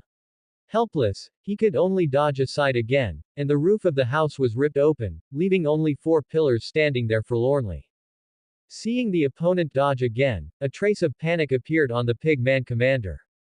It pulled the iron chain in its hand, retracting the axe. It had to kill this ogre quickly, or it would be killed by the plague god behind it. Ah! The pig man commander roared, spittle flying, and charged furiously toward the ogre chief. Seeing that the ogre man before it did not run, the pig man commander raised its axe high and brought it straight down. It had already foreseen the scene of the little snack being split in two by its own hand. Watching the great axe strike toward him, the ogre chief did not panic. Instead, at the very last moment, he caught the blood-stained axe. With the activation of 3 skills, counterattack, superhuman strength, and armor piercing, the ogre chief, who had been suppressed by the blood-stained axe, instantly erupted with powerful force. A flash of light streaked by, and the pig man commander let out a painful scream. It had actually been split in 2 from bottom to top by the shrimp in front of it. Its armor was easily sliced open like a goblin's body, and its intestines spilled onto the ground, containing the undigested remains of monsters. What a disgusting thing, the ogre chief cursed. Generally speaking, monsters that had developed intelligence would not eat each other, but these orcs had gone mad, devouring every living thing in their path. What was even more disgusting was that this group of orcs would not even spare their own kind. Even if one just lost the ability to move, it would be eaten by the kin beside it. He had determined that the ogres would definitely not be able to defeat them when he saw that scene back then. Now it seemed he had been too naive. This group of demons, who knew not where they were going, seemed incapable of doing anything other than killing and devouring, sparing not even their own kin. Where in the world did you monsters come from? The ogre chief roared at the pig man commander, who was not yet fully dead. King. Devour. 1. Blood flooded the pig man commander's throat, and it kept spitting out bloody foam, causing it to only emit muffled sounds. But the ogre chief was in no mood to listen. Because just a moment ago, he had been punched through the body by the masked demon, and was lying on the ground, curling up in pain. His magicals were rapidly dissipating, and he would likely be joining the pig man commander soon. After escaping, the red-haired ogre began frantically searching for his sister. During this time, orcs constantly launched attacks at him, but he slaughtered them all. Those orcs seemed not to know what fear was. After a companion fell, they would continue to attack him, never stopping, nor fearing their own deaths. Some even lunged directly onto the corpses of their companions to devour them, the sound of mouths chewing on flesh straining his nerves. Gradually, his body began to tire, and the speed of his blade slashes began to slow. Orcs that he could once kill with a single blow could now only be barely repelled. If not for the help of his kin, he would probably be dead by now. But the orcs were like insects, seemingly endless. They kept attacking him, and the entire village would be swallowed by this group of demons. He wanted to run. He wanted to escape. His body and mind were exhausted to the extreme. It would not be strange if he collapsed in the next moment. But watching the bodies of his kin being gnawed on, he dared not collapse. His sister was still waiting for him. While distracted, a short hammer crashed down, nearly smashing him into a pulp. "Young master, we are surrounded," said one of the kin he had saved. Orcs were surrounding them on all sides, like a tidal wave, and would soon swallow them up. On the verge of death, the red-haired ogre suddenly laughed. With so many orcs here, surely many of his kin must have escaped. Thinking about it like that, it was quite a good deal, though he didn't know if his sister was among them. The orcs kept closing in, so close that he could smell the foul stench from their mouths. An orc lunged forward with a bloody maw, and the red-haired ogre could only frantically wave his sword, hoping to kill one more. Bang! A huge cloud of dust rose up in the village. For a moment, everyone's attention was drawn to it, and the red-haired ogre was able to catch a brief breath. As the dust settled, a giant wolf the size of a small hill appeared in the center. The orcs beneath the giant wolf had been crushed into a pulp of meat, and two Kijin jumped off the giant wolf. "It's over. It's over. It's over," Bruce screamed in his heart. Screw. Just started the battle, they're about to be wiped out by the enemy. He had thought that no matter how the two sides fought, they wouldn't suffer many casualties, but looking at this scene, if he had arrived even one step later, the Kijin would have been completely wiped out by the orcs. As an undead, the moment Bruce arrived at this village, he felt many painful souls screaming and wailing. The terrified gazes of those souls were just like the souls of his master's experiments. Simply identical. It was evident how tragic the suffering they had endured before death was. "Stop it right now!" Bruce roared. He activated the skill Soul Pressure. A sonic wave carrying a blue halo of light spread out, instantly covering the entire village. Whether they were orcs or Kijin, after being touched by the halo, they all collapsed like dominoes. This feeling was like the soul leaving the body. They could think clearly but could not control their bodies. This invincible orc army finally began to feel panic, and Bruce, without the slightest hesitation, began to quickly hunt down this group of orc troops. Every time his sharp claws landed, a small group of orcs died, yet they could not move, only able to watch themselves or their kin being smashed into pieces of meat. When the ogres saw that the giant wolf before them only killed orcs and not them, hope for survival was instantly ignited. The red-haired ogre was even more excited. He had been staring at the giant wolf the whole time, and he could be certain that the one who came down from the giant wolf was his sister.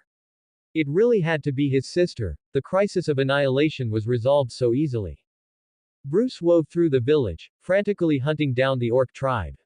Seeming to feel that it wasn't fast enough, his grayish-white right eye contracted, and the grayish-white pupil was replaced by pitch black.